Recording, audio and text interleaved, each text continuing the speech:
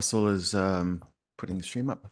Good morning and welcome to the Committee of the Whole meeting for Tuesday, May 23rd. My name is John French and I am the councillor with the honor for the month of May to have the role of acting mayor, and as such I'll be chairing today's Committee of the Whole meeting.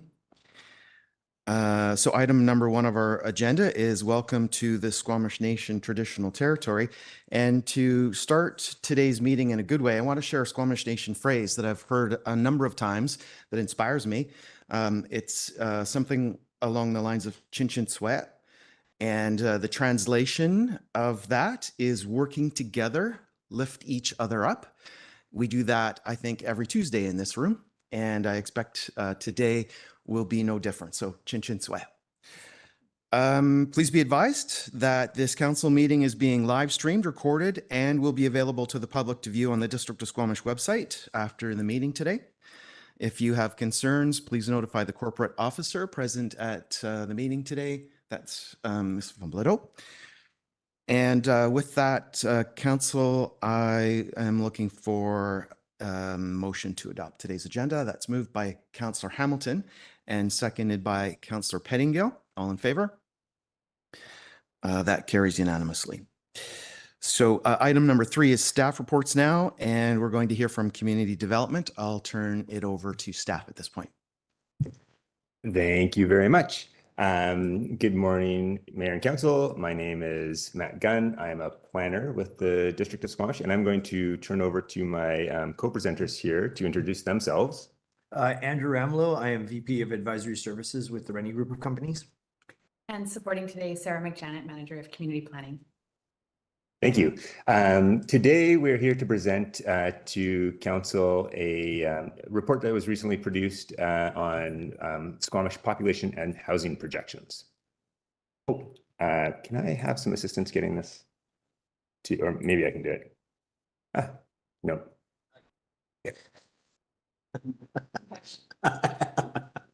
Hands up.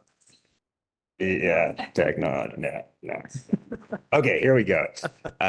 Off we go. Okay, so population projections are an important data source for the district for a number of initiatives. Projections inform long-range planning, including infrastructure master planning, emergency management planning, economic development planning, and land use planning. The use of a consistent set of projections across the organization based on the same set of assumptions can facilitate unified planning activities.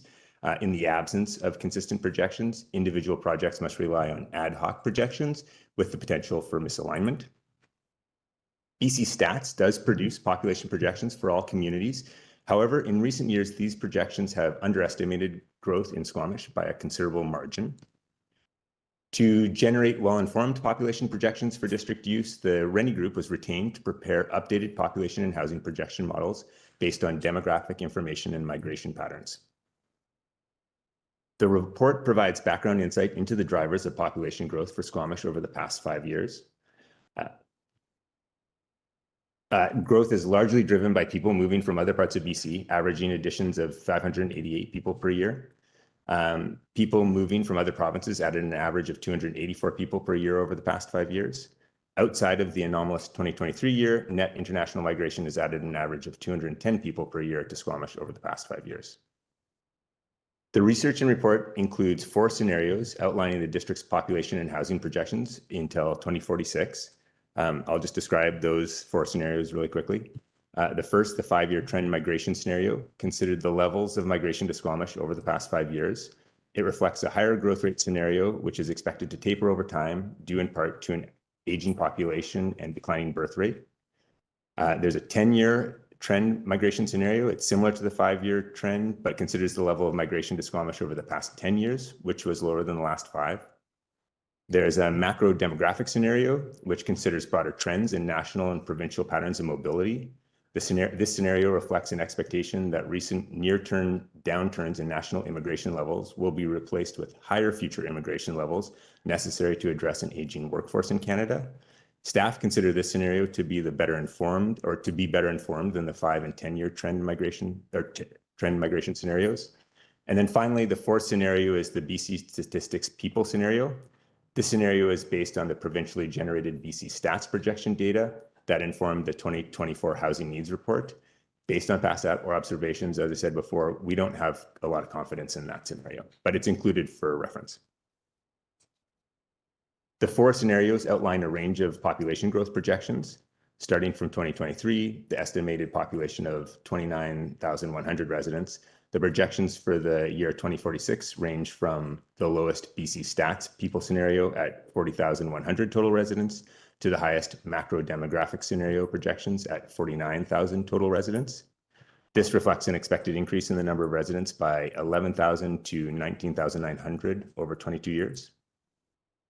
The report also outlines the projected number of housing units needed to accommodate the projected population leading up to 2046. From an estimated 11,400 housing units existing in Squamish in the year 2023, the 2046 housing projections range from 15,800 to 22,000 housing units. This reflects the need for between 5,100 and 10,000 net new homes to accommodate the expected population growth in Squamish by 2046. The report, and one thing I should point out about that number, this is really, these numbers are the numbers anticipated, the new housing needed to meet the expected growth. It does not incorporate the housing units that might be needed to address unmet demand, which is what our housing needs report from 2023 tried to encompass. So this is really just talking about the units that are needed to address growth that we anticipate. The report also examined expected structure types needed to accommodate the population projections leading to 2046. The analysis shows roughly 55% of net new housing is expected as apartments, and 45% is expected as ground-oriented formats, which include single-unit dwellings, duplexes, multiplexes, and townhouses. Meaning these housing needs would require the building of between 4,000 and 5,200 net new apartment units and between 2,600 and 4,400 net new ground-oriented homes. Oops. Finally, the report considered the tenure of housing needed to accommodate the projected population leading to 2046. To meet the projected housing tenure, roughly 60% of housing additions would be expected to be in owned tenure and 40% in rental tenure. The recommendation is that the committee receive from information in the report.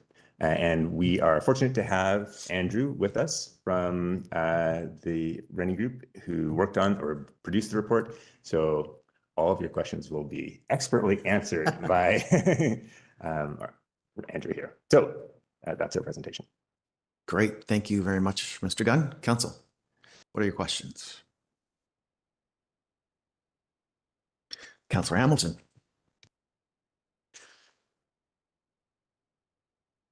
Hi.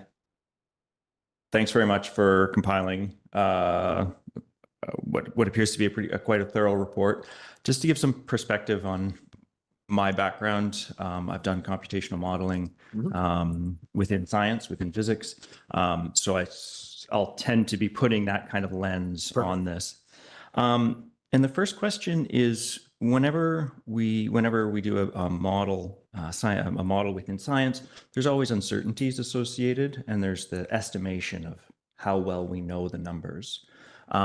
Is there, and I think in social sciences, we typically call that like a sensitivity analysis to understand how much variation there is in the result based on the assumptions going in. Yeah. Have you done a sensitivity analysis or an uncertainty analysis based, while looking at the uncertainty on the numbers you put in and what predictions come out?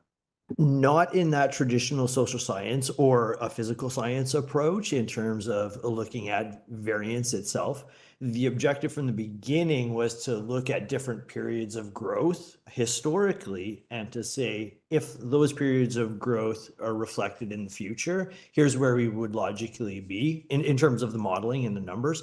So in that context, we were dealing with sensitivity from the beginning to say that how sensitive was the output if we were to continue growth that we saw in the last 5 years relative to the past decade average. So what we didn't want to do is to get into sensitivity testing in terms of each individual scenario that we produced. We decided to take an approach to start on that sort of sensitivity side at the beginning. And that's why we addressed the 5-year scenario in terms of if we were to see Squamish grow like it has in the recent past versus a longer term in the last decade, which was a lower growth rate, but then also to look up more broadly in terms of sort of what we call the macro demographic scenario, and that incorporates international migration policy at the federal level. So it wasn't a direct sensitivity analysis in social science or in the hard sciences, but the objective in terms of the approach tried to address that issue of sensitivity from the get-go. And thanks for coming onto this slide. So I guess that little kink in the solid red is the immigration that's caused by the immigration. Okay. That's right. Yeah. The other thing I noticed, and this is again looking at it from a physical science perspective, that trend that we see from 2001 to 2023, that's not a linear trend, right? You're right. There's an exponential. Yeah. And when I say exponential, I know that means something different. Yes, it does. What I mean is the population change is a percentage of the population that's there. Yeah. Your model didn't appear to take that into account. It appeared to use linear projections as the number of people per year. Is that true? And why would you choose to use the number of people per year as opposed to the percentage of the population change per year? A fascinating question. And from a mathematical side, if we actually use the growth rates, notion of compound growth rates, like let's take an average of a 2% growth rate. And so if we were to take that on average for the last 5 years and say that applies to the future, because we're applying that 2% growth rate to a larger stock of population, your population does grow in terms of the absolute number more and more. So the trend would continue to do this. So we didn't necessarily use a linear trend here. We use a linear trend for the 5-year and the 10-year scenario in terms of the population additions. The demographic scenario was not, and that's as you said, the kink in that. So that's reflective of immigration policy at the federal level. Again, the objective here was to say, where would Squamish end up by the end of 2046 if we were to continue to see the migration trends that we saw over these 2 periods? So by default, yes, it is kind of like a linear trend in terms of what those components are. But the population growth itself is also determined by natural increase, births and deaths. And so it's the composition of those linear trends for those 2 scenarios in terms of the population additions. It doesn't result in a linear trend on the overall population growth because we also have an aging population and growing number of deaths relative to the number of births. And so that's why over time, if we were to plot on here a growth rate, you would see it, as you said, increase really significantly up to 2023, 24, and then it would slowly taper off over time, in part driven by demography and an aging population, but also in part driven by the mathematical calculation of the growth rate. It has to decline over time if we're not adding a larger and larger increment to the base population every year. Can I add one thing? Of course. Maybe, and just to simplify, the model takes a proportion of immigration and assumes that it'll wind up in Squamish.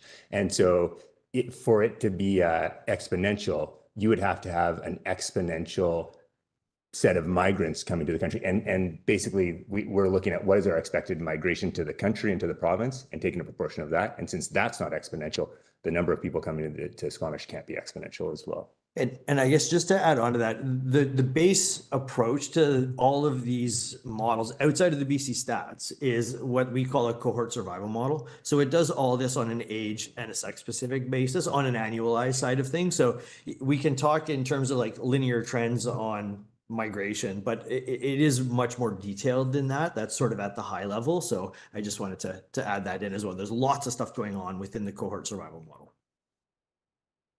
And one last question. So when we look at population, if you were to take the population of Canada over the past 25 years, it would look very similar to what from 2001 to 2023. It's going up exponentially, with this percentage increase per year. Yep.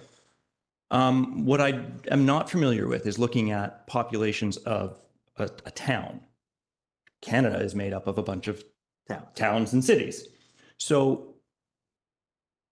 why would we presume, or why do we think that there'll be this tipping, this balancing or leveling of the population increase in Squamish when we have no reason to believe that from the past 25 years of overall demographic population growth within Canada. Could you define what you mean by leveling or tipping of the population?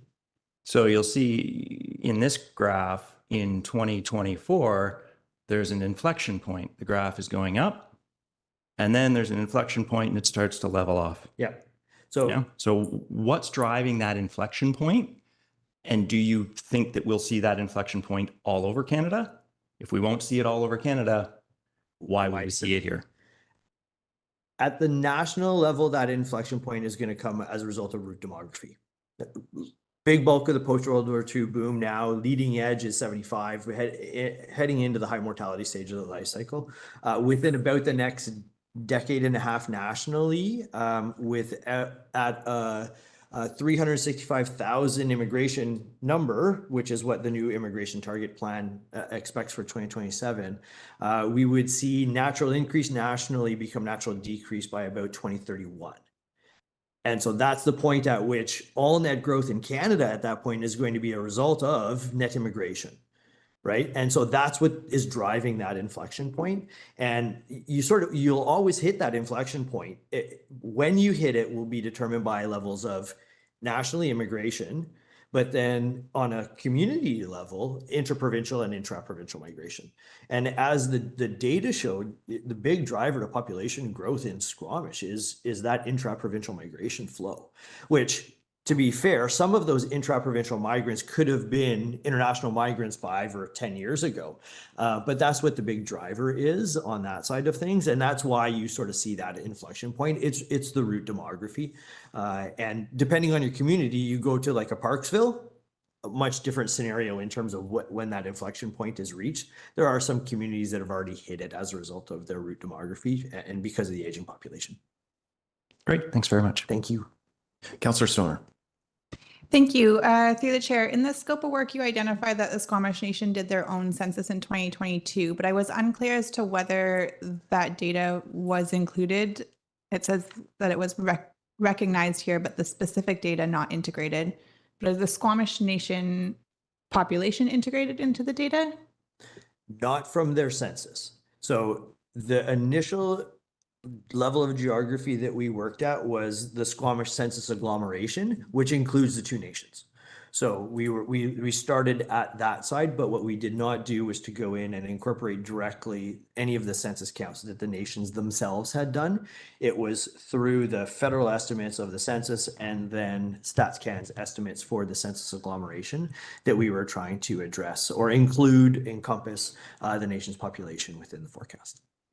Okay, and then do we have a sense of like how big of a discrepancy there is between the 2022 census and the federal data? Unfortunately, that I do not. From what I remember, their census is a little bit different in that it is for members and the members may not necessarily be resident here. So it may be an issue, any differential may be an issue, a definitional issue as well. So that is something that I can look into for you guys if you would like. Yeah, it would just be helpful to know, I think, as we start to, especially as we like think forward in multi-generations. And we know that the Squamish Nation has a lot of plans around bringing their members home, especially to the Squamish Valley. And they have sites on Squamish being an area of growth and bringing folks back. And so a lot of their members do live in North Van, which be outside the Squamish conglomerate area, but I would say would be well served in part of this projections to some degree. Yeah, and I can just add and expand on that. Okay, sorry. Thank you. Through initial discussions with Squamish Nation, staff to staff around the census, their own census, we will be engaging in further discussion around that data and better understanding it and going forward through work that we will collaborate on for housing needs assessments and population projections and growth. We've actually stepped through with the nation this projection work. So they have a glimpse of it. They know about the work that's happening, and there's an interest in continuing discussion on how we can work together. They're actually going to be redoing their census as well. So it's intended to be a regular censal count for their community. And Andrew said, they're also, it's not necessarily all Squamish Nation members that are in Squamish. It's within the entire territory. So we have to break out the data for Squamish within this Squamish Valley area. Okay, that's super helpful. Thank you. My other question was on the tenure types over time. So appreciate kind of that forecasting. But I didn't see anything in terms of better understanding the historical trends of changes in tenure type. So from what we understand is that there tends to be a decrease in folks, especially of younger ages, who are staying in rental longer, who don't have access to a purchase market. And so I'm just curious if we understand that historical trend, and if we do, how it was incorporated into the projections in terms of what's needed for rental versus ownership going forward. My understanding is if we were to produce more rental, it would probably be taken up and people would be happy to just live in rental if it was available, but usually they move to ownership because rental isn't stable. So I don't know how we account for that in this model. In two ways, and I have to differentiate as well. There's the housing needs assessment work, which can certainly come out with a different outcome in terms of the approach or what the numbers are. The approach that we took for the housing side, and this goes equally for structure as well, but we looked at what are called the primary household maintainer rates from the census. And so on your census form, you indicate whether you're in an owned home or a rented home or a detached or whatever. And then you also indicate they know what your demographic composition is. And so we look at this on a structure and a tenure side by age. And then it's that age composition for somebody who wants to live in rental that we apply to the population forecast by age. So we're trying to represent there what we would call the life cycle of maintaining a home, structure and tenure type.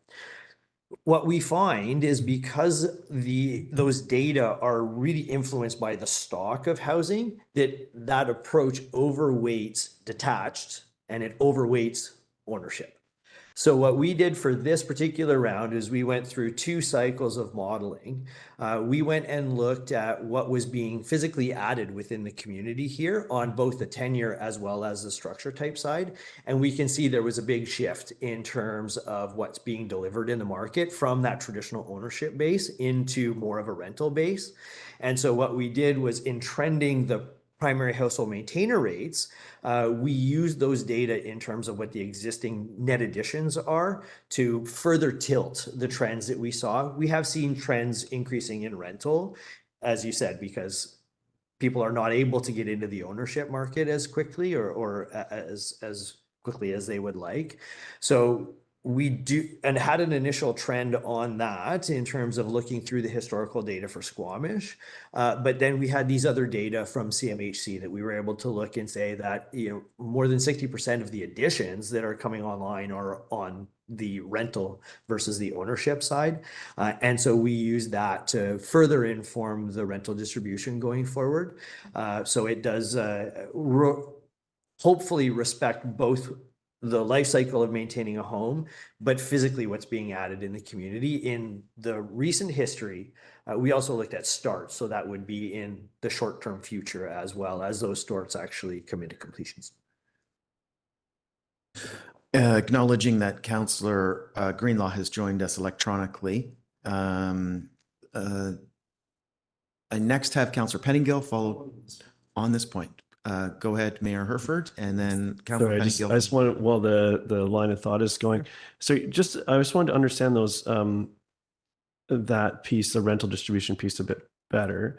In the census, it was self-reported that I live in a rental unit. Of course, that rental unit could be owned by someone else and may not be a purpose-built rental. And then what we're delivering is we have some covenanted purpose-built rental lots of that, but a lot of the owned units could be rented.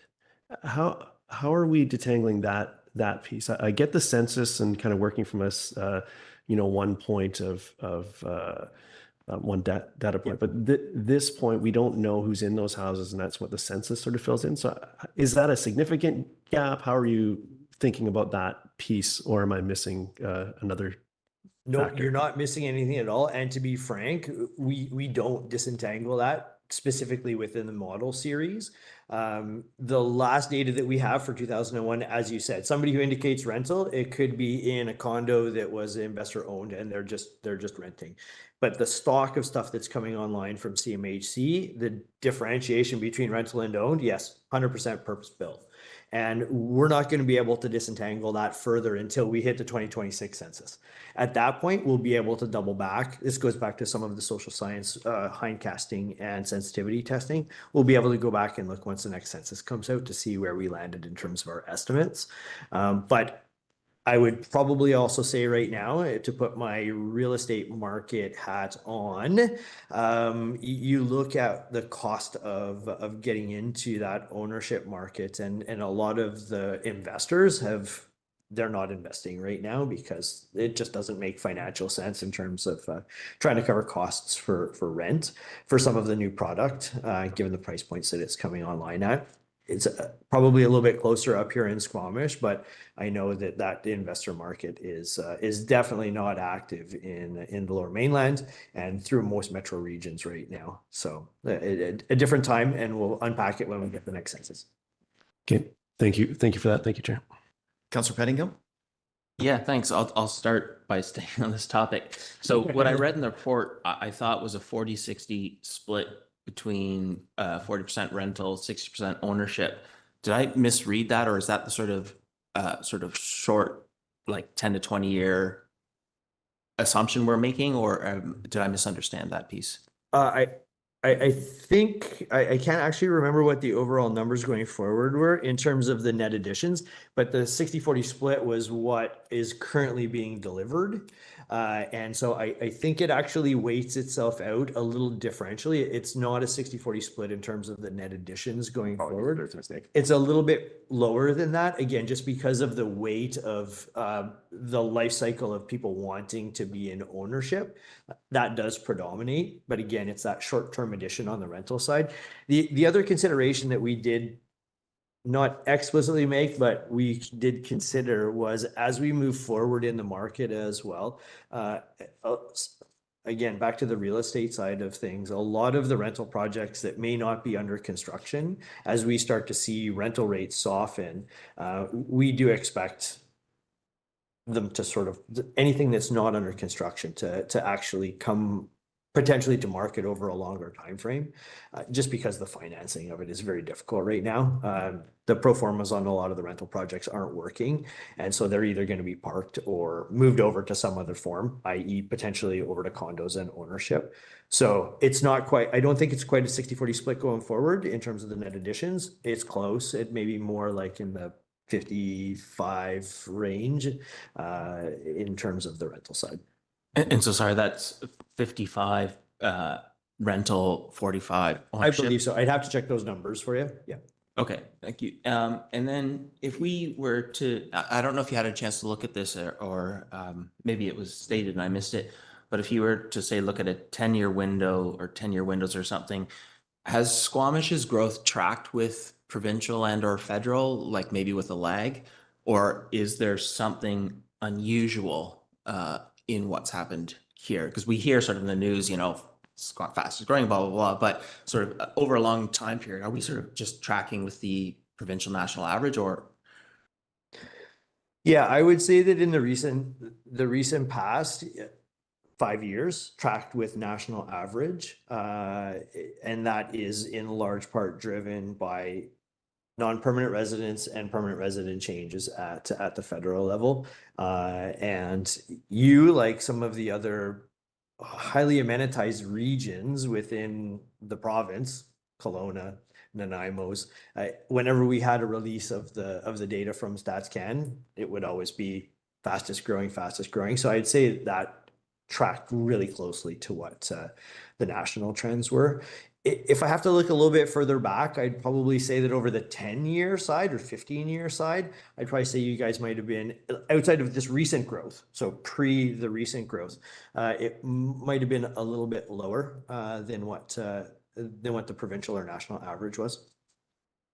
Okay, thank you. And then the last one question I have for now, and this seems to be sort of the conversation I've heard here over the years, but it's sort of projecting forward based on what we've seen historically and, some of the sort of a lot of assumptions of sticking with the basic patterns. But, we've made some policy decisions, which I would expect might shape demographics and immigration and price points and all of these things more as a somewhat of a side effect, although we have some sense. But we could choose to make much more direct, intentional changes to focus growth or change it.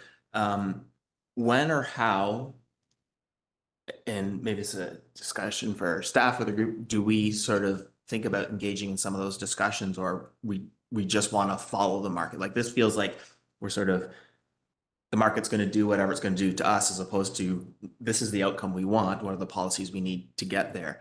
And so just wondering, is that like the OCP is the time to do that? Or is it sort of that's actually a fantasy and the market will always just, no matter what you try and do?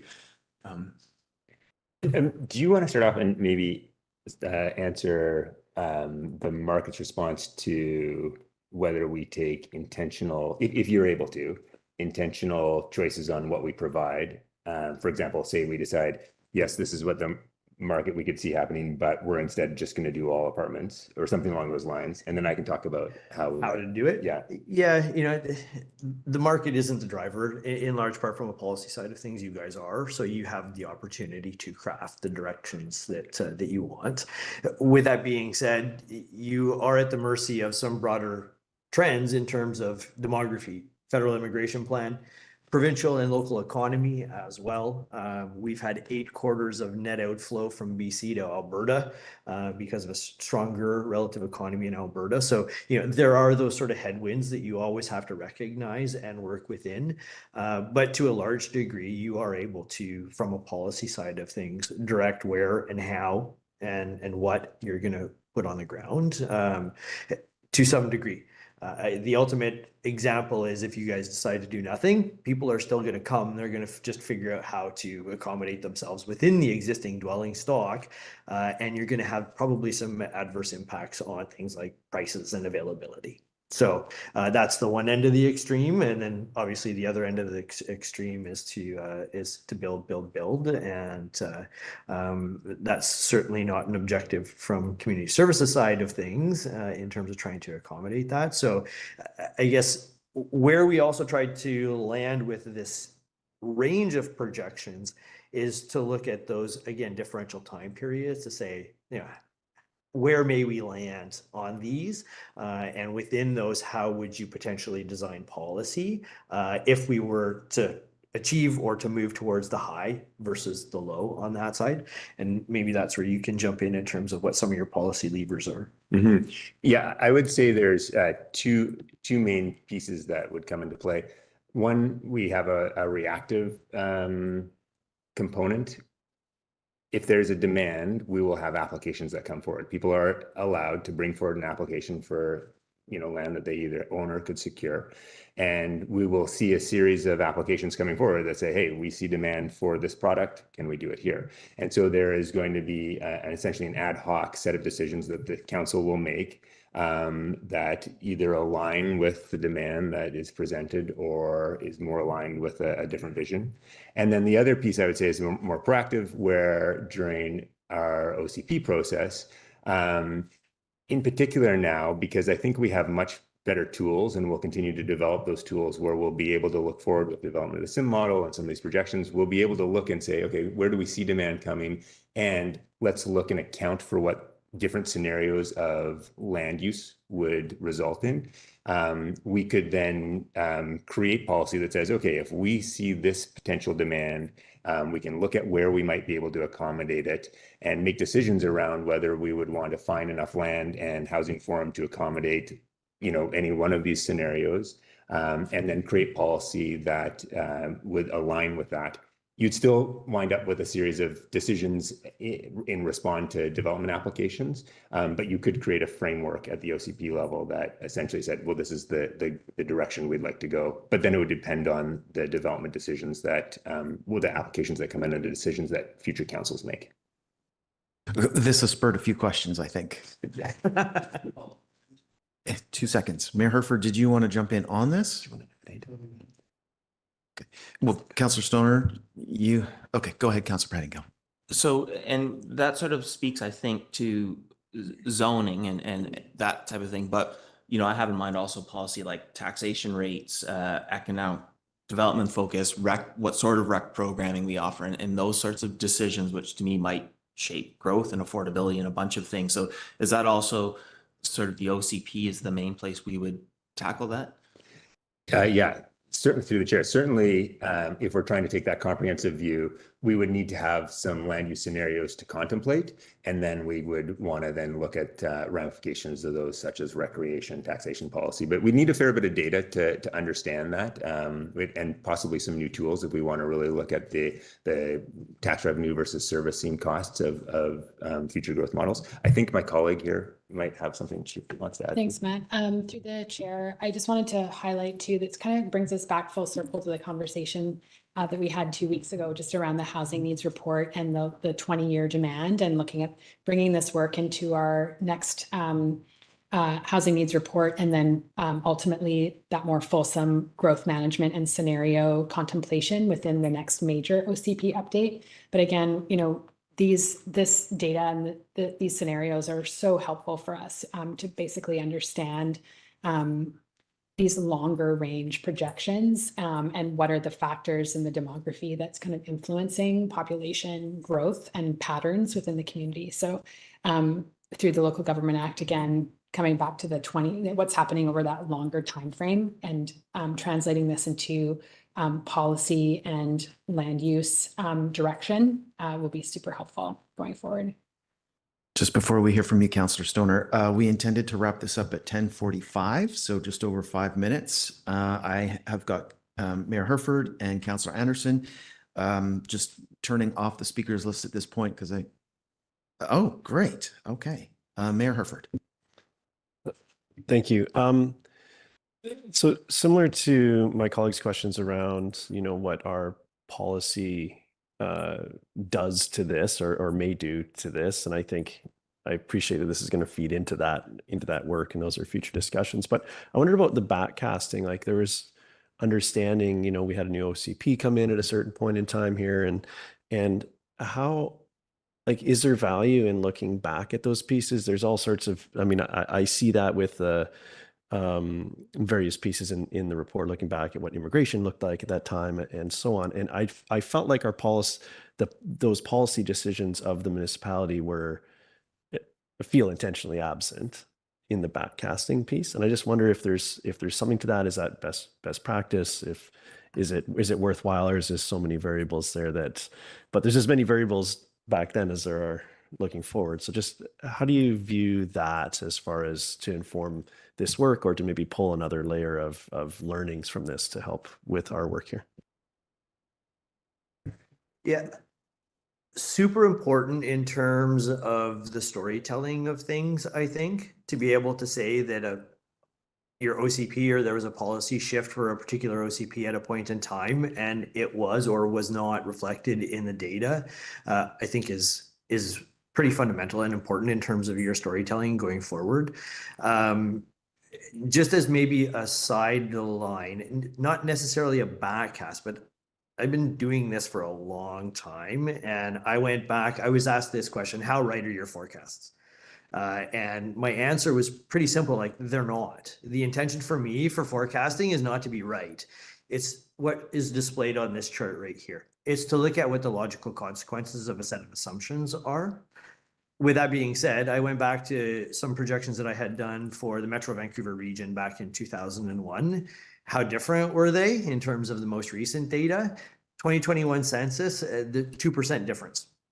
So, which says that, not that I'm a really, really good forecaster or anything, it's that the components that make up demographic change don't change all that rapidly. It's not like economics, right? They don't change at the whim of somebody in the US with a stroke of a pen. With that being said, the last 3 years up to 2024, because of some of the changes at the federal level and the increasing number of non-permanent residents, where did that 2001 forecast land up for 2024? It was about 10% different. So the hindcasting is important. From my side of things, it's important to understand what the drivers to the change were. And if it was something like you guys saw a market change in the population or the composition of housing stock because of an OCP change or some kind of amendment in there, then really great to document that and use that in terms of where we think we may end up somewhere between that 40 and 49,000 on the chart. Councillor Anderson, I'm hoping you can ease us into a motion. Thank you. I'm going to cite some phrasing on page 1 of the staff report and pose a question from that. These projections will inform many aspects of the district's work, including infrastructure planning. Review of population and housing projections is connected to infrastructure development. And finally, projections inform infrastructure master planning. Mr. Gunn, what I'd like to confirm or understand from you is how that phrasing infrastructure is being used, because the issue arises for me. What about cultural and recreational facilities? For example, next week, the library board will be discussing this report and its importance for future needs planning. So when we use that phrasing of infrastructure planning, infrastructure development, can you confirm that we're going to include amenities, cultural and recreational amenities, the size of the next auditorium for performing arts, the number of playing fields? Can you comfort me on this issue, Mr. Gunn? Through the chair. So we have set up a meeting coming up in the coming months, or where we've invited staff across the organization from a variety of departments to meet with us and become informed on this new set of projections that we have. The idea is that we want everyone in the organization to be working off the same set of assumptions and understanding from the possible scenarios that we could wind up in moving forward. I don't get involved. I have not been integrated into planning for our library or some of our cultural, aside from occasional dialogue on some of those plans. But I certainly have gotten pulled into the more sewer, water, storm infrastructure planning processes. And so certainly in those, we are directly saying, no, here's the information that we have. Here's where we see the future scenario that we need to plan for. Our intention is by bringing everyone together and discussing these projections, that everyone will have access to that and know that we're a resource for any future planning work that is going to occur, including recreation, cultural, all of those. So we'd really like, this will be our first really good, well-produced, in my time here, well-produced set of projections that we can, really try and bring everyone towards. And so we have intentions and a plan to do that. And I don't know if you want to speak to that. Thanks, Matt. I'll just expand to say, in addition to the internal use across all divisions and departments, there's a lot of sharing with the community. This is data that's available to the community, and we've already shared this with the school district staff and Squamish Nation. And so there's an openness for other groups and organizations to engage with us, take a look at the numbers and the projections. We're unpacking it all. And so it's available and can inform broader conversations and infrastructure planning, including all the— Thank you very much. Councillor Anderson? Yes, I'd be prepared to move the staff recommendation. Well, your question has inspired some of our colleagues. Councillor Stoner.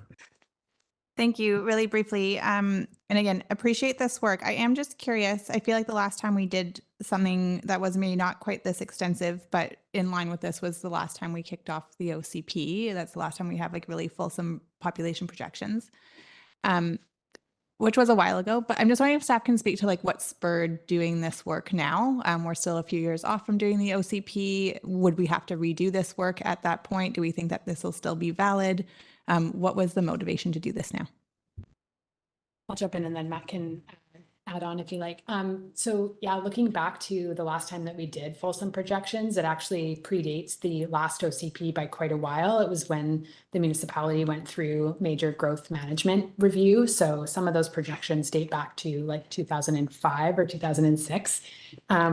So a long time has passed since we've done a more fulsome, robust population projection piece of work.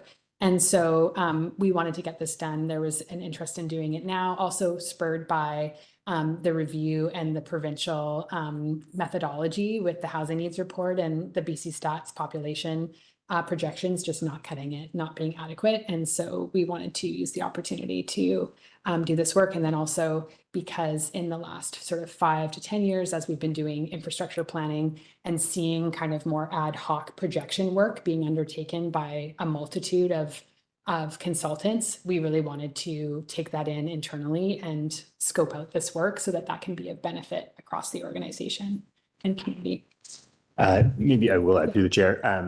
To your point, there was projection work done by the SLRD prior to the last OCP, and we were captured within it. But to be honest, it did not strike us as like the projections were. I have much more confidence in the projections we've created.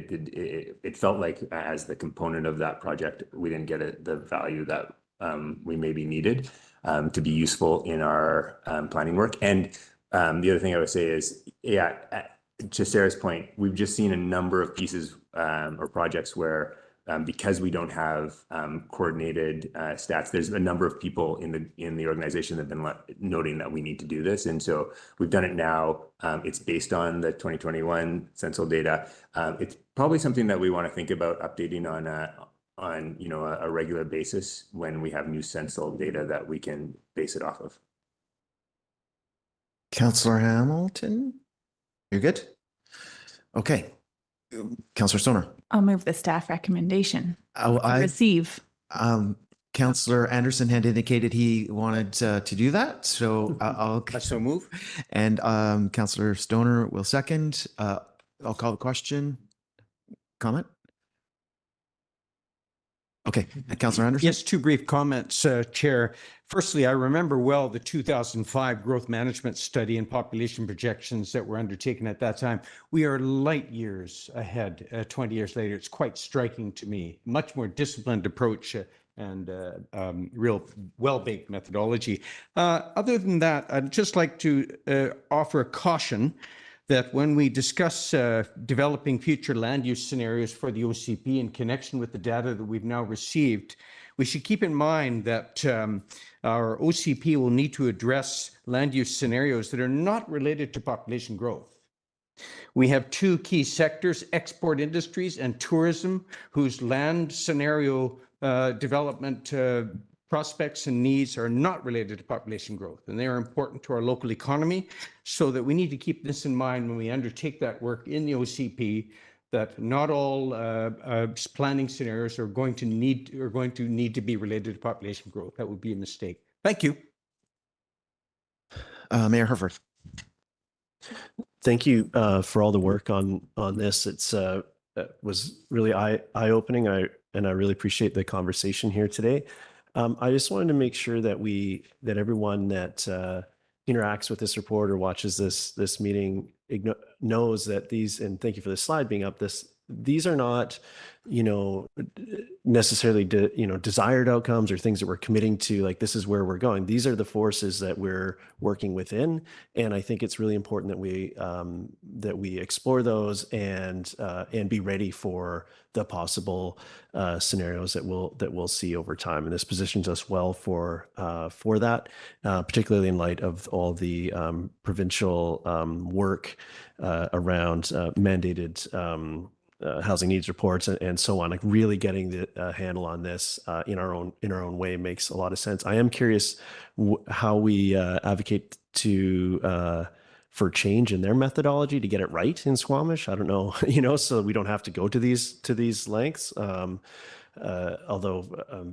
taking on our own is important, but it could be useful. But it'd be nice if it was if they got it right from time to time. So, but thank you for all the work. Happy to support.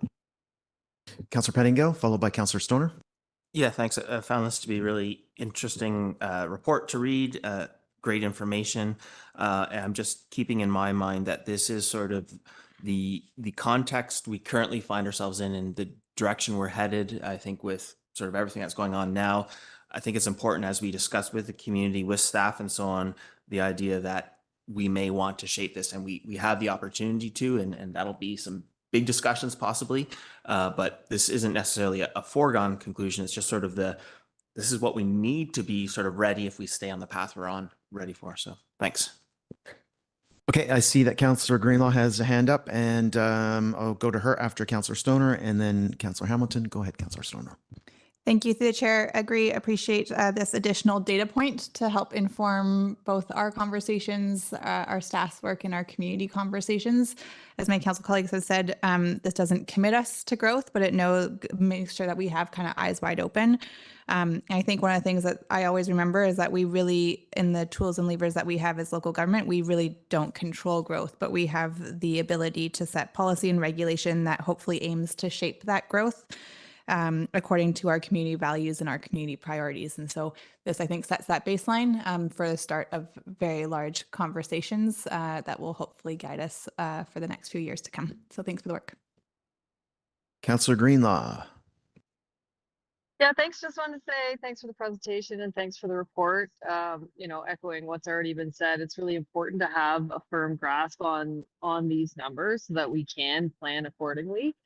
And I think this will be really important work going into OCP, the kind of looking at the OCP again in the near future. Yeah, and I also wanted to echo some of the comments of Councillor Anderson that when we do that OCB, like keeping in mind the pieces that are not necessarily tied to growth, but also tying in not just the housing needs of community members, but amenity needs and cultural spaces as well. So that's more of a future note for councillors, but yeah, so thanks for your work. Councillor Hamilton. Thanks very much. And for the work and coming from let's say the science side of it, Andrew, I'm sure you'll be well familiar with the phrase, all models are wrong, some models are useful. I hope this turns out to be a useful model. And I think that one of the things we can do, staff, and what we can do as a district to ensure that this model does become a useful model is to take it on and understand its parameters, understand how to use it so that we can use it continuously. Because it's only when a model's been tested again and again and again that we understand its parameters, we understand how to use it. So I really hope that this can be a starting point of something that staff can take in-house and start really understanding demographics, and so that we can do these and maintain these population predictions in-house ongoing. Thanks. Great. And with that, I'll call the question. All those in favor? Councillor Greenlaw, I see a hand up, so I'm going to interpret that as you're in favor of this. So the motion passes unanimously. Ms. McJanet, Mr. Amlo, and Mr. Gunn, thank you very much. And as we transition over to our next presentation, I need a 2-minute biology break. So I'm turning chair over to Councillor Stoner, who is acting mayor, in case I'm not back in time to. Thank you.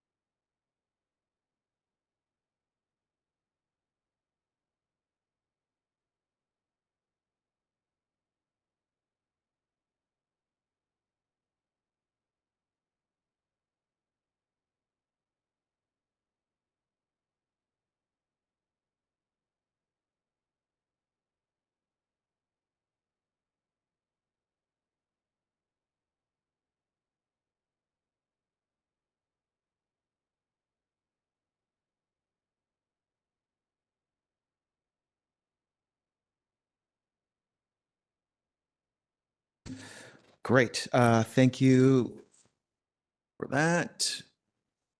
Next up is Newport Ridge Neighborhood Plan, application introduction and planning and engagement process. Once again, I'll turn it over to our staff.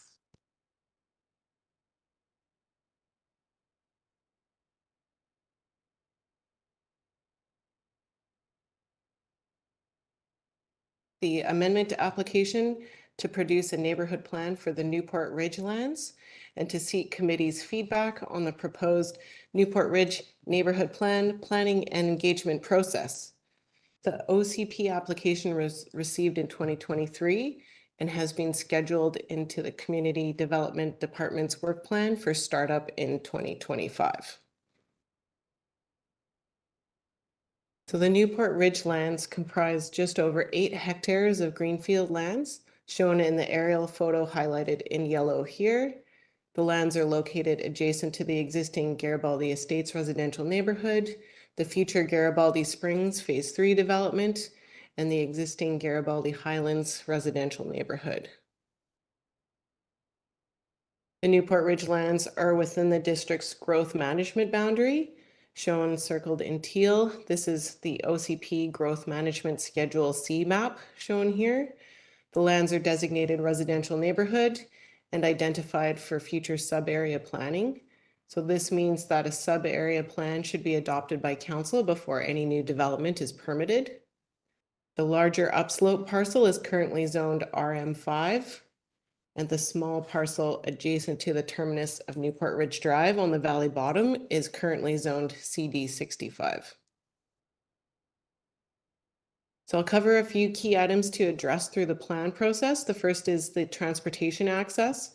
So the Newport Ridge lands have 2 road access points located at the end of Newport Ridge Drive and at the end of Pia Road, but no actual roads have been built into these lands.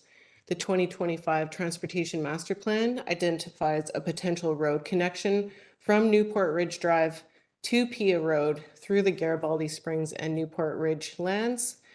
But constructing this new road would require crossing through environmentally sensitive riparian areas and also ascending a steep forested slope to reach the upper Newport Ridge lands. And so this may pose feasibility challenges.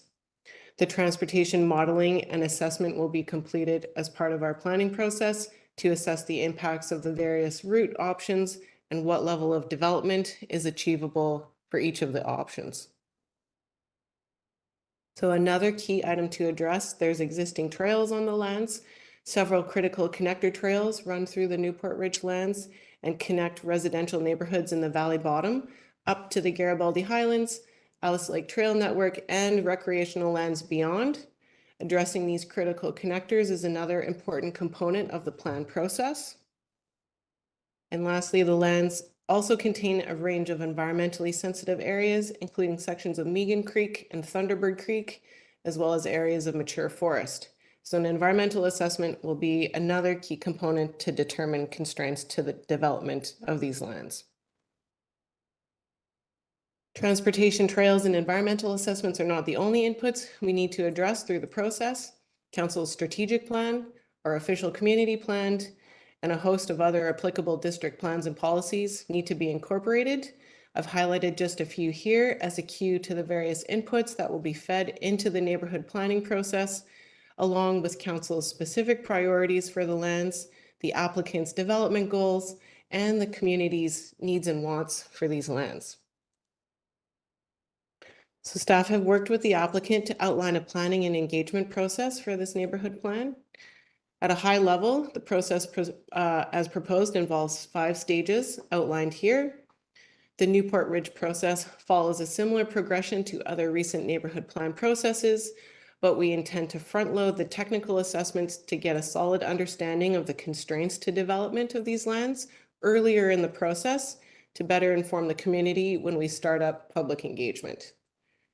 And we're proposing to do 3 rounds of community engagement. The first round will focus on determining the community's priorities for the new neighborhood, a second round to explore plan options and preferences, and a third round to get feedback on the draft plan before we finalize the plan and move into the formal bylaw reading process.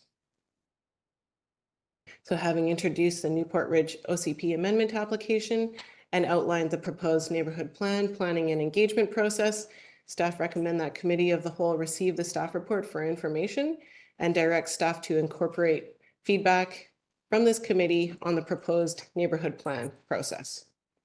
And with that, I thank you for your time, and I'll turn it back to the chair for questions and comments. Thank you. Thanks. All right. So I have Mayor Herford and followed by Councillor Stoner. Thank you. In the proposed sort of order of operations, we have other examples of developer-led sub-area planning processes even midstream right now. Is the front loading the main of those technical reports, the main change from what we've been doing to date on things like this? Through the chair, yes. Main change.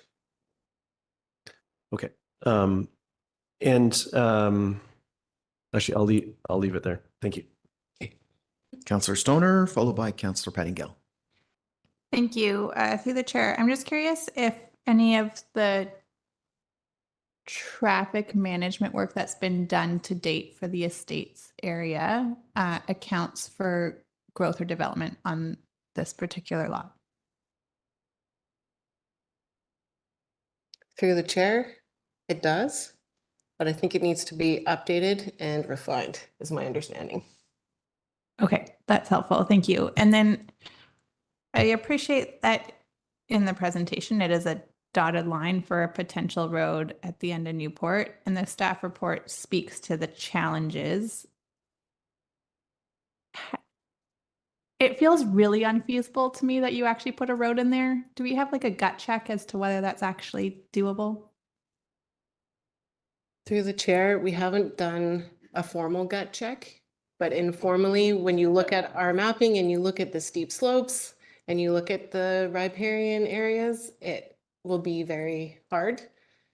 And so we need to do more investigation with the applicants, consultants to double check our gut check. Okay. I will leave that for comments. And then I guess my other question was around who is actually leading through this process. So appreciate that there's been an application and some of the pieces are identified as being staff-led, especially like engagement components. And I'm just curious, typically developer-led applications are developer-led for community engagement. So why are staff doing that work? Through the chair, the approach is to follow similar previous sub-area plans that have been developer-led. Sorry, it's okay. Yeah. And it is, the intent is for it to be developer-led.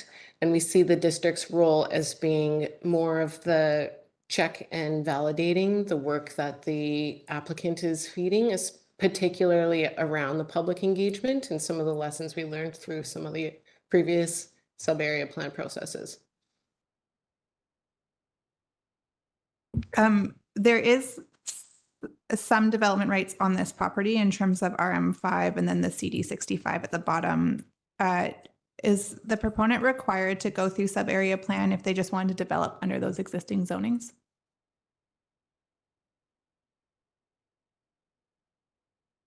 Mr. Valeniskis? Thank you. Yes and no. It depends on what level of development the developer would be pursuing. If it's just straight to, say, a development permit to put an R5 building on, then no. If it's something that would involve subdivision, then it gets more complicated, and that's, then it's over to approving officer to decide whether that level of development would be aligned with the OCP. Councillor Pettingill, followed by Councillor Anderson. Yeah, thanks. A few questions. We've been using the term in this report of sub-area plan, neighborhood plan. I think we've been sort of shifting away from neighborhood planning a bit, or maybe I've misunderstood, but we do have neighborhood plans identified in the OCP we want to do. Does this interact with that, sort of jump the queue or is it sort of a different queue, or how do these things interact? Thank you. Through the chair, when an application comes in, we do have a duty to process it. It's not within the neighborhood plan schedule that is in the OCP, so it would theoretically jump the queue because an application has been made. Okay, and is this like, because this is sort of a sub-area plan developer submitted, is it actually a separate sort of bucket, or it's actually the same staff? So it is sort of, this will be the priority and we won't get to much more neighborhood planning for a while if this were to proceed? Through this chair, currently staff don't have any other neighborhood planning in our work plan other than developer-led applications. So unless another one came in the work plan, staff would be, current planning staff would be working on this. Okay, thank you. We've got, at least at the regional district, and I can't remember if we had a presentation here as well, but the wildlife connectivity project, I was thinking about that in the context of this. That sort of work, is that something that we can consider as this moves forward, or how would that sort of thing get integrated? Yep, through the chair, staff are aware of that ongoing work with the connectivity, and we'd love to incorporate some of that into our terms of reference for the environmental assessment with whatever information is available to date coming out of that work. Okay, and then I saw some mentioning of the forms of housing and so on. Would we plan, or is this sort of a discussion to be had about whether or not we'd have any sort of exclusionary zoning for any particular form, or is that something we just aren't doing exclusionary zoning of any sort anymore? A mix. It's early on in the process to be talking about what to include or exclude, but certainly the work that my colleagues have done through the SIM modeling and some of the more recent work around the housing needs assessment will be incorporated into this process. Okay, and then I guess the final question for now anyways, thinking of the term neighborhood, community, who are we talking about? Because this is greenfield. And so is the thought that, because I know with some neighborhood plans, folks in that neighborhood have felt that they should have a stronger voice, whether or not, everyone has a different perspective there. But is this really meant that the community as a whole would be deciding this, or is there sort of a certain subset of the community that we might expect to have a bit more input about what happens here? I'll start. So through the chair, I think the engagement process would be open to anybody who wants to participate. There's no intention to be exclusionary, but I know in the past, through our lessons learned through previous sub-area plans, there's certain groups that we might want to seek out for their input as being important from like, for example, an accessibility standpoint or something like that. So I think it will be a combination of inviting the entire community. People will self-select themselves, but if there's some group that we feel is important to have feedback from, then we would reach out to them. Thanks, Councillor Pettingill. And I'll just acknowledge that Councillor Greenlaw has joined us in chambers now. Hello, welcome. Councillor Anderson, please. Thank you. I note that in the reference to the strategic plan objectives, council strategic plans, and in the guiding plans and policies, there isn't a mention of what I'll call cultural recreation programmable spaces. I guess if we consider broadly item 2.1 of the council plan, gathering spaces is referenced there. I guess my question is, we're considering potentially a large scale development, and might we upfront consider the desirability or need for a community gathering space within the development that isn't really captured by childcare space targets or commercial node needs? It is addressed in Council's strategic plan, item 2.3, but I just wonder whether we can capture that. Some kind of a programmable space for the neighborhood for diverse cultural recreation activities. Can we include that? Make sure that that's covered in our guiding plans and policies and objectives. Through the chair, I think there'll be opportunity for council to weigh in on what their priorities on a site-specific basis are. We're definitely going to do the inputs of the whatever's related to cultural and recreational programming in the OCP and the strat plan, and any other relevant plans and policies. But if there's something beyond that council desires, then there'll be opportunity to vocalize that through the process. Thank you. Also on the guiding plans and policies, a number of people in the neighborhood, Jay Crescent or areas next to Merrill Park, Greenwood Way, or I forget the name of the street there, have for a while now been concerned about wildfire risk. And a plan or set of policies that isn't referred to here, but I wonder whether we should already now be considering it, is the Community Wildfire Protection Plan. This is an area with neighboring communities noting risk factors. The condition of the forest, and I do mention Merrill Park, which is adjacent to the area, but shares certain conditions and user practices that go on in there. Can we consider at this point highlighting the Community Wildfire Protection Plan, which I understand is going to be updated ongoing or forthcoming? Yeah, through the chair, I can confirm that an update to that plan is in process and that we would incorporate whatever the most recent plan that we have access to and feed that into this process, for sure. Thank you. And perhaps this is more of a comment than a question, but I'll just note that there is reference to archaeological assessment. The Heritage Conservation Act is being updated, and that is being delayed, but it will include, currently the Act does not cover post-1846 sites or continuous living cultural heritage or practices. It will in future, and perhaps that legislation may be changed during the lifetime of this planning process. It's something to consider when we look at heritage. It isn't just pre-1846 archaeology. Our understandings and First Nations requests are extending the scope of that beyond. But perhaps I'll leave that as a comment. Thank you. Councillor Pettingill, did you want to turn that comment into a question? Is that what I'm seeing over there? I just had actually a different question. Okay, very good. Now I'm going to go to Councillor Hamilton, and you're next. Thanks very much. Sub-area plans, neighborhood plans, rezoning.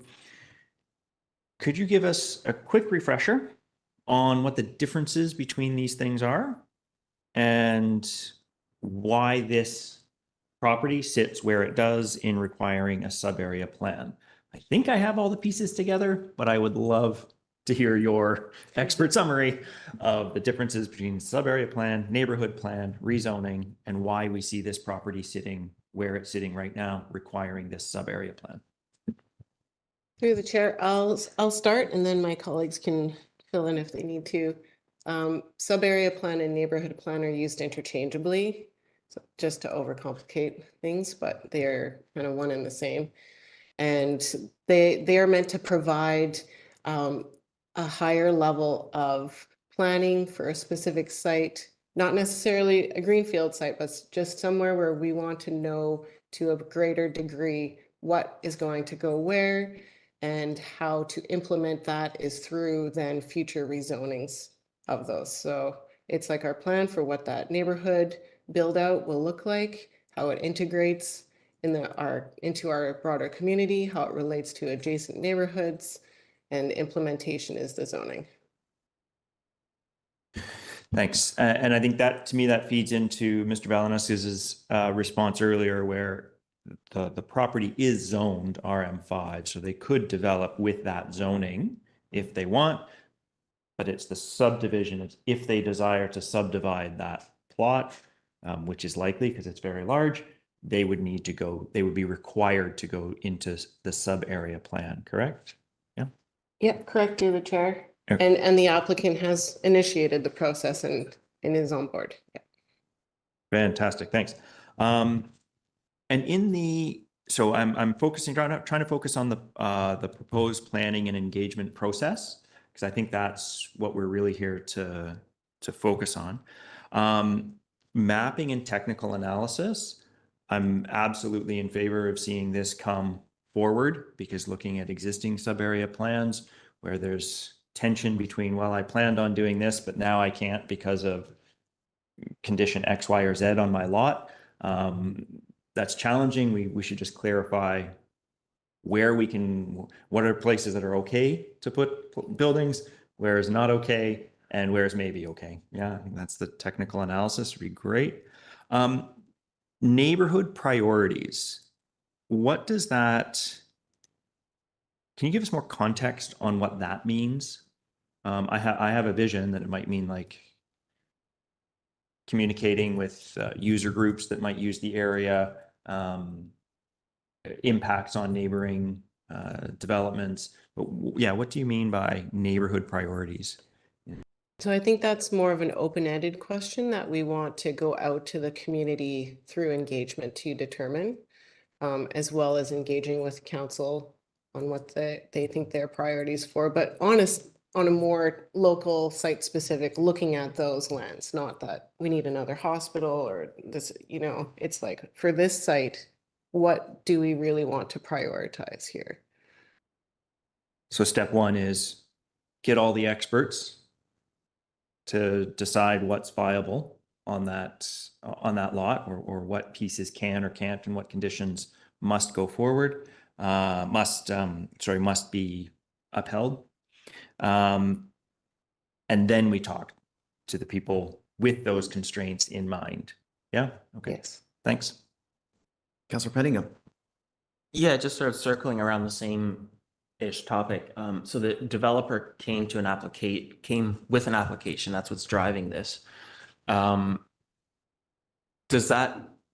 they have a particular vision? And then we have said, well, we have this sub-area planning, given what your vision is, you're going to have to go through this. And so they will bring that vision and the community will sort of talk about it. Or did this sort of application come? It's quite vague, where the developer said, I want to do something more and let's have a big conversation. What does everyone want? Like, where sort of are we in terms of what this discussion will look like? Is this sort of, again, sort of feedback on something that's actually quite fleshed out and there may be some back and forth, or is it sort of blue sky, wide open?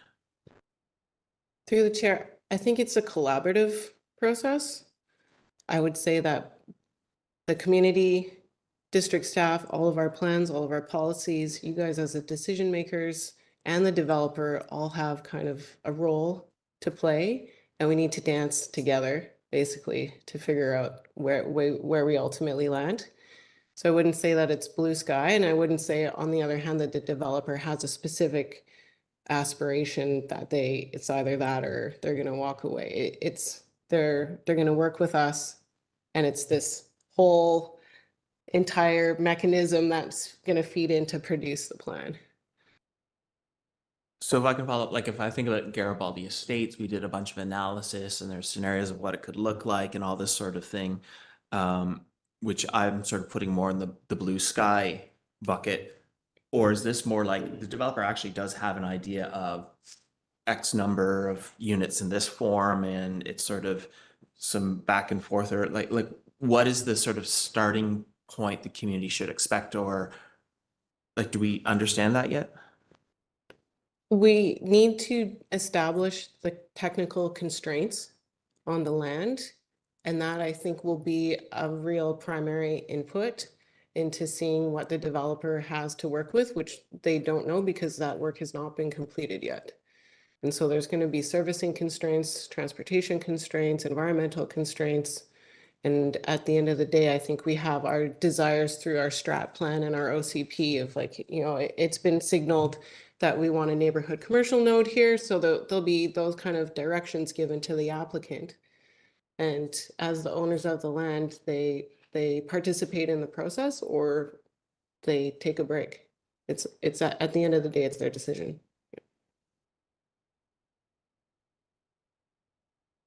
Councillor Stoner.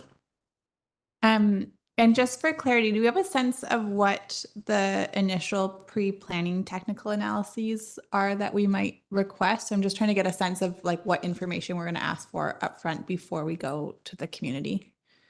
Again, the road. Yeah, through the chair, we highlighted, I think, what are some of the key ones. But one thing that we didn't really get into in the staff report is stuff around the servicing, which is equally important, but some of that stuff can be overcome through, it depends what magnitude of upgrades and cascading effects it has to, infrastructure down the line. But there's certain basic things that I didn't necessarily delve into that we do need to also look at.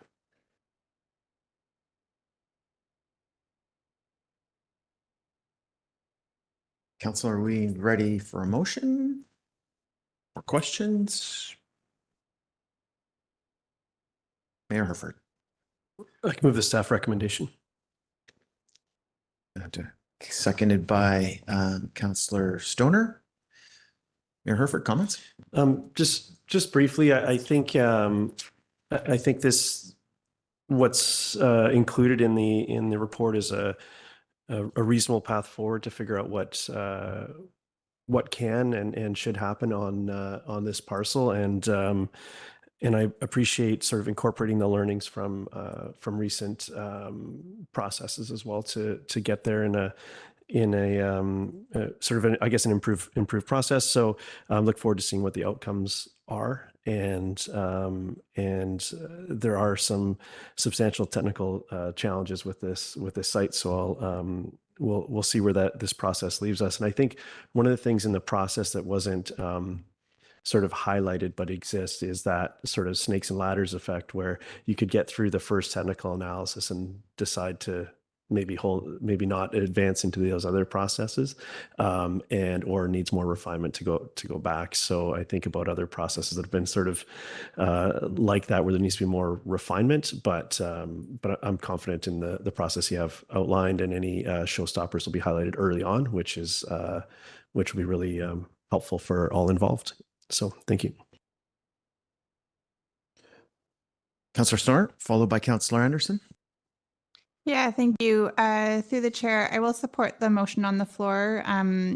All landowners have a right to make an application to redevelop their lands, and we have a duty to engage in that process and provide a fair way through. And I think that what is presented here starts to do that.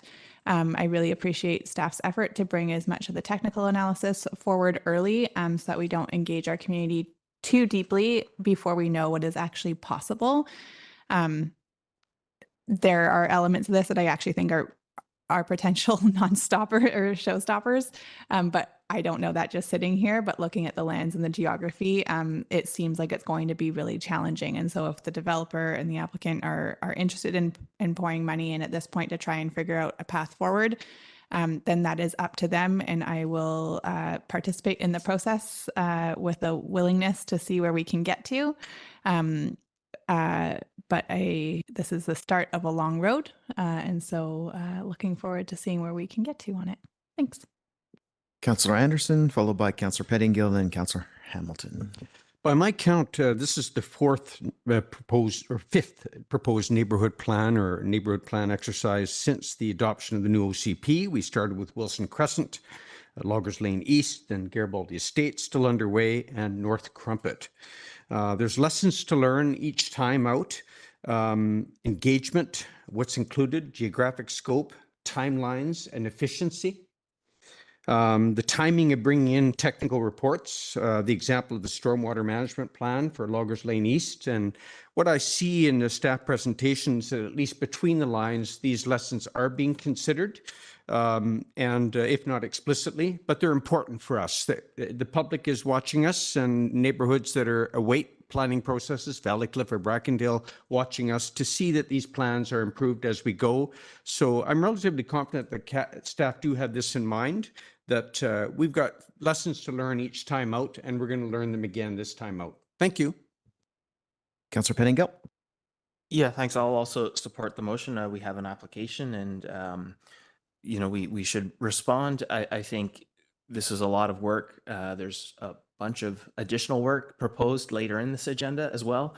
And we have an OCP amendment coming up in a couple of years. And so in my mind, I'm trying to figure out, is there a more efficient way to get through all of this? I mean, the reality is, and I think we heard, this is going to push back any other neighborhood planning we might do.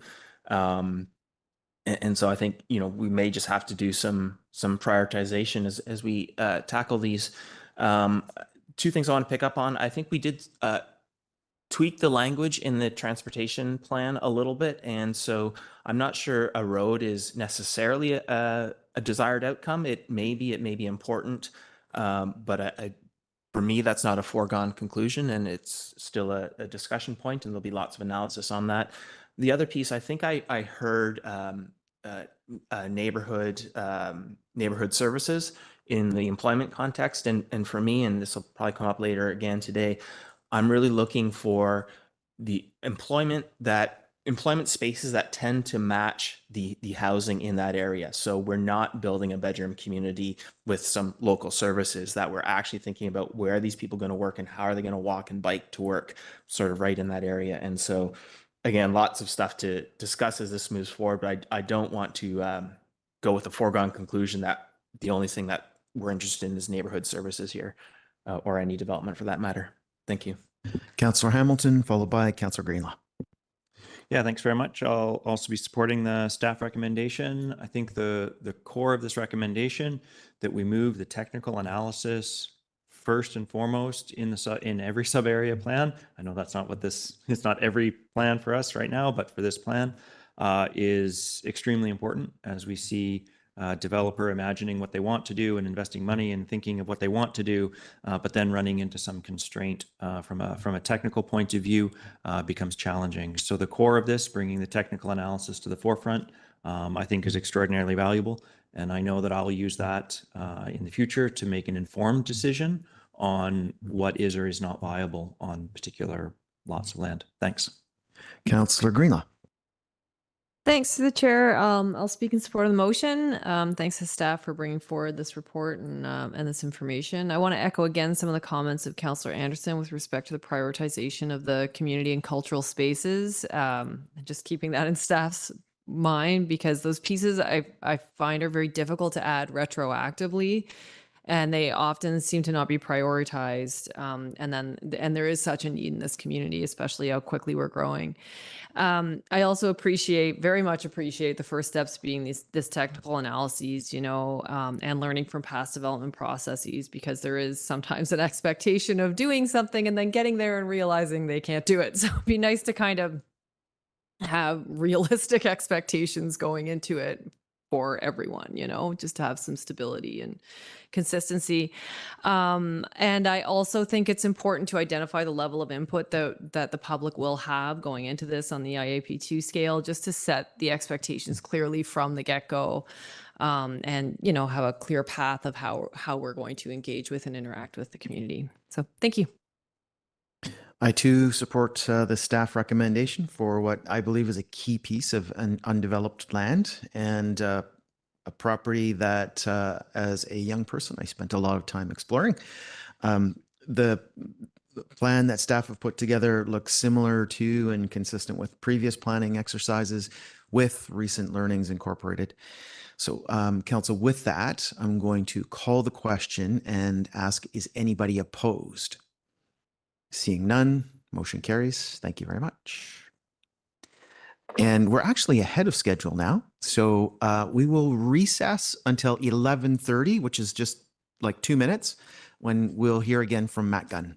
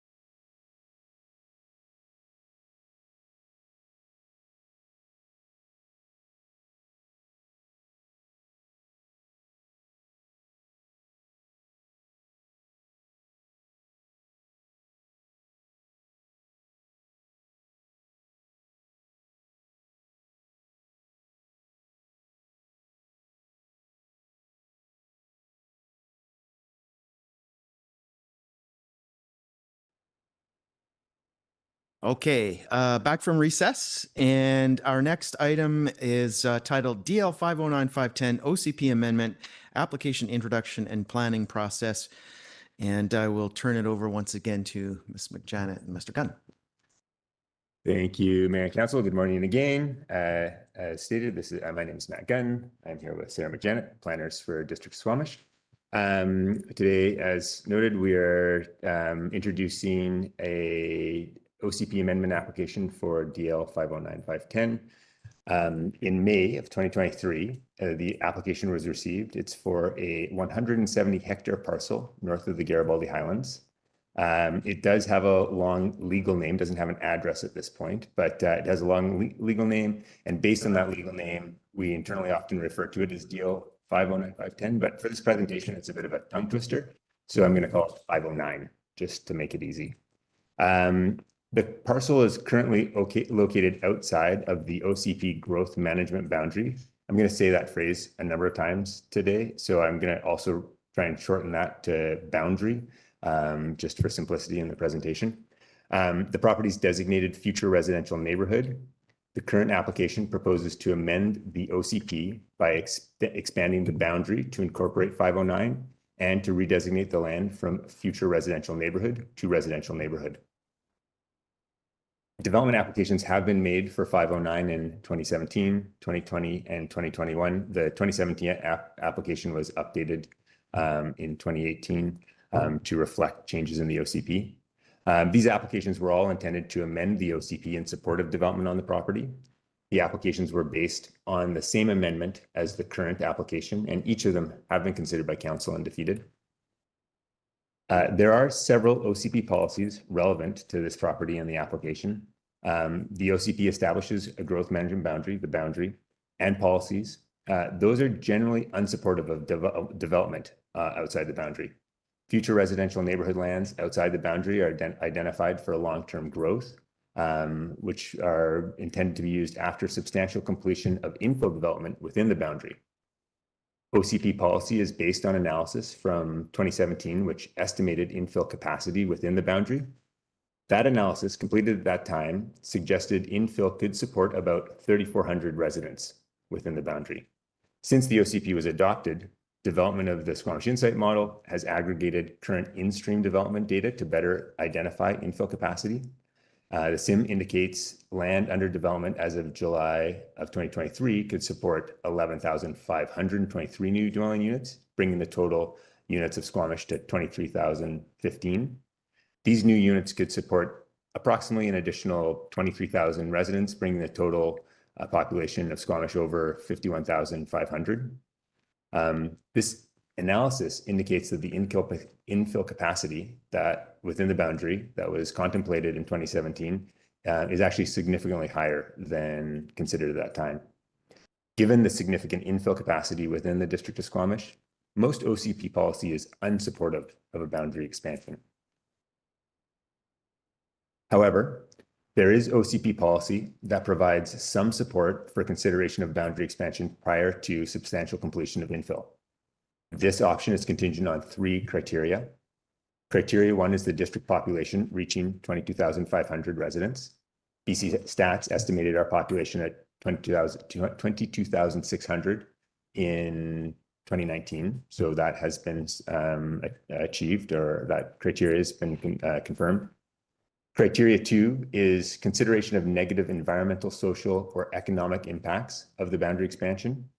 This evaluation would be conducted within an application process and considered by council as part of that application. And criteria 3 is adoption of 6 guiding precursor policies. 4 of the 6 policies have been adopted. Those are the CAC policy, affordable housing policy, missing middle policy, and wildfire protection plan. And the remaining 2 are underway and are anticipated to be completed this year. That's the recreation asset inventory, which we have a draft of, and a steep slope DPA, which staff have been working on and have a draft of at this time. Several other factors inform consideration of the 509 application. One is transportation. The Transportation Master Plan identifies 2 proposed development-related roads connecting Highway 99 to the Garibaldi Highlands at Pia Road. For these roads, The expectation is that the construction would be funded by the development project as an access route, and then maintenance of the road would be taken over by the district over time. The Dowd Drive route is the assumed access for development on 509, and the Newport Ridge Drive route is the assumed access for the Newport Ridge property, which we just had a presentation from staff about. On the Dowd Drive route, the northern access, about 75% of the required elevation has been built up to the Sky Ridge neighborhood. The Newport Ridge Drive is only built to a few meters above Highway 99. Establishing the Newport Ridge connection would require crossing through environmentally sensitive riparian habitat and ascending a steep forested slope above Garibaldi Springs. That route may face feasibility challenges and result in significant cut and fill disturbance of the slope. Staff believe a traffic impact analysis to confirm whether both access routes are required to support those proposed developments would be appropriate. A shared access road approach may be a feasible approach and may have environmental and visual benefits. Another consideration is housing projections for Squamish.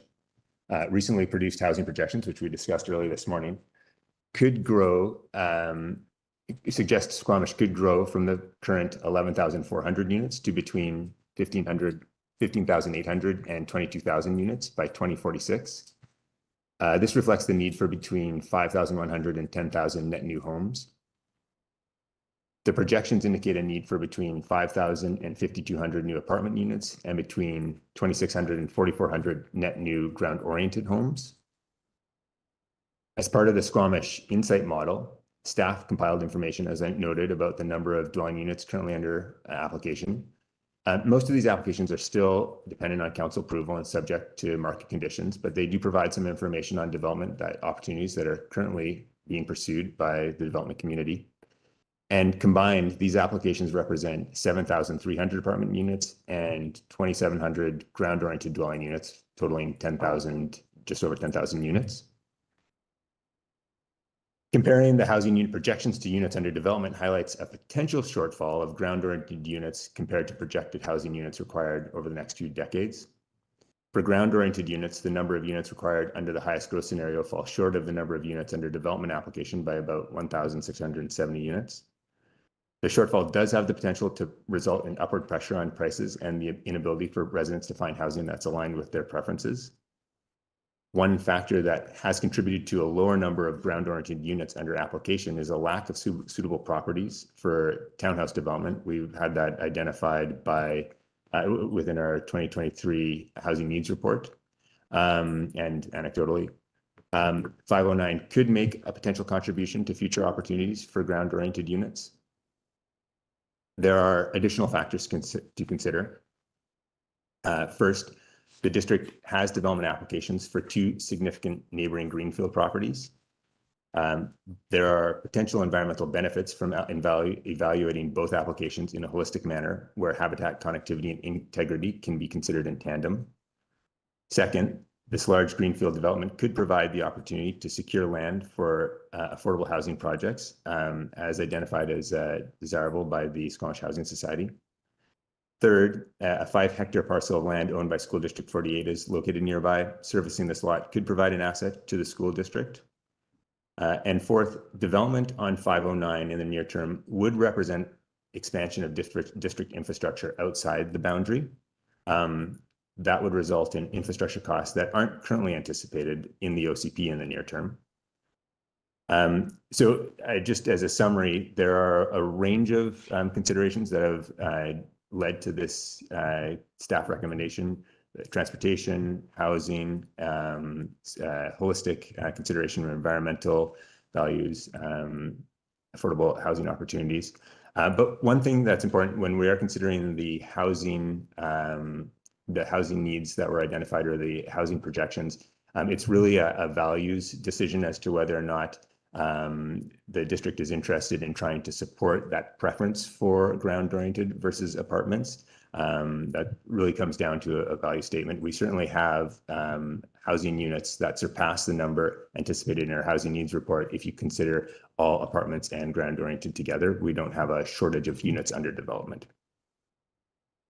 One option that could be considered with this application is a discussion with the applicant about the scope of land under application. The application for all of 509 demonstrates limited alignment with the OCP policies because of the amount of housing units that are currently under development and the infill capacity we have. It's possible that an application with a reduced land area scope could result in stronger alignment with the OCP policies. If council does support a reduced scope application, staff could work with the applicant on that manner. The detailed application review process that's noted in the OCP policy as appropriate for a boundary expansion would be anticipated to take at least 2 years to complete. The application process would involve 5 stages. The first would be refinement of the scope, including identification of technical analysis and public engagement process. Stage 2 would bring that back to council for endorsement. Stage 3 would involve completing that technical analysis. Stage 4 would be a public engagement process. The technical analysis would be presented to the community. And finally, at stage 5, the application would be considered by council along with the results of technical analysis and public engagement. Staff are seeking council direction on whether this application should proceed to a detailed review process, and if discussion with the applicant about a reduced scope and land area should be considered as part of that review process. That's the end of my presentation, and we'll turn it back to you. Thank you. And Councillor Stoner has the first question. Thank you. Through the chair, thanks for the presentation. You speak about a potential shortfall of ground-oriented housing. Does that include what has been rezoned for the small-scale housing legislation? Through the chair, no, it only includes applications that we currently have received. So we've received in the past, since that zoning has been put in place, we've only received a handful, I think a few projects that probably total less than 15 units being developed. I see my colleague here may be able to provide clarity on the exact number of units, but just before he answers, it's only representing what we see as applications. The slow uptake of that does call into question how many numbers we will get over the long haul, but it does not include anything beyond what's been applied for. Sorry, no, I'll say for the chair. Thank you. Through the chair, just to provide a little bit more specifics around this. Development projects represent the vast majority of new housing starts in the district. For instance, this year, in our building permit pipeline, projects that are not associated with some kind of a development application, like a development permit. So that would include single family, duplex, triplex, fourplex type of projects are accounting for only 11 units in the pipeline. So feasibility is really challenging right now for both types of projects, and that might change over time. But I think as we expected going into this R1 zoning changes, the uptake is going to be very slow. So right now it's not part of the analysis. 11 units is a small number, but it's actually higher than I thought it would have been, given that we only adopted that in December-ish. That's actually somewhat encouraging. My next set of questions was around, you speak about a potential parcel for SD 48, both in your staff report and your presentation. My takeaway from all of our conversations or staff's conversations with SD 48 to date have been that they actually don't need more land and or that they don't actually want to build a new school. So why is that presented here as a potential benefit if it's not something that SD 48 has identified as a need? Yeah, through the chair, it was identified as an asset. In discussion with SD 48, they had noted that they're fairly land rich. They certainly aren't talking about trying to build new facilities, but they did say that at times there is the possibility that those assets could have other utility, possibly for sale. So I just noted it is a piece of land that immediately adjacent and seemed worth noting that it currently has limited value because lack of access and servicing and it could have value at some point as an asset. Okay, I have a number of other questions, but I'll limit it to one here and I'll come back around if there's more time. I'm just curious about the timing and the staff capacity for this. So we speak about both staff capacity, council capacity, and community capacity. So the timeline shows a decision potentially in Q4 of 2027 if everything goes to plan. That's 2 years of staff time, council engagement, community engagement. And we're right on the heels of a scheduled OCP amendment or major review in 2027, 2028. So why would we do all of this work around a piecemeal discussion of expanding the growth management boundary, which is a substantive piece of community engagement, without a more fulsome discussion around the OCP update? Through the chair, it's a good question. It is very significant and by intention in the OCP. It is identified as intended to be a significant process, which is why the process outlined isn't a minor. It's set up to be a large discussion. We have a development application at this time from the landowner, and so we do need to contemplate how we might approach that. So staff's laid out the process that we would contemplate it. It is something that could be contemplated as part of an OCP update. And there's a question as to whether or not that would be the time to do it. It is a big enough topic that it could have a large, it could play quite a role in that OCP update, and may end up having a dominant presence in that process. And so I think as we've presented it, it could be contemplated on its own. But if council felt that it would be more appropriate to look at that holistically with all other aspects of the OCP, it could be integrated. We would have to probably deny the application at this time, I would assume. Oh, no, I will turn it over to, sorry, no, I've heard from my colleague that they may have some thoughts on this. Mr. Valaneskis, please. Thank you.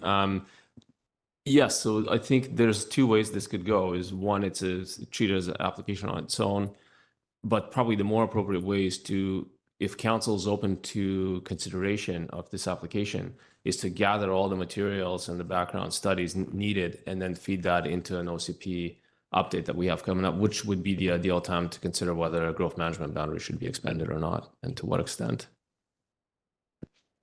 So Mr. Valaneskis, just picking up on that, what you've just said there, does that align with the staff recommendation, or would that involve some other wording in a motion from council? I think it still aligns with the recommendation. We'll be looking for council's feedback, what would be the preference, but it would still line up with number 2, which would be for staff to then go away and design a process. Very good, thank you. Next I have Councillor Pettingill, followed by Mayor Herford. Okay, sorry, I want to pick up on that because I thought I heard we could sort of direct that this be part of the next OCP instead of doing it now. So how would that work given that we do have a developer application in front of us now? Through the chair. So what needs to happen is a lot of background work, technical studies to be done similar with neighborhood planning processes. And so if council directs it to go ahead and start working on this, first working on the process that will come back to council, and then working on the materials, that information would be basically what this application does up to the OCP review. It just gathers information, and then all that information gets injected into the greater project of updating the OCP. But no decision would be made on this specific application until the OCP goes through. So I have it may sort of touch on this point then, because in my mind, obviously there's a developer that's interested in expanding the boundary in this specific place, but from a community perspective, it's not clear, A, that it's time to go past the boundary, or B, even if we are, that this is the place to do it, recognizing this is just one small parcel, relatively speaking, outside the boundary. We have truth and reconciliation considerations and many things. And so with what you're talking about, would that sort of give us the understanding of, like, one, should we go past the growth management boundary? And if so, where? Or is this we would really not have that information. We'd only be, even though we're directing this work and it might come in the OCP process, it would really be only focused on this piece and we wouldn't have that broad understanding. Through the chair, so the OCP review process will provide that broader understanding. This will just be one piece of the puzzle, essentially, to determining the growth management boundary for the future. Okay, and then just around the ground-oriented pieces. One, when I was looking at definitions, apartments, the ground floor of apartments was considered ground-oriented in some of the definitions.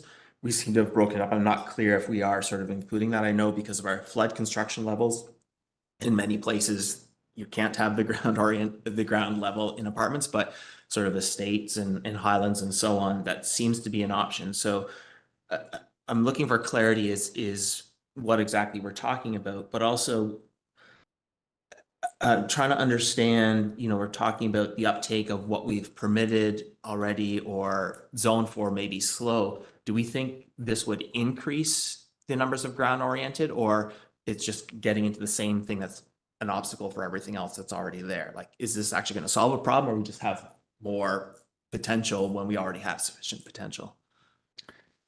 Through the chair. So I think your first question was about the definition of apartment versus ground oriented. And in general, the definition we use for apartment is access to the unit from an interior, like a hallway. You come into a hallway, walk down, and then go into the units. And there are forms where you build townhouse into the base of an apartment building. But typically the apartments we've seen in Squamish, the ground floor would still be considered an apartment. A few of the characteristics that are often people who are looking for ground oriented are seeking are that access to their own private yard or a garage. And those are often more associated with the townhouse, plex, and, duplex single family. The second question you had was, remind me. Just understanding, like, it sounds like we actually have a lot of existing potential for ground oriented. We haven't seen a huge amount of uptake. So it's not clear to me that adding a bunch more potential here would actually change anything. Like, or do we expect for some reason it would somehow change things? Mm-hmm.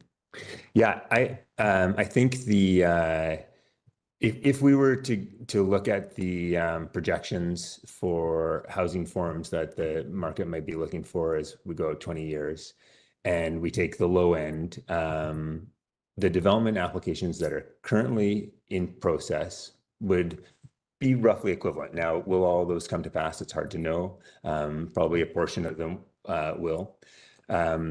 If we were to look at the higher projections, the applications that we currently have are 1,671 units shy. So we don't currently have ground oriented that will meet that. We have lots of units coming, but we don't have as much as that projection for 20 years out is. There are other lands that could be developed, but when we've looked through at the opportunities, I don't see a lot of big areas where ground oriented additions are going to come in. We have some, but not a lot. In fact, some of the big chunks that you might think of, like North Crumpet, that's already into the SIM model. We did for the Newport Ridge land, there's land units coming there, but even though they haven't created their plan, I said, give us a guess at what you might find for townhouse units there. And they said, okay, well, the last time we did it, we had this number. So that's in the SIM. So one thing I found in working on that project is that you can get a lot of apartment units in a small amount of space. It takes a lot of land to add significant ground-oriented numbers. And I don't see a lot of that land that's just sitting around without an application on it. There's some, but not a lot. And so I think if we did want to reach those numbers, and that's really a values decision. I tried to put that in the report that, whether or not we want to do that is a value-based decision. But if we do want to, I think we will have to look for all opportunities to add, and each one will be an increment. And so this isn't a silver bullet, this project or any of the projects. It's more an attempt to think of where might we find those lands for those products, and let's keep adding those so that we can come closer to the projections. That's the thought in that line of thinking. Okay. All right. Yeah, I'll just say I'm not clear that that is a number. I think we have to have that values discussion, because when we look at all of our competing priorities, I think this percentage of ground oriented and not considering sort of townhouse on the lower floor and apartments above, like that may be more where we need to go. But I guess I'm getting into my comments, so I'll leave that there for now. Thank you. Okay, thanks, Councillor Pettingill. Mayor Herford, followed by Councillor Hamilton. Thank you. Could you pull that slide you had? That slide was really helpful. That had the number of units that we were projected missing. Is this the one that you were thinking? Yeah, thank you. So I just wanted to clarify, this is over the 20-year horizon though, and this is based off what we have applications for today. Is that correct? Yes, through the chair. The top, which is the expected housing units, that's the 20-year horizon of what we might want if we wanted to satisfy new growth demand. And the bottom is, yes, applications that we have right now, not applications that might come in the future. So there'd be a bar below this that would be like potentially exceeding in those other categories. So in the apartments, and like we see in apartments, we've highlighted that because you see an opportunity here on the potential shortfall side, but there's also another piece of this, which is there's a potential oversupply in there's other areas that are beyond our projections. Is that correct? Yes, absolutely. We don't have a shortfall in overall numbers. Okay. And in your assessment, you spoke about, just in your reply to one of the questions earlier, you spoke about, looking at other areas in the municipality where this ground-oriented need could be met. Were those, did you look at other places outside of the growth management boundary as well? Like so I'm thinking about this parcel, these parcels being given sort of equal weight to other places in the municipality that exist outside of the growth management boundary. Were those considered in your reply there? No, through the chair, there was no examination of lands outside the growth management boundary, aside from the one that we have an application for. Okay, thank you. Councillor Hamilton. Yeah, thanks very much. I think the conversation about the growth management boundary is really important. And I'm trying to disentangle an application for a single change from a single property, from an individual property owner, to the change in the growth management boundary, to the overarching conversation about opportunities and consequences to changing our growth management boundary broadly throughout the community.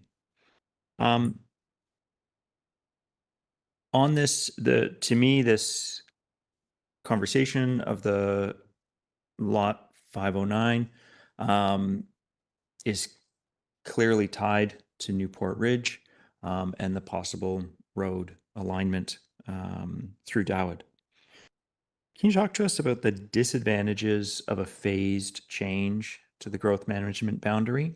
So if we look at the proposed growth management boundary, that follows a lot line. Lot lines were drawn. I don't know how or why lot lines were decided where they are. Sometimes it looks rather sporadic. I'm sure there was logic back then. But what would be the advantages or disadvantages of having that growth management boundary continue to follow the lot line versus putting it into a sort of a more, this area is naturally more amenable to development. This area is more difficult to develop, so it should stay outside of the growth management boundary. What are the advantages and disadvantages of that? Through the chair. So there's a couple pieces to contemplate. Like, just from a technical standpoint, it's probably important to have that line be readily identifiable in a survey. So there's probably some money to be spent if you start creating boundaries. If you just draw lines on maps, those can lead to discussions or disagreements later. So really you want to identify those. So there's some technical work there, but probably more importantly, the council has full discretion on how they use a growth management boundary. It's created by policy, adopted by council.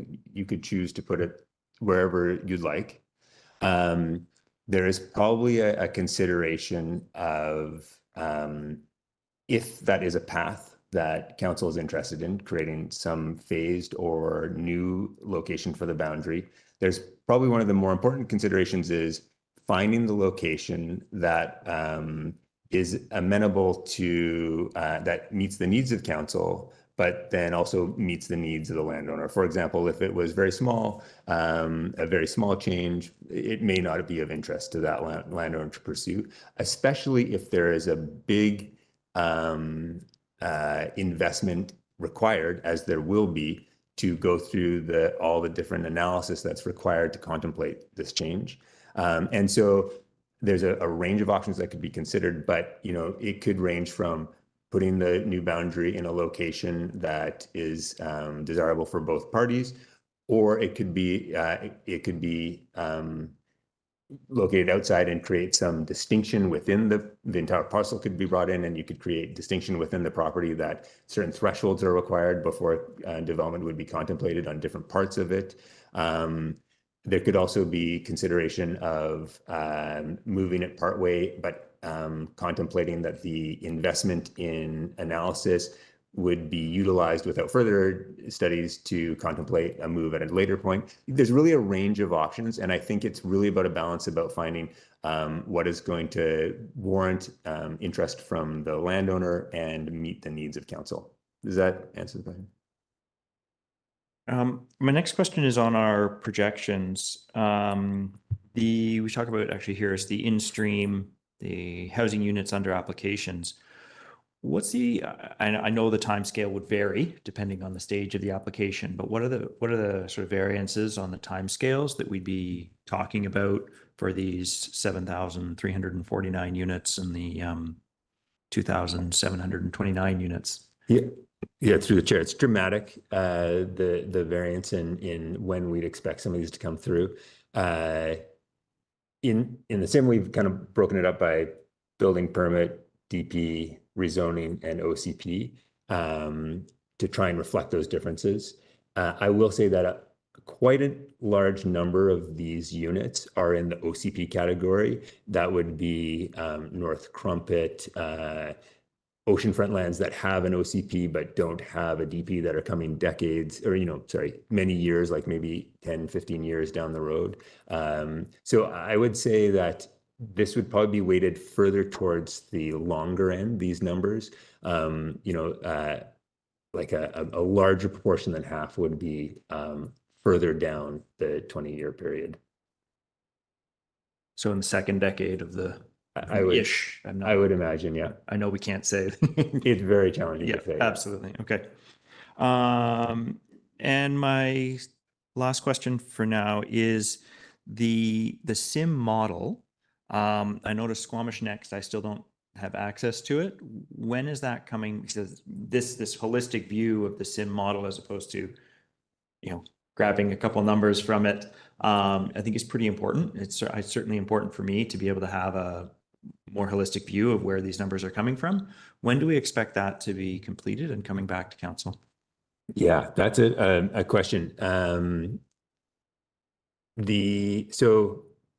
model that we presented to council was a model that was built on our development data, but had not been linked to our ongoing Tempest update information. So as new applications come in, that information changes and it gets updated. That work to create that linkage will require a fairly it'll require some investment from the GIS team, and at present there's work to do there that at present is being balanced against the asset management project. I don't know the name of that exactly, but there's a fairly large GIS asset management project. And we need capacity from the director of that department to complete that work, and his time and in discussions with what is the priority for that department and the district, that has risen. So we are very keen to keep that working. We are strategizing on where we can pull the resources to do that, but it has been it's a bit below the line at this point in terms of resourcing that completion. And so apologize for that, but we're keen to get that happening, but it is taking some strategizing. Thanks. Mayor Herford and Councillor Pettingill, I saw both of you. Is it related to something we just heard, Mayor Herford? Because my preference would be to come around back to you. Okay. Councillor Anderson, Councillor Greenlaw, just checking in. I have a question of my own. I'm thinking back to the Newport presentation that we had a few minutes ago, and that property has two PIDs, two property identifiers, and there's no mention of PIDs anywhere in the 509 report. So could you just like walk us through, is there just one PID for this property? No PID? What can you tell us about property identifiers related to this property? I believe it just has one PID. I'm pretty sure. I'd have to go into the our Tempest system, but I'm almost certain it has one PID. Yep, I'm getting a confirmation that we have one PID for this property. Okay, and then I think that historically there may have been two, because at one time these were two separate properties, 509, 510. And at some point in the Merrill and Ring era, they got brought together as one. And I have a question that's very similar to Councillor Hamilton's questions. And I can't phrase it in such a way that it differentiates from what we've already heard. So I think I will just move on from there. Councillor or Mayor Herford, I had you, and then followed by Councillor Pettingill. Thank you. Sorry, I forgot the to ask around some of the policy in the OCP around consideration of when it would be appropriate to consider looking at the growth management boundary, which is policy general to the growth management boundary, but obviously applies to these properties as well. One of the pieces, I can see the context has changed over time, and it's highlighted in your report. Thank you. But one of the pieces that feels more tangible than some of the other markers that have moved with provincial legislation around housing policy and so on is the developable percentage of developable land inside of the growth management boundary. And can you speak to where I believe that it says 75% should be achieved before consideration. And in previous discussions around this, it's been kind of challenging to understand overall potential, zoning capacity, all those things.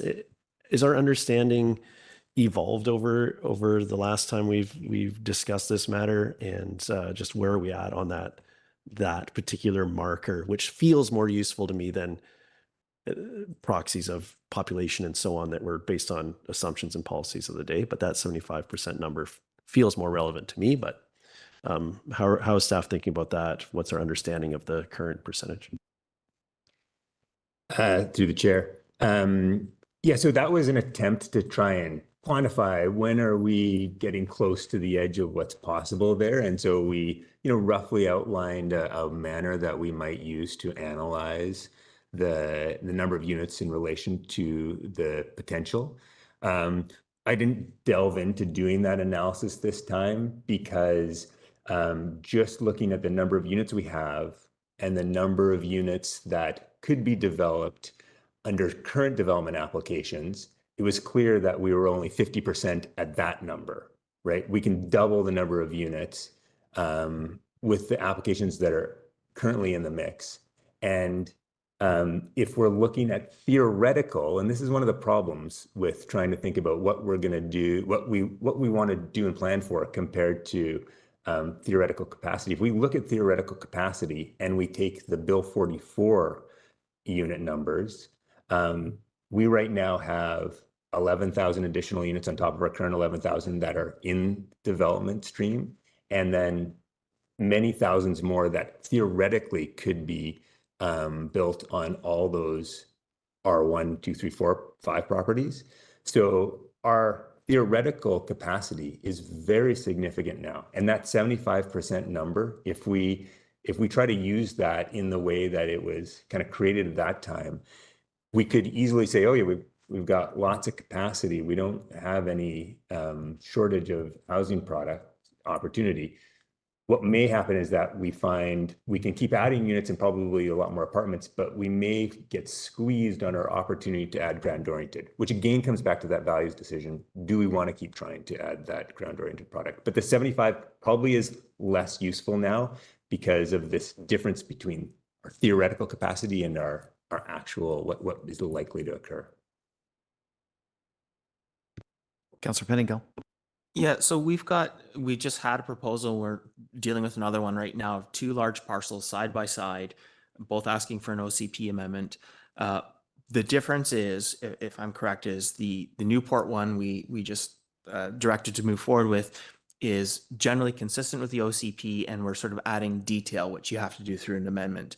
Whereas with this one, the proposal is to do something which at the moment appears contrary to the OCP, and it's outside the growth management boundary and so on. And so that's sort of what distinguishes these two at a sort of broad strokes. Yeah, through the chair, absolutely. That is the most significant distinguishing factor between those two. Okay, now, and we've heard some comment that, as part of the OCP review, we will be or have the opportunity to look more broadly about should we expand the growth management boundary, and if so, how, where, that sort of thing. My understanding would be that was work that we would have started with the OCP work in 2027, 2028. What's requested here, and I heard that we would still be doing that work, is what is requested here sort of that we reprioritize a bunch of things, presumably, and that staff would be doing a bunch of that work starting now, or just the part focused on this parcel? And I guess contrasting that, like, is there not a reason why this couldn't be a time for the developer to be doing some of this work, which they're going to have to do, and then when they're done, it aligns with us starting our part of it in the OCP in 2027, 2028. Like, how much is this asking us to change our work plans and reprioritize things and so on? Through the chair.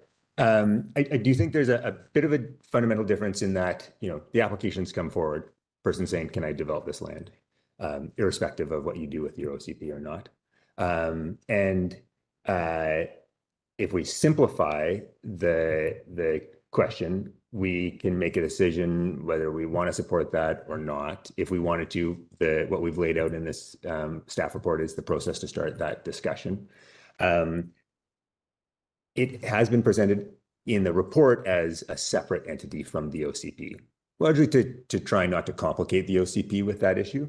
But there is probably room to discuss with the applicant the opportunity to do some of this upfront work and have it lead into a discussion in the OCP. Is that I'm looking for a little bit of support on this probably, but I think there is probably room to explore that, because if we were going to contemplate that question in the OCP, a bunch of technical analysis that they might complete at this point could certainly be useful for informing that discussion in the OCP. I think there's probably, I think we'd have to discuss that with the applicant, but I think we should probably get some direction from some more senior members of my team, because I'm a little off on the tangent there. I will also just step in and say that within the suite of OCP policies around sub-area planning and these future residential neighborhood areas, we did contemplate this threshold where we would want to start doing planning. And so that's that policy that sets that no consideration before the population of 22,500, but it does speak to getting to that point, and provided that the impacts are being addressed and considered with all of the precursor policies having been completed. So we're getting closer to that stage. And so that's kind of the crux of this, is around the timing as well, in terms of the bigger context for the growth and the projection work, and understanding what are the housing needs and the types of units that are needed. And then also the idea and consideration of more holistic planning tied in tandem with some of these other adjacent areas. So this whole Northeast sector, it is a bit of a crux there in terms of the transportation, in terms of the habitat connectivity and consideration there. So we're seeing that there's more of a nexus there around kind of considered planning rather than isolation and pushing it further away. So that's kind of the consideration that we're bringing today for feedback from council, and it's tied in with that other part of the policy story there. Councillor Stroner, what, Mr. Valaniskas, you're good? Okay. Councillor Stroner, did you want to jump in on this? Yeah, I think I had like a follow-up question that is related, which is around whether it's intentional or not, the linking of this application to the one that we just previously talked around about Newport Ridge. And it's kind of been masked in terms of like a transportation component. But I want to challenge that a little bit. Like, they're two separate parcels, they're two separate applications. Are there other motivations for that we're seeing based on whether after this we also have an application for a lot of units up in the university area?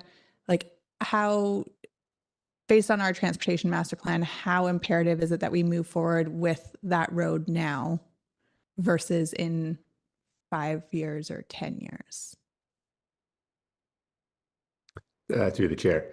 Yeah, it's really specific to the contemplation of those two parcels themselves and the development opportunities that land on them. It is not linked to, yes, we've brought them forward at the same time because there is the potential that the road, it may be worth considering holistically what the best access route is to these two parcels, but it's not linked to broader transportation issues. So it isn't, while there are, there could be considered benefits or desirable from some community members to have additional access to the Highlands. We do hear that every once in a while. It's not something that our plan has said, hey, get another route to the Highlands. It's only in that we have two parcels that could contribute housing and may benefit, if we're going to do planning on them, it may benefit from some holistic consideration together as opposed to distinct entities. But it's aside from that connection to whether we want to get that housing supply or not, it's not connected to other key issues aside from the holistic environmental planning. Okay, excellent. I'm glad to hear you have a motion when I'm ready, because we're 5 minutes into overtime on this issue and cutting into our lunch. But I'll just do a quick double check. Councillor Pettingill, this is going to be the last, and then we're going to Councillor Stoner's motion.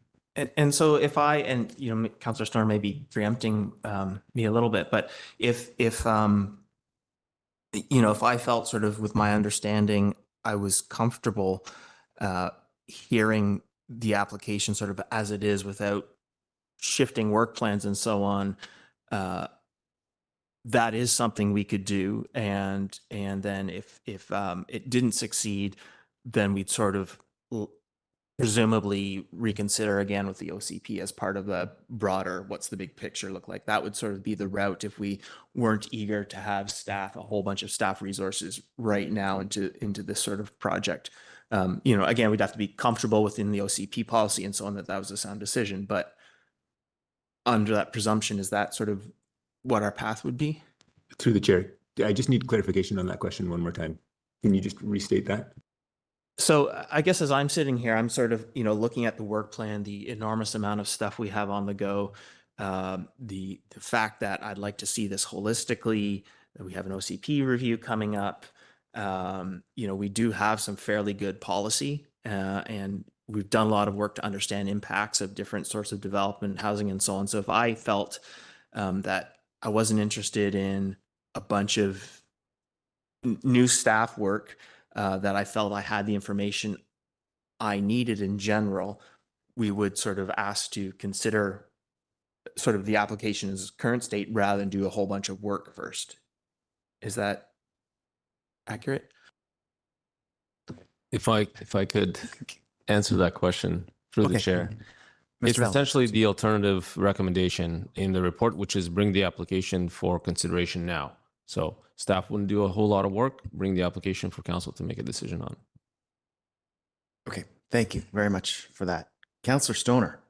And with that, I would like to move the alternative recommendation that's in our report that council direct staff to bring forward an OCP amendment bylaw based on the District Lot 509-510 application for council's consideration. And if it's seconded, I will speak to it.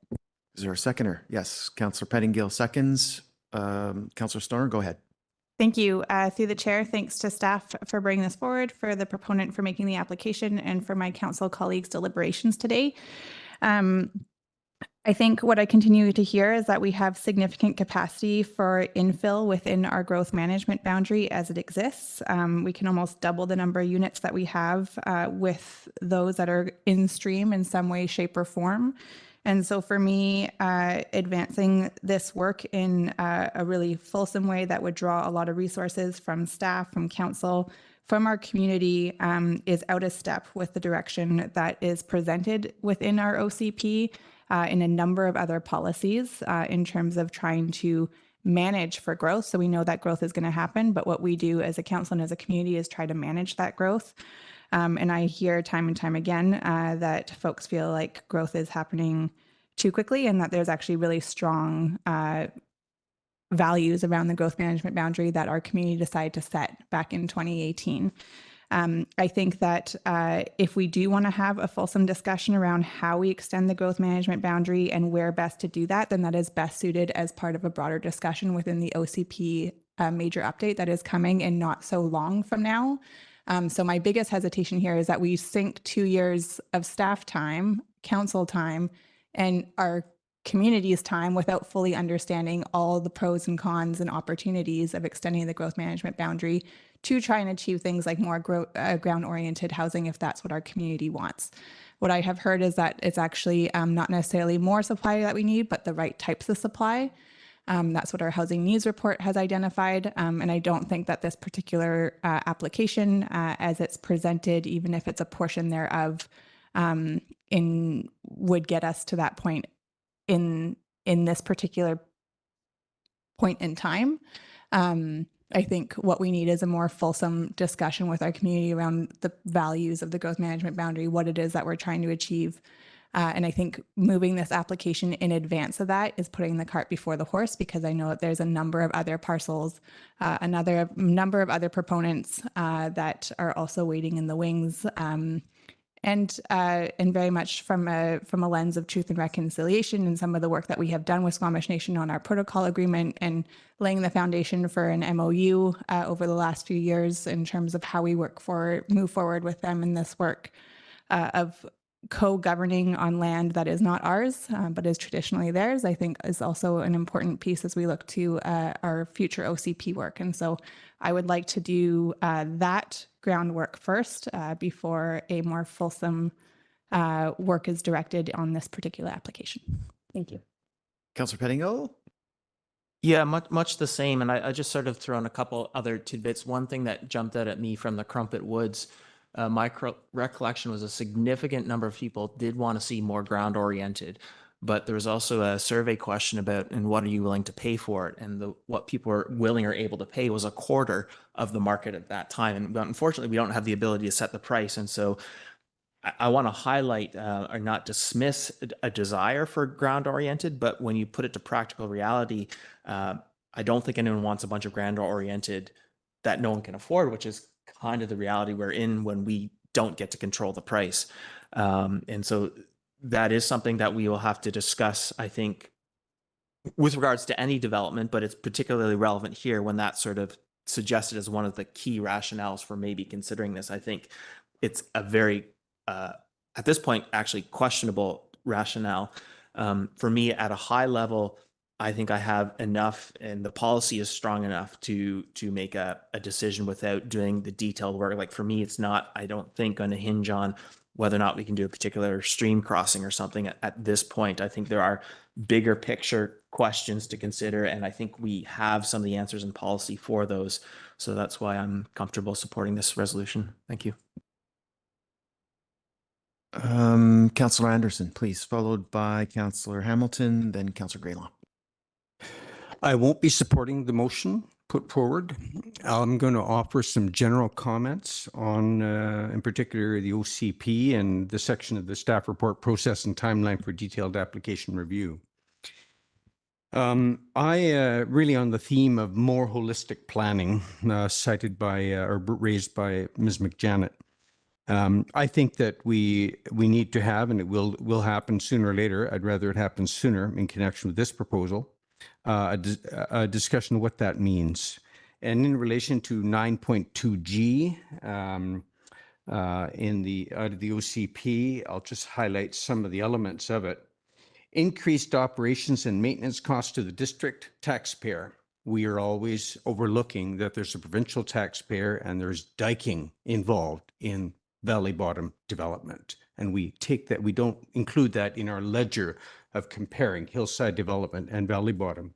Number two, changes to wildlife, air quality, aquatic and terrestrial systems and ecosystem services. We have lost and degraded large areas of higher value habitat, and we continue to do so on the Valley Bottom.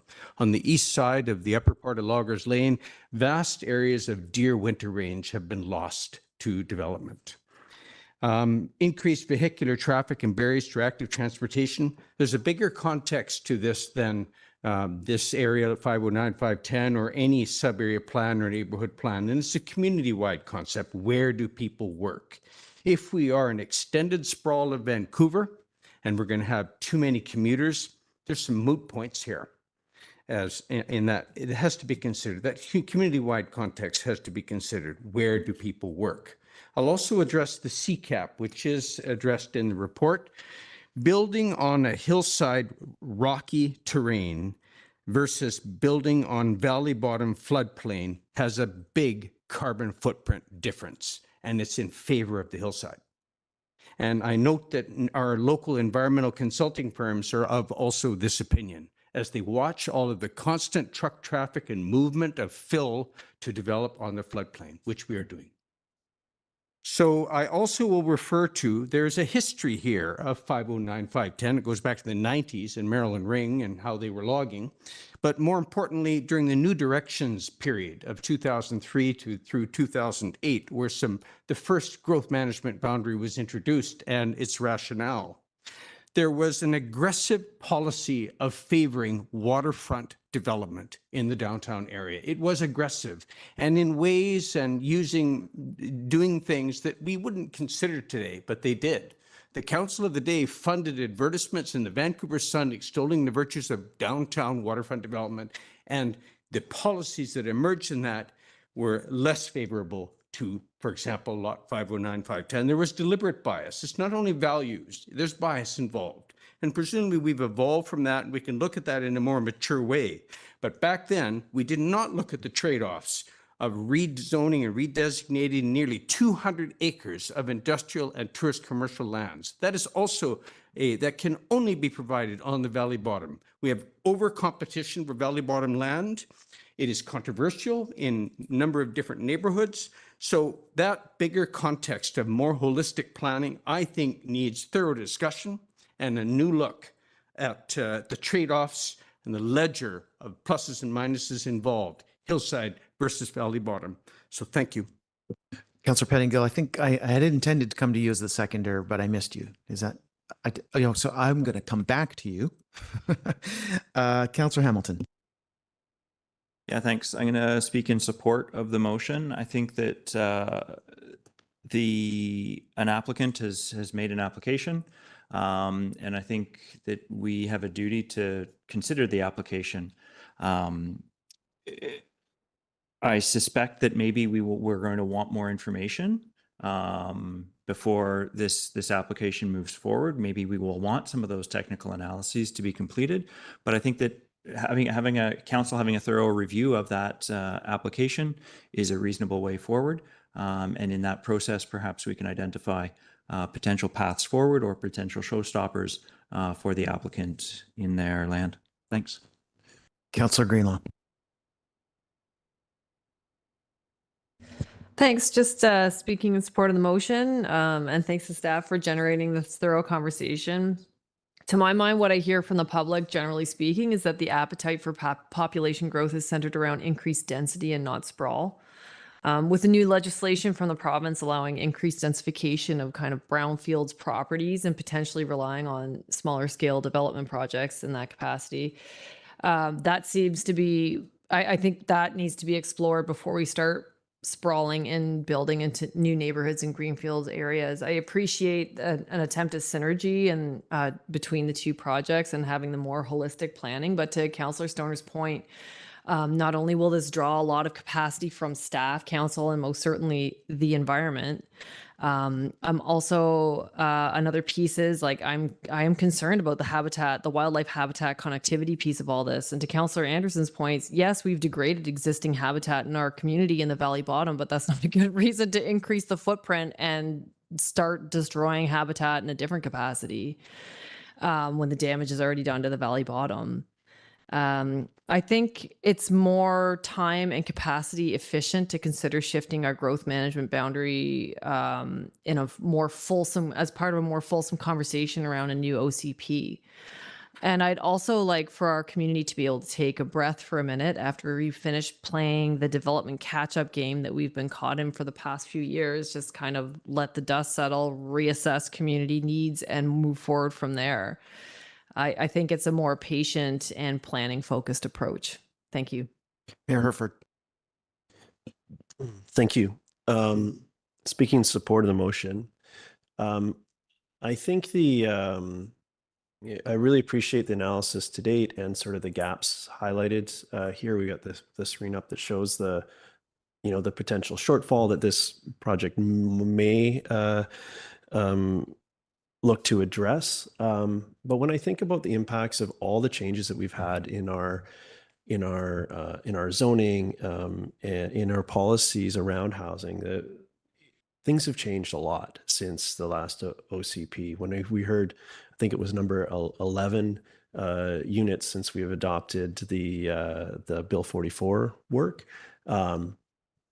Over time, we've got some runway of 20 years to hit this 1,600 number, and I'm curious to see what impact that has. I do think that in my conversations in the community, I hear a lot about challenges of development and people feeling the pressures of the change and asking us to manage it well and responsibly. And I would argue that we have, given the cards that we've held. However, here is a clear example of a specific way we can be in charge of timelines and we can manage growth. And I think that it's, and for me, I don't see a compelling case to pour a bunch of time and energy into this, given the supply that we have both in our process already, which is mind-boggling, paired with the gap that this may look to address. I don't see an urgent need to, and if I hear any urgency, it's from the community to effectively manage growth, and we have this tool to do so. So I'm happy to take this direction and look forward to that specific conversation going forward. Thank you, Mayor Herford, and I will be supporting the motion. This is a big property. I would even go as far as describing it as unruly big. And while I would like to see a road connection to Dower Drive and infrastructure for hikers and bikers and all the folks who use that area for recreation, I envision that being located close to Pia, Perth, and the current top of Dowit, and then the area in between that connects along that border. And in the development community, there are cooperative developers and some that aren't as great at working with us. This property, in my belief, has been held back by what I'll describe as lack of integrity, and I will leave it there and call the question. All in favor? And opposed? Councillor Anderson opposes. Motion carries. And with that, we will break for lunch and be back here at 1:30. Thank you, everyone.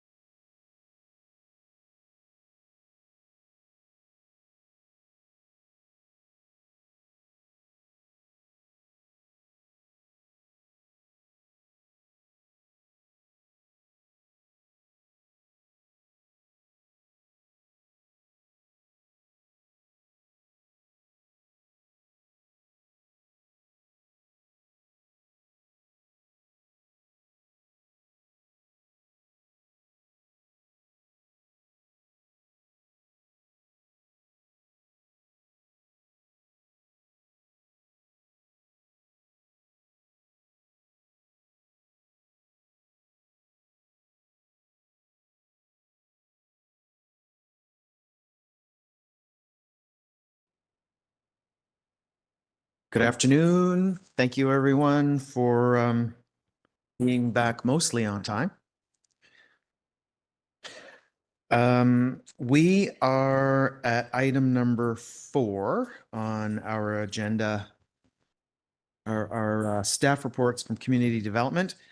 And the next item up is titled Development Permit Number DP 632, which is at 3295 Malcolm Road, University Mixed Use. And staff, I'll turn it over to you at this point.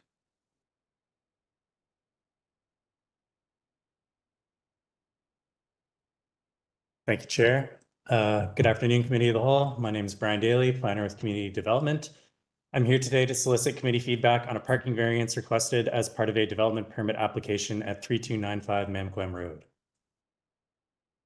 At the October 6th, 2020 special business meeting, Council adopted bylaw 2720, which allocated the majority of the remaining 450 unbuilt units in the UH1 zone to central locations serviced by transit within walkable access to daily services. 424 dwelling units were allocated to a new Area 3, with the majority, 340, being apartment dwelling units. The Area 3 zoning is applicable to the subject property. The subject property is located in the University Highlands neighborhood, adjacent to the Capilano University campus. The majority of the parcel is undeveloped, with the exception of the Coast Mountain Academy buildings and a gravel parking lot along Helfland Way. The property is split zoned University Campus UC1 and University Housing Area 3. The development is only proposed in the Area 3 zoned area of UH1 Area 3. This DP application seeks to establish the form and character of 340 apartment dwelling units in 5 buildings and 84 multiplex units. Approximately 3,400 square meters of commercial space is proposed fronting Helfland Way in Building 1, which will also contain residential rental units. The remaining 4 apartment buildings will only contain residential units. 11 townhome/multiplex blocks contain the balance of the residential units. 6 blocks of the townhome units are located on the eastern portion of the site to provide a transition from the single unit dwellings on Aristotle Drive to the 6-story apartment buildings on the western portion of the site. The apartment buildings have been situated on the site to work with the steep grades and minimize impact on adjacent residential units or uses. 297 units will be for sale strata units, including apartment units in buildings 2 to 5 and the townhome and multiplex units, while all of the apartment units in Building 1 are proposed to be secured as rental housing, including 95 market rental units and 32 affordable rental units. The affordable and market rental units will be secured as rental housing in perpetuity through housing agreements. These rental units meet the 30% residential rental tenure requirement in Area 3 of the UH1 zone. It should be noted that the applicant has volunteered to provide a portion of the rental requirement as affordable rental units. The rental tenure requirement does not mandate affordable rental units. Access to buildings 1 and 5 is provided from a private road that connects to Capilano University campus. The remainder of the site is accessed from a drive aisle off Mamquam Road. The application requests a variance to the required parking stalls from 723 spaces to 439 spaces. The 32 units secured as affordable rental housing do not require off-street parking or visitor parking spaces associated with those units and are not included in the parking calculation. The residential parking calculation is summarized on this slide. The non-residential parking calculation is shown on the following slide. The applicants are proposing time-based shared use of the commercial parking stalls in Building 1. These spaces would be allocated as residential stalls overnight and reserved for commercial use during peak commercial hours. Proposed Class A bicycle parking for the project exceeds the requirement in the zoning bylaw. 23 commercial and 422 residential Class A bicycle parking stalls are required. The developer proposes to provide 28 commercial and 873 residential Class A bicycle parking stalls, which is in excess of the requirement. To further encourage the use of public transit, the applicants have agreed to fund the construction of 2 BC Transit bus shelters in the neighborhood, given that this infrastructure does not currently exist. The applicants have advised that reducing the required parking spaces improves the financial viability of the project, given the costs associated with constructing parkades, particularly on steep slopes such as the subject property. Staff support the parking variance request given that a reduced parking requirement will help support transit in the neighborhood, encourage use of alternative forms of transportation, and increase the viability of a project proposing both affordable and market rental residential units. Staff review confirms the project generally meets all the Development Permit Area 3 guidelines. Staff are seeking council feedback on the parking variance request, given that meeting the parking requirements of the zoning bylaw would require significant redesign of the project and likely not include affordable housing units. Following the committee of the whole meeting, the applicants will hold a project information meeting for this development once revisions have been made based on the initial feedback received at this meeting. Project information meeting is tentatively scheduled for early June 2025. Notice of the project information meeting will be advertised in the Squamish Chief and delivered to properties within 100 meters. So far, there have been 15 requests for a public information or project information meeting, and 71 comments have been received. The majority of the comments were not supportive of the parking variance and shared concerns related to increased traffic. So staff are seeking feedback on the requested parking variance, as noted on the recommendation on the screen. That concludes my presentation. I'm happy to take questions. Great. Thank you, Mr. Daly. And I'll reiterate that last thought. Our focus here in this conversation is the parking variance. Council questions. Councillor Stoner. Thank you. Through the chair, just a clarification on the numbers in your staff report and the presentation. It says that there's 612 parking stalls required for the residential component. In the architectural drawings, it says 656. And so I'm just wondering, that's a 40-ish stall gap. Which one is accurate? Through the chair, the numbers in the presentation are accurate. Those architectural drawings were initially submitted with the application. The numbers in the report are the correct numbers. Thank you for that. And then appreciate that this is about the parking variance, but you just mentioned that a bunch of the feedback that we've received to date has also been around traffic. Can I just confirm that our existing traffic management plans and transportation plans account for this level of development on this site, that this is not an additional level of development that is expected? Through the chair, that's correct. The number of units that are proposed here were allowed in the zone and have been contemplated since the university sub-area plan was initially completed. Okay, and then how does the proposed number of stalls compared to like the downtown parking requirement, for example?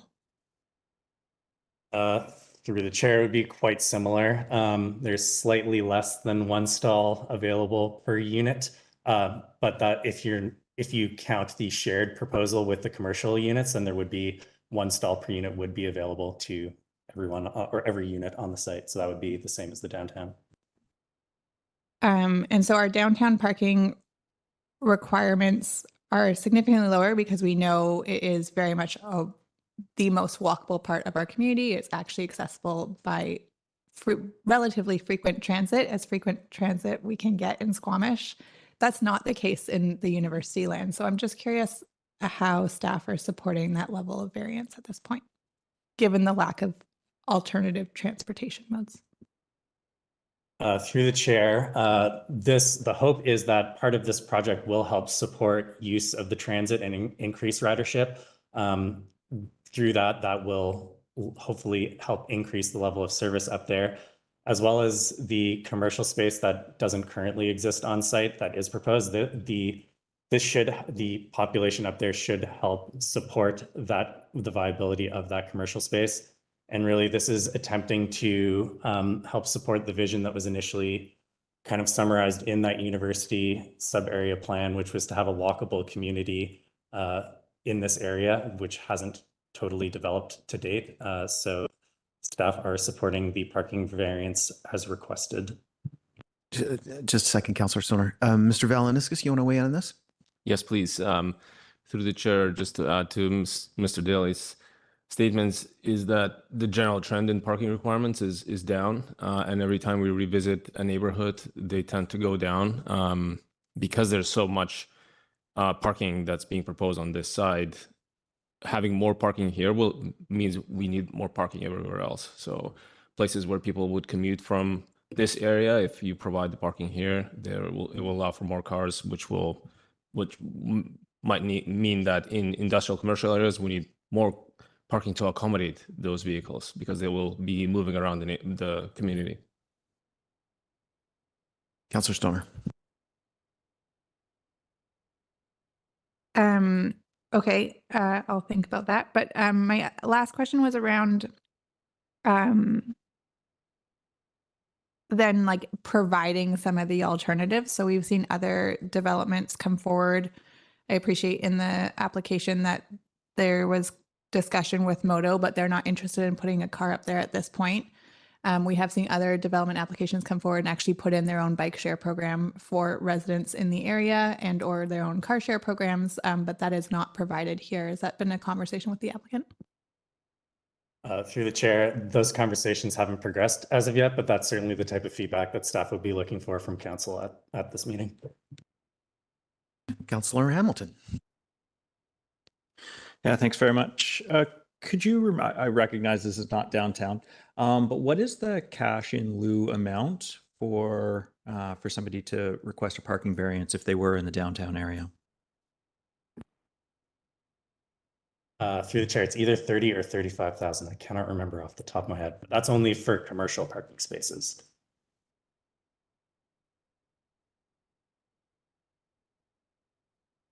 I think Mr. Valeniskis is digging into it. It is 30. It's 30,000? Okay. Yes. Thank you. And that's just commercial? Is there any cash in lieu for residential? No, only commercial.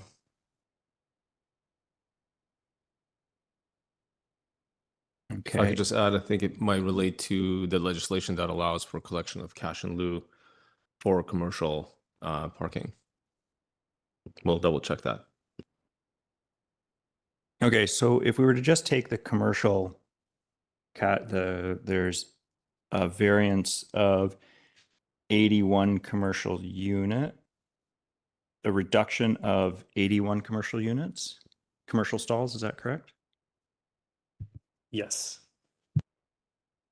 So 80 commercial units at 30,000 each is $2.4 million would be the cash in lieu equivalent if this was a downtown development. What's the approximate cost of 2 bus shelters? Through the chair, I don't have that information, but in the tens of, well, not tens of thousands.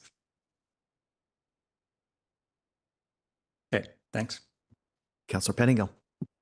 Yeah, and I am trying to stay focused on the parking, but for me, it's an issue of trade-offs, and so trying to wrap my head around sort of the give and take. I didn't see anything about no gas covenant for all uses or anything like that. Can you speak to the building's energy plans? Through the chair, no gas covenant will be a requirement of this development permit. The applicants have been advised of that and are agreeable to that condition. Okay, and that's all uses? Correct. Okay. The number of the buildings from the drawings appear to be 7 stories. My understanding is with the size of our firefighter force, that's an issue. So I'm wondering how we're able to do that here, but not elsewhere. Through the chair, it has to do with the height of the building, the underside of the floor from finished grade, which is 18 meters. So if you can design your building to still meet that height, then it is allowable from the fire department. It is a bit of a strange thing to explain, but it's not the same. It's not necessarily calculated how zoning height is calculated. It's through the building code. But yeah, it has to do with the height from finished grade to the underside of the highest floor of the building, and I believe it's 18 meters. So as long as you design it to work within those parameters, it's acceptable. So does this mean the building has unusually low ceilings, or like what is that? I can't comment on that. I think the challenge with this site is that it's quite steeply graded. So the grades are changing quite significantly over the site. So I can't comment on that. It's just the grading is challenging on the site. So that might be why it appears that way. Okay. And again, I'm hoping this isn't too far, but when I looked at the the description, it talked about pathways and people with mobility issues, how they would navigate. It seems like their route would be a longer route and they would rely on being able to enter buildings and use elevators. Are we measuring this and these sorts of things in our DPA guideline against, it's really easy when you're in a wheelchair, sort of all hours of the day to get around the whole site, or what are our sort of expectations? Through the chair, I am not sure I can answer that question on the spot right now. Generally, we provide, this is also still fairly early on. The initial review kind of indicated that the site is accessible, and ADP also, like this project will eventually go to ADP, and staff really rely on ADP because we have a panel member who is an expert on this subject matter to help guide and provide comment on the accessibility issues. So that kind of comes in further down in the development review process and is finalized before we bring it to council for actual consideration. We're just seeking feedback on the parking variance at this time. Okay, thanks. Yeah, so that's something I'll have my eye on. I think just wondering, when I looked at the employment, it seemed to be mostly neighborhood service, which makes sense from a neighborhood perspective. But it then I think leaves, I'm assuming that, I guess what's our understanding of the suitability in terms of employment for the affordability of those units? Like, is this a place where a lot of the people who live here will be able to work and afford to live there? Or are we going to expect the actual employees are going to have to drive in from somewhere else and everyone who's living there is going to be driving out to somewhere else to their job? Or is this more self-contained, given the sort of nature of the employment versus the nature of the housing? Through the chair, that's a bit of a challenging question to answer because the zoning allows the uses, but ultimately we don't control who the end user is in those buildings, right? It's if they are a use that is permitted in the zone, then they are allowed to go in there. I will note that it's kind of unusual, but there are a large number of studio units proposed in this, which we don't typically see. But those units obviously will likely not retail for as high amount as a 1 or 2 bedroom, right? Just by the nature of supply and demand.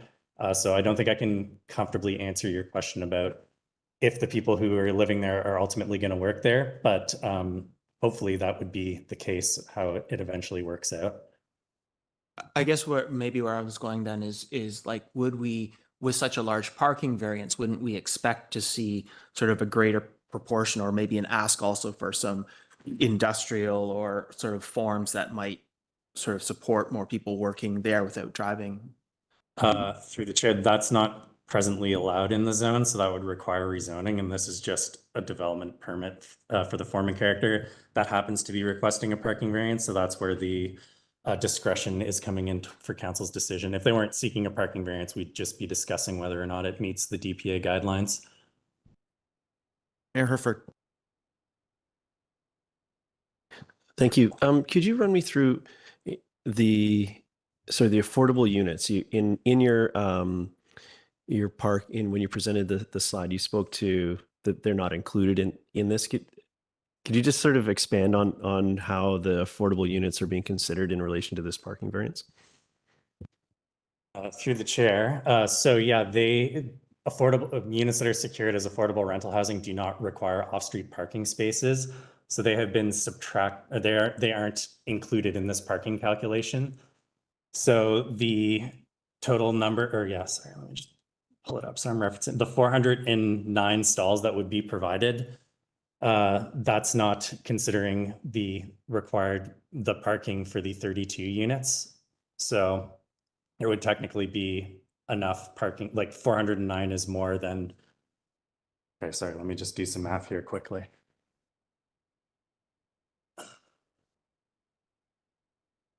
This should be easy math, but that's not my strong suit. Don't worry, you're not alone. Okay, so if you were to provide for ease of discussion here, if we were taking the downtown parking standard for the units that required parking stalls, you would need 392 parking spaces for the units provided. They are proposing to provide 409 parking stalls for the 392 units, residential units.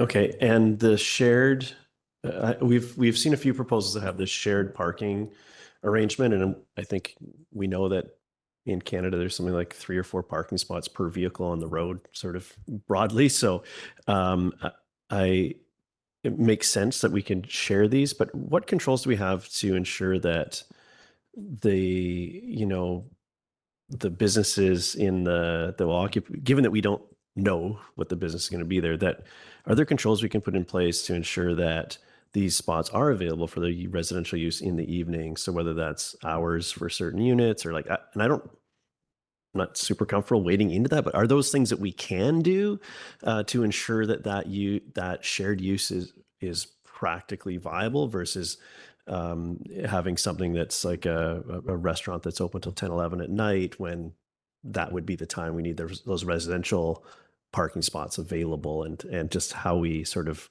wade through any potential trade-offs there. Is there anything we can do in there to control that? Through the chair, yes, this can be secured through a covenant. That's kind of the most practical way to do it. And then if there was some sort of complaint or something that was highlighted to the district that this wasn't happening, then we would have to look into it. I suppose there might be through business licensing, we would just confirm, but a covenant could be registered on title that could be enforced if necessary. So that would be the mechanism for doing that. You want to add? Yeah, thank you. Through the chair, I'd add on to that we could also, through the landscaping, include signage that specify when certain uses can use the stalls. Covenant would be very difficult for us to enforce over time, and we wouldn't be actively managing the situation. So just wanted to be clear that it's a limited tool. Okay, yeah, I'm not sure where I'd land on that yet. I just want to know if we could, whether or not we should, or is the next step, I guess.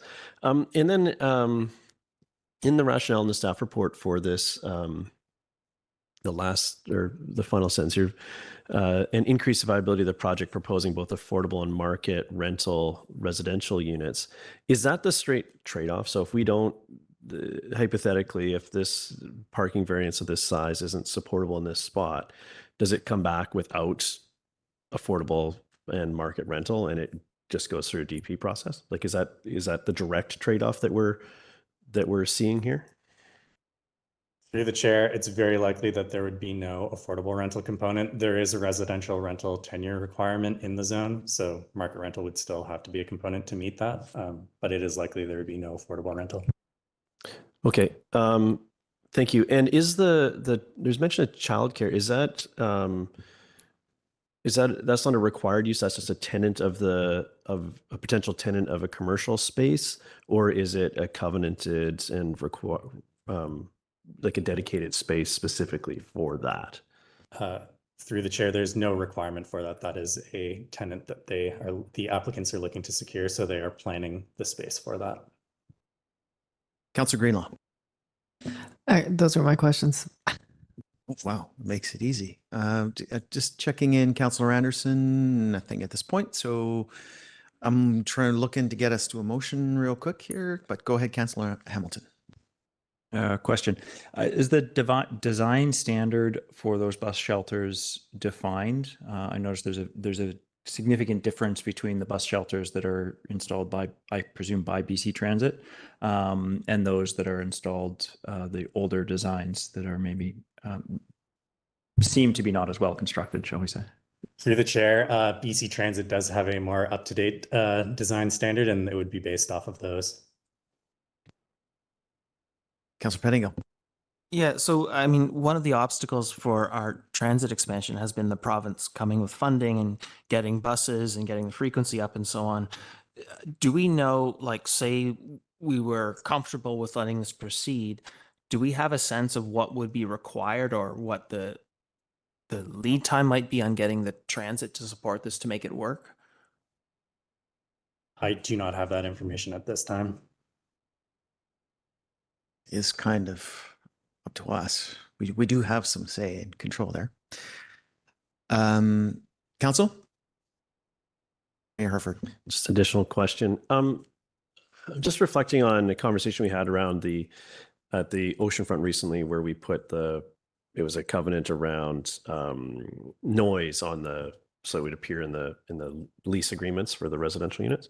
Is there some similar piece we can do to notify about about the parking requirement? And this is broadly, this isn't just applied to this, where if, so that to signal as clearly as possible from as early as possible for the tenants or the potential residents that this is an area where you will have one space and there's no, or whatever, that communicate what that space is. I know that should just be physically obvious what that is, but I'm just curious where I think that some of our parking, and the reason I'm asking is some of our parking challenges seem to come from an unmet expectation. So I'm trying to understand if we can manage the expectation of the future residents of this area, that if you require 5 vehicles for your 2-bedroom, this might not be the spot for you, as early as possible rather than after the fact where it's a problem. So can you think of any ways to get it ahead of that, or is that just the market's going to do that work for us?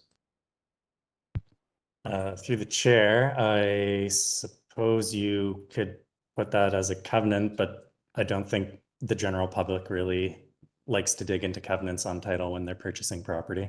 So aside from that, I think that, I mean, typically people rely on, I don't know, general marketing. If you're marketing a product, you're going to highlight the amount of available parking that's available to them. But I'm trying to think of like a practical way about doing that aside from a covenant. A covenant would be kind of, as far as the controls that we have the easiest access to, that would be it. I'm not sure I can think of anything else. Do either of you think of it? Mr. Valanescus. Yes, I think the covenant is the most practical way of doing it. And in this case, because there's rental, tenure, and ownership units, you could do a covenant that lets the owners know, and that's their responsibility to do their due diligence. And then a covenant that mandates that the rental tenure agreements include a disclaimer around how much parking is available for each unit. Councillor Pettingill, you have a follow-up on this? Yeah, sort of on the other side, if a covenant doesn't have a desired outcome, has there been any conversation as part of also looking at paid parking options of like what an outcome of this might be, and what is our capacity to respond with paid parking enforcement? Like, is that even necessary in this area? Just thinking of where the roads are and so on, maybe the distances are far enough that it takes care of itself, or like, was any of that sort of analysis or consideration done of like, this is a significant reduction in parking and there isn't great transit service yet and so on. So how do we look at what it would take to respond if we needed to, sort of in terms of parking enforcement and all those sorts of things? Through the chair, this has been referred to the transportation group, and I believe right now this is not within their work plan to expand paid parking outside of their study area. So certainly in future years, if this project was successful, something they may consider, but at this time, given that it's a development permit, it's not on the table. Mr. Valanescus. And just to add to that, I think we've learned from some of the other examples like Waterfront Landing, where I think signage is very important when the projects get close to occupancy. And that's where we would start those conversations with our engineering department around what on-street, like public parking, would be available for residents and what the signage program would have to be before people actually move into the area. Councillor Stoner has indicated she's got a motion ready. So Councillor Hamilton has asked very nicely if he could have the last question. Go ahead. Thanks very much. And this is regarding a motion. Staff have asked for requested feedback on the parking variance. How would you like that feedback? Would you like it as a comment in the when we're making comments on the motion, or would you like them explicitly as amendments to the motion? Comments would be acceptable. And with that, Councillor Stoner. With that, I will move the staff recommendation and provide my comments if it's seconded. Seconded by Councillor Hamilton. Go ahead, Councillor Stoner. Thank you through the chair. Thanks to staff for the presentation, for the proponents for the application, to my colleagues for the discussion. I am usually a very avid proponent of letting the market determine how much parking is necessary. And I am the first to be a little bit sad about the fact that we might be turning down 32 affordable units. But this feels like it's too far of a parking reduction for the location that we're talking about. Again, I'm open to other suggestions, but we don't have car share up here. We don't have bike share up here. If the proponent were to come forward with presenting those as part of the strata, then I would be more open to it. But what this is still at the top of a hill. Even with groceries potentially available there, even that's assuming that a grocery store would be viable in that location. And if there's a coffee shop and some neighborhood commercial, all well and good, people can maybe access their day-to-day things, but they are still going to be vehicle dependent in some way, shape, or form up there. And so I think that this personally for me goes too far. I don't know if it's possible to do all the parking in one building and then stack more housing in one of the other buildings. I would be willing to consider that if that makes it more viable. I'm not sure. There are other elements here that I think really push on some of our policy direction as well in terms of limitations in the number of 3-bedroom units, for example. I'm also willing to consider the shift in that for more studios based on potentially the affordability and who these are targeting. But I think the combination thereof just feels like it's all too much. And so if we're focusing specifically on the parking variance, I'll just leave it at it goes too far for even my comfort zone. And I usually feel like I'm pretty lenient on these pieces. And so would welcome a further conversation with the developer on how they might be able to alleviate or come up with different innovative options for shared transportation modes. I don't think we can rely on BC Transit to necessarily come to the table in the next 5-6 years with a strong amount of matching funding to expand our transit. As much as that's where our council wants to go, we know that that has to be matched by provincial funding. And if that amount of development were to occur up there, then maybe we'd see more buses. But we also have other areas that are already in the pipeline with development in the ground that don't have 15-minute service. And so right now the core transit network is going to be focused on better connecting downtown to Garibaldi Estates in the short to medium term. And this type of growth is not currently allocated in our 5 to 10-year growth plan for transit. So those two things don't match up for me to be able to support this level of parking variance at this time.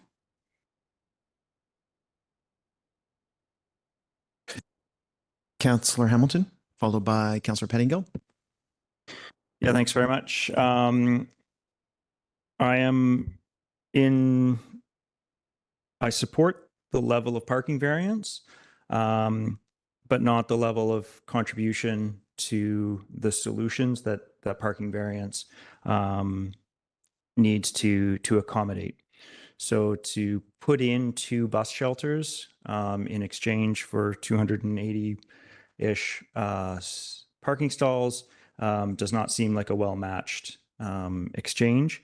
Our transportation master plan has $5.3 million in bus shelters. Like our budget, our expected expenditure for bus shelters is $5.3 million. If we were to say that this developments maybe, I'm picking a number here, $50,000 per parking stall to create. At $50,000 per parking stall, this development is saving $15 million. And I know that gets passed through to the prices of the units, but I think some of that money, a significant fraction, needs to be channeled into the transportation networks, both active transportation and public transportation, that are going to be needed to support this parking variance. So I'm supportive of the parking variance, but there needs to be a much more substantial contribution to our active transportation and public transportation networks to accommodate it. Thanks. Councillor Pettingill. Yeah, and just to be clear, it was the alternative recommendation that was moved. I don't know if I heard alternate, but it's the alternate that we're speaking to. I just moved the staff recommendation, which was seeking feedback. Oh, sorry. Okay, I misunderstood. Okay, I will support that then. just actually give me, I'll come back. I want to. Councillor Anderson, and I'll swing back to Councillor Pettingill. Thank you. I believe it was last year we considered a development application at Upper Finch Drive where we had a similar conversation, and the outcome, at least for me, was, well, in this case, we'll go with let the buyer beware. Of course, if it was a smaller development, and the other circumstance with that one, if we did fail in providing adequate parking, the spillover would be impractical. The impacts would probably, there'd be little risk. Here, I'm not so sure if there's little risk in not meeting the demand. I appreciate the efforts to come up with innovative options, a suite of options, and this would be a learning experience, and I appreciate the effort of staff and the developer putting forward these ideas, and we'll carry over and we'll explore these ongoing. In this case, for University Heights area here, I think we should be mapping out the risk. And this is a fairly constrained area geographically, so that it should be easier to map out the risk of undersupply, the risk for surrounding streets and neighborhoods. I appreciate the reference to being able to pivot on parking supply for the smaller units as referenced in Appendix B. Perhaps there's more pivoting that could be explored, not sure. In the spirit of Councillor Hamilton's comments about who pays for what and how much, there is a reference to, in future, the potential, quote, the potential reopening of Mamquam Road would serve to alleviate increased traffic to existing neighborhoods. Well, the developer proponent is not going to be contributing to that. And so that's another kind of on the ledger of who pays for what. That is something that our taxpayers are going to be paying for. Last fall, we had Sea and Sky development residents, and Mr. Valeniskas has referred to them, who include a large number of commuters. They're using the parking lot at the Squamish General Hospital, which is 1 to 2 kilometers away by foot. The university campus has a huge handicap with lack of parking. It means that this is a campus that is underutilized by the community for that reason. And I also finally remember Mr. Strangway himself during the development of the original University Heights neighborhood saying that there would be environmental benefits for narrower roadways and less lighting, less street lighting. And the council of the day actually said, okay. And later we had issues on those streets, not least for our fire trucks. So I don't want to revisit that. So with those comments that I hope you may appreciate what I'm trying to get across here. Thank you. Councillor Greenlaw. Thanks. I'm not in support of reducing parking, certainly not to this magnitude for this development. This neighborhood's already experiencing some parking discomfort, and as Councillor Anderson pointed out, there is little room for absorption if insufficient parking is planned for this neighborhood. And given the lack of access for biking, walking, and even transit to this neighborhood, I don't think it's prudent to allow a reduction of, what is it, over 30% of parking? Thanks. Councillor Pettingill. Yeah, in general, I am a proponent of not putting huge investments into parking, given the mode shift and everything we need to do. And the whether or not this is enough parking is, because this is a new development, is largely dependent on who moves there and what their expectations are. I think we've seen that people have traditionally had higher expectations than is realistic sometimes, and haven't necessarily investigated before moving into a place. And I bike to a higher elevation frequently, and it is an obstacle, even with an e-bike. So I think sort of this, I guess I feel like I would love to find a way to make this level of parking reduction work, but I don't think I see the pieces in place. So I will support the resolution because I would like to see this variance, but it's missing some parts to make it supportable at the end of the day. And things like maybe, I'm not sure how much we can require, but require that all advertising make clear the parking availability, that we have a plan or an understanding of when or how we as a district can get parking enforcement up there if we need to, how we would get the transit and the timeline, so we could have some of those understandings to make sure this works, and to make sure that we have employment matched to resident employment spaces. I know we can't control who works where, but to even see that there's employment spaces as part of a plan where a significant portion of the people don't need a car, then these parking reductions can make a lot more sense. But as it stands, in this particular location, it doesn't seem like a workable variance at this point, even for someone like me that's pretty aggressive on parking reductions generally. Thank you. Mayor Herford. Thank you. Thank you to staff for all the work on this. I think it's a very interesting proposal. Just recognizing where we are in the process. This is a development permit, so some of the uses are laid out. Like a lot of this is laid out through that process, and I think it's interesting where feedback from the community is concerned around increased traffic and a lack of parking. So constraining the parking constrains the number of vehicles, which would reduce the traffic that occurs if development occurs on the site. And development will occur on the site and likely laid out with the constraints we have in our development permit area. This puts us in an interesting quandary. I think we do have opportunity here to create a really compelling space. It does have the rental, the below market rental, the market rental, the childcare is huge, and I really like that.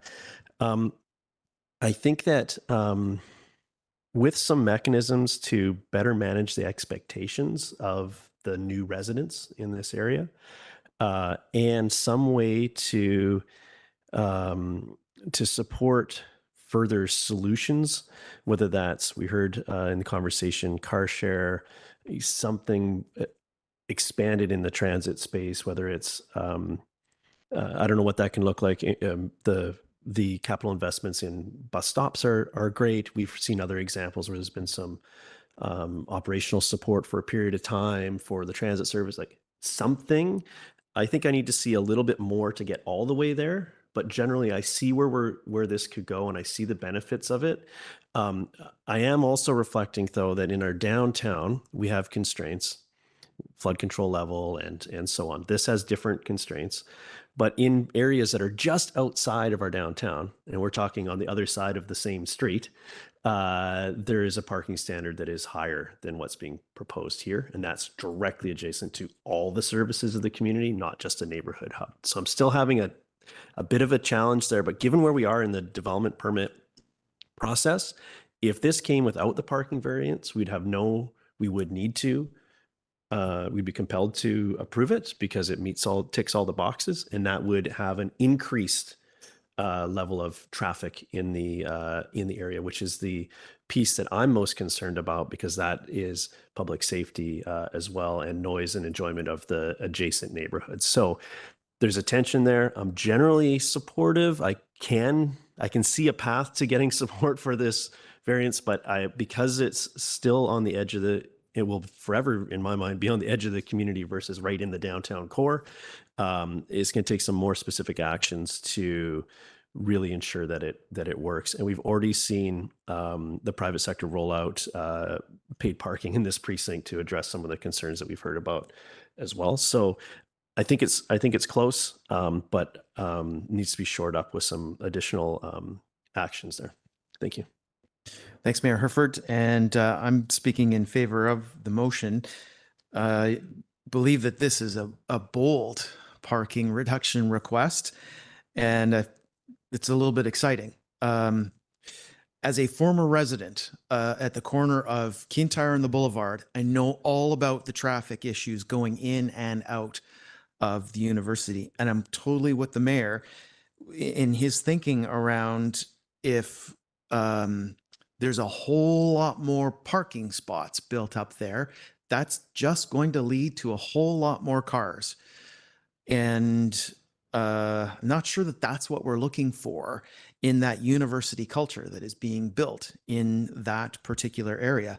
And that's really what this is going to take for this kind of reduction to be successful, is a culture that is not centered around cars. Yes, cars will be needed in that area.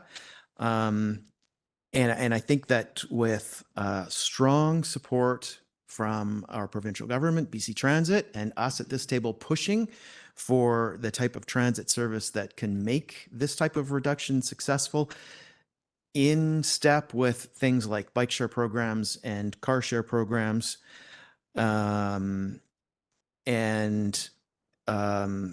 safe pedestrian and cycling infrastructure in and out of the university site.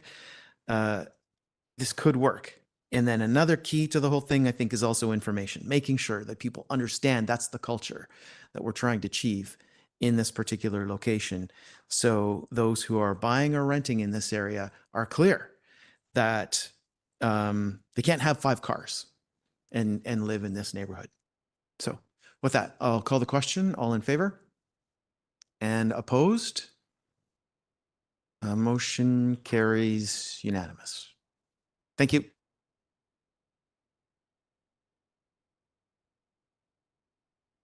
And so next up we have age-friendly community plan.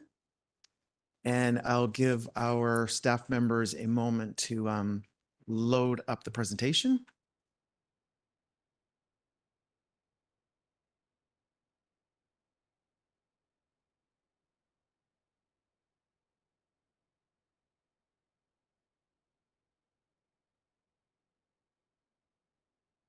Wow, that was quick. And so with that, I'll turn it over. Please. Hot squile. Hello, everyone. I'm really excited to be here today. My name's Keely Kidner. My pronouns are she, they, and I'm the Equity and Inclusion Advisor here at the District of Squamish. I'm going to speak to you today about the Age-Friendly Community Plan, which has been a project that's been going for the last year or so. Before I start, I want to say a special thanks to the Age-Friendly Committee members, some of whom are here today. The elders of the Squamish Gurdwara Sahib and the Squamish Valley elders, all who participated in our community conversations throughout this process. I also want to give a special thank you to the coordinators who supported the engagement and research, Kurt Wasson and Prabnoor Sidhu, who is here to present along with me.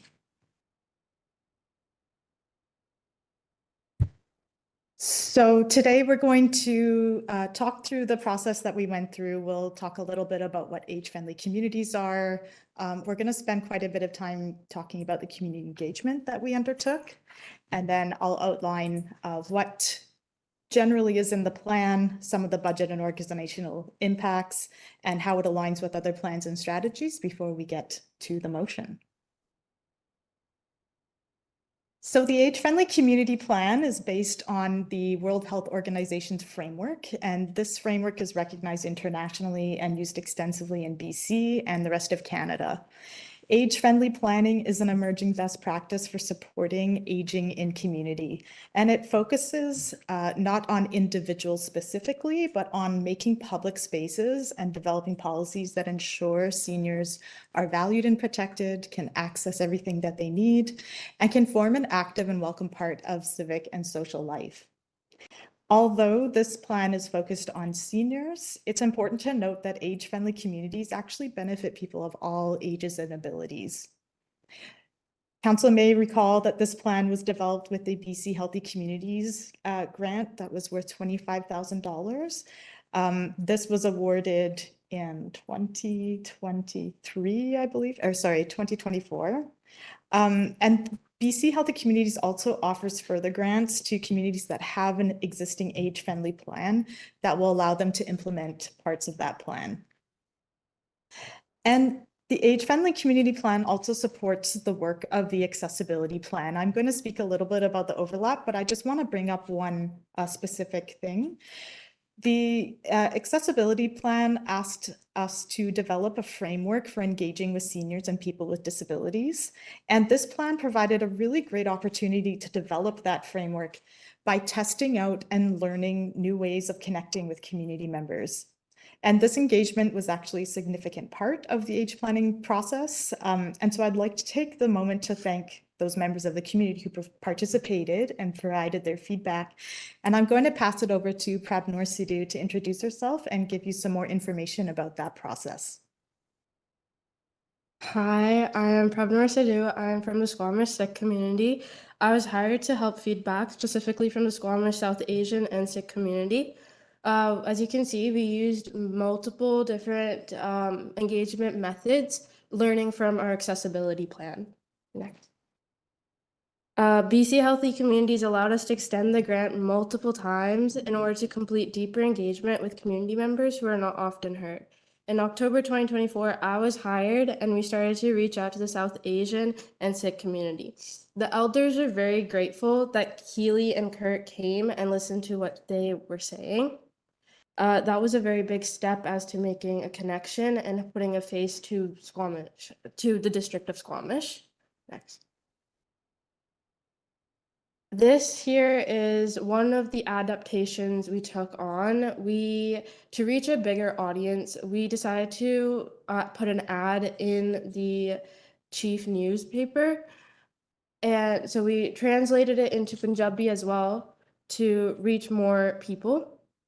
I recognized that when we were filling out the surveys in person, that they were very difficult for the elders to respond to because they were never asked for feedback and all the questions were very open-ended and we couldn't really get what we were looking for. So I took it upon myself and made new questions in Punjabi that helped them guide their thinking, and we got more feedback that we never ever were found.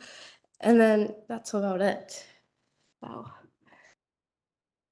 Thank you, Pravner. So as you can see, we benefited greatly from Pravner's connection to the community and the work that she did with us.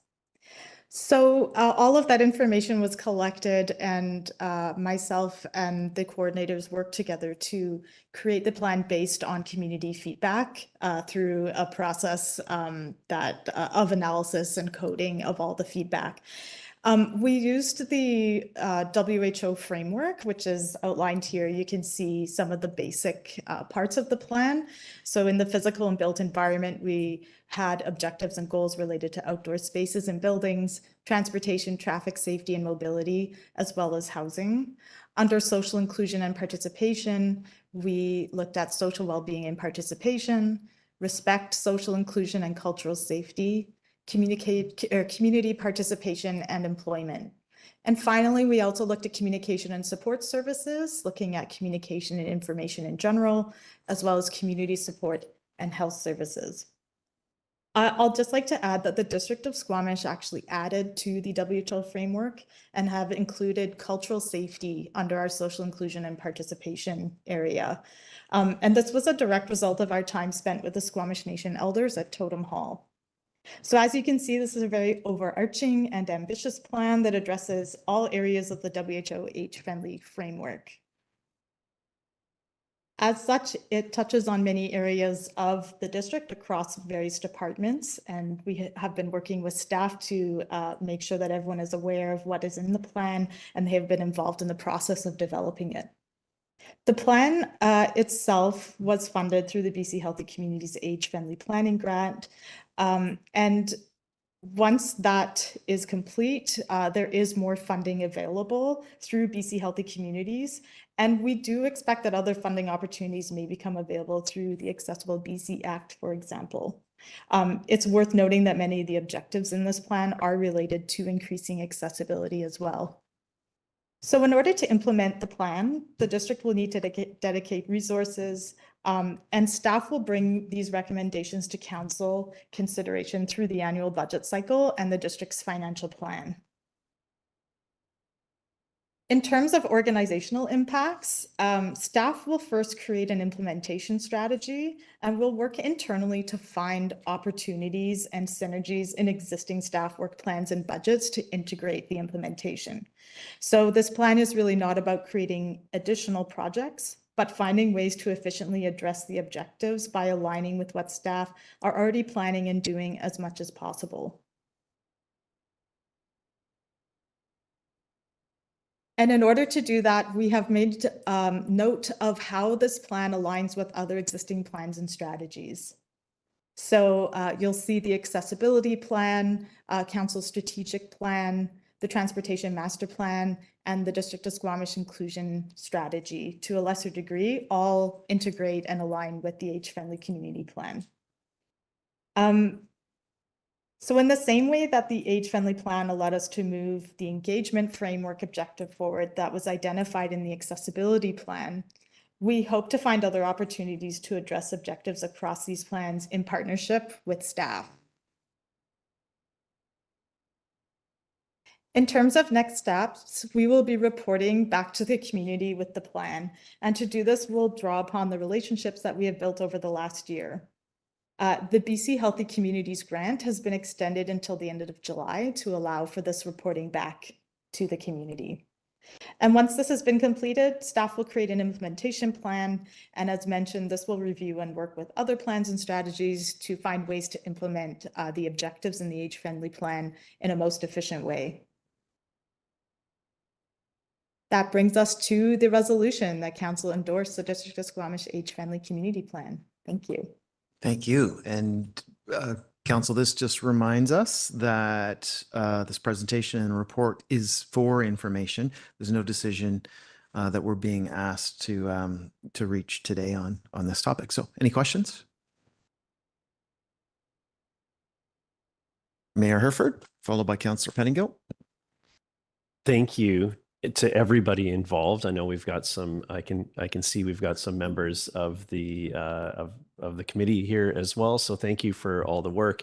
I can ask a question that's just in one area and could likely be applied to others. Like in one of the goals, in goal 5, it talks about streetscapes being well lit. And I can see lots of benefits of this, make sure it's safe to move around, both from people feeling physically safe and being able to see where they're going. But we have other policy around dark skies, and we've done these streetscape design work with there's a lot of things happening here. So how do you see recommendations such as this sort of running in or working its way through our organization when we have perhaps conflicting goals but may exist elsewhere? I'm using lighting as an example, but how do you see that working going forward? Through the chair, that's an excellent question, and there's always going to be some negotiation. We like to think about this in terms of what I call multi-solving, finding those elegant solutions that solve multiple problems at once. And I think any of this work that reaches or comes against conflicting goals would be something to address with staff and subject matter experts, while also making sure that we're continuing to do engagement in a way that is respectful of the community members, drawing on what we've been learning. So that would be something that would happen on a project-to-project basis, working with staff. Councillor Pettingill, followed by Councillor Anderson.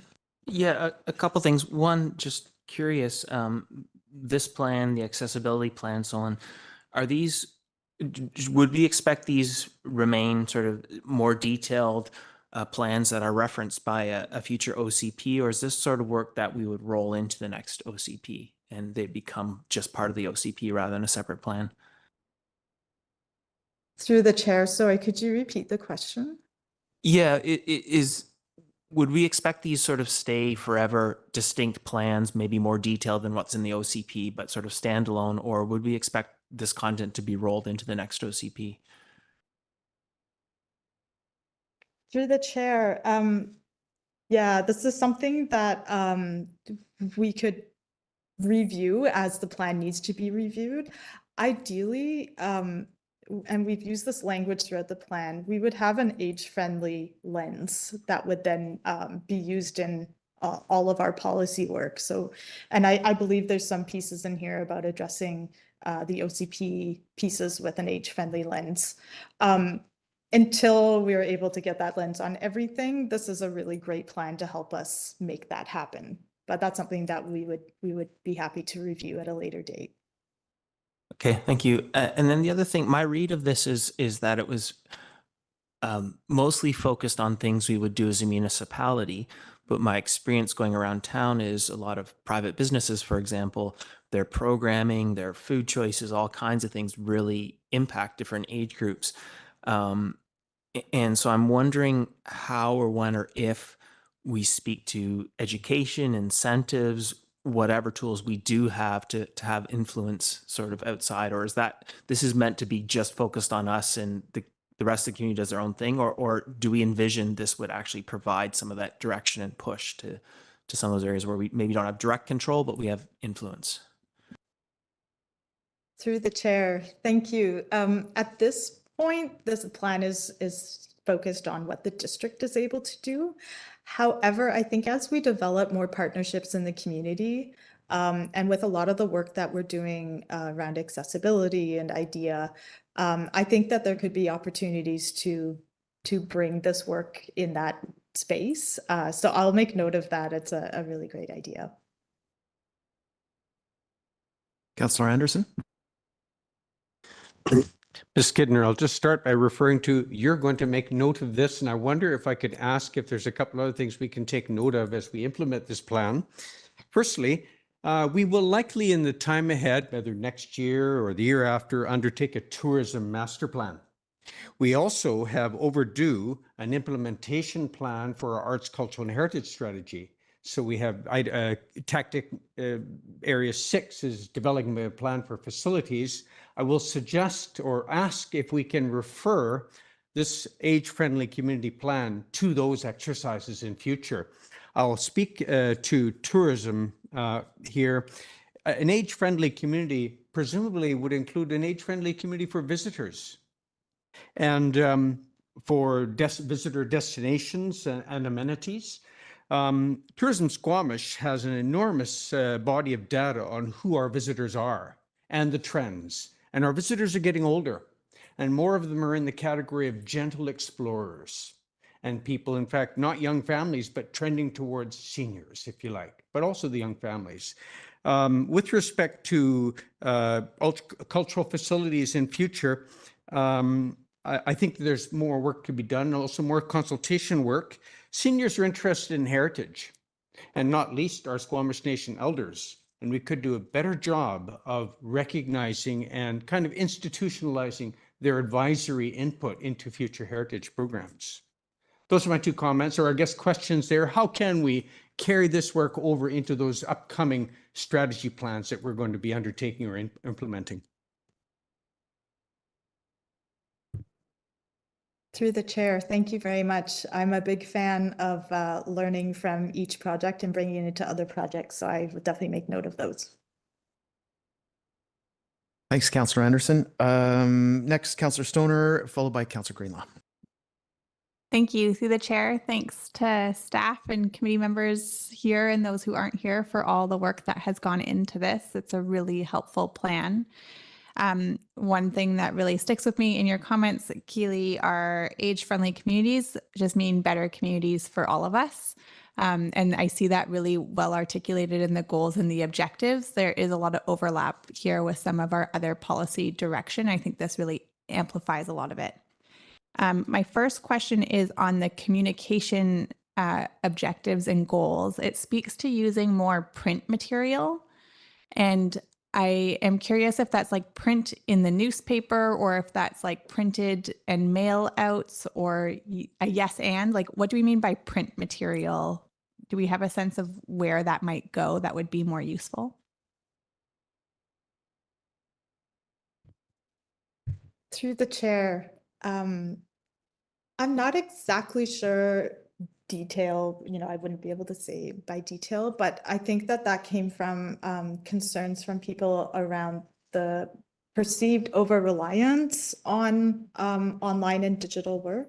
And this is something that we're also working on with our accessibility work as well, just recognizing that not everyone is able to use a QR code, for example. Yeah. Definitely. And a really valuable insight for sure. And I appreciate that there's somebody from communications here too. There's lessons to be learned across all of our work in here. Similar to that, I am curious around the translation of materials. And that seems like it was a real success. If that's something that we can easily integrate going forward, or if that's something that would require like a referral to budget.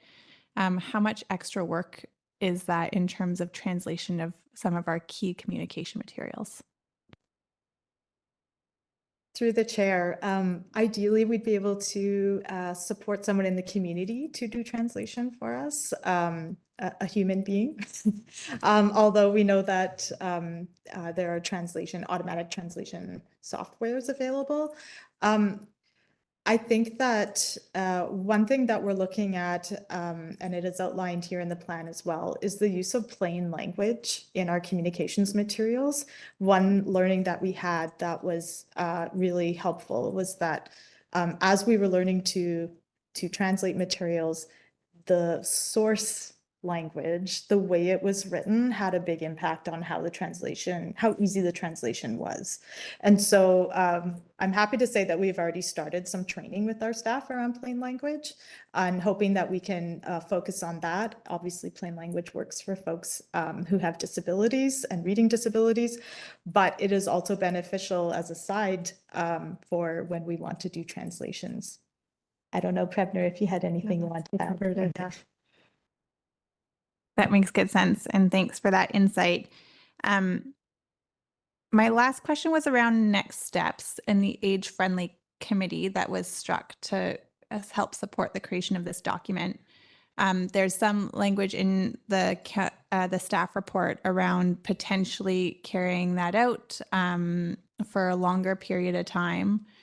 And I just wonder, again, going back to this concept of age-friendly communities mean better communities for all, and we've heard from different sets of our community, but folks with accessibility challenges, older age folks, youth council.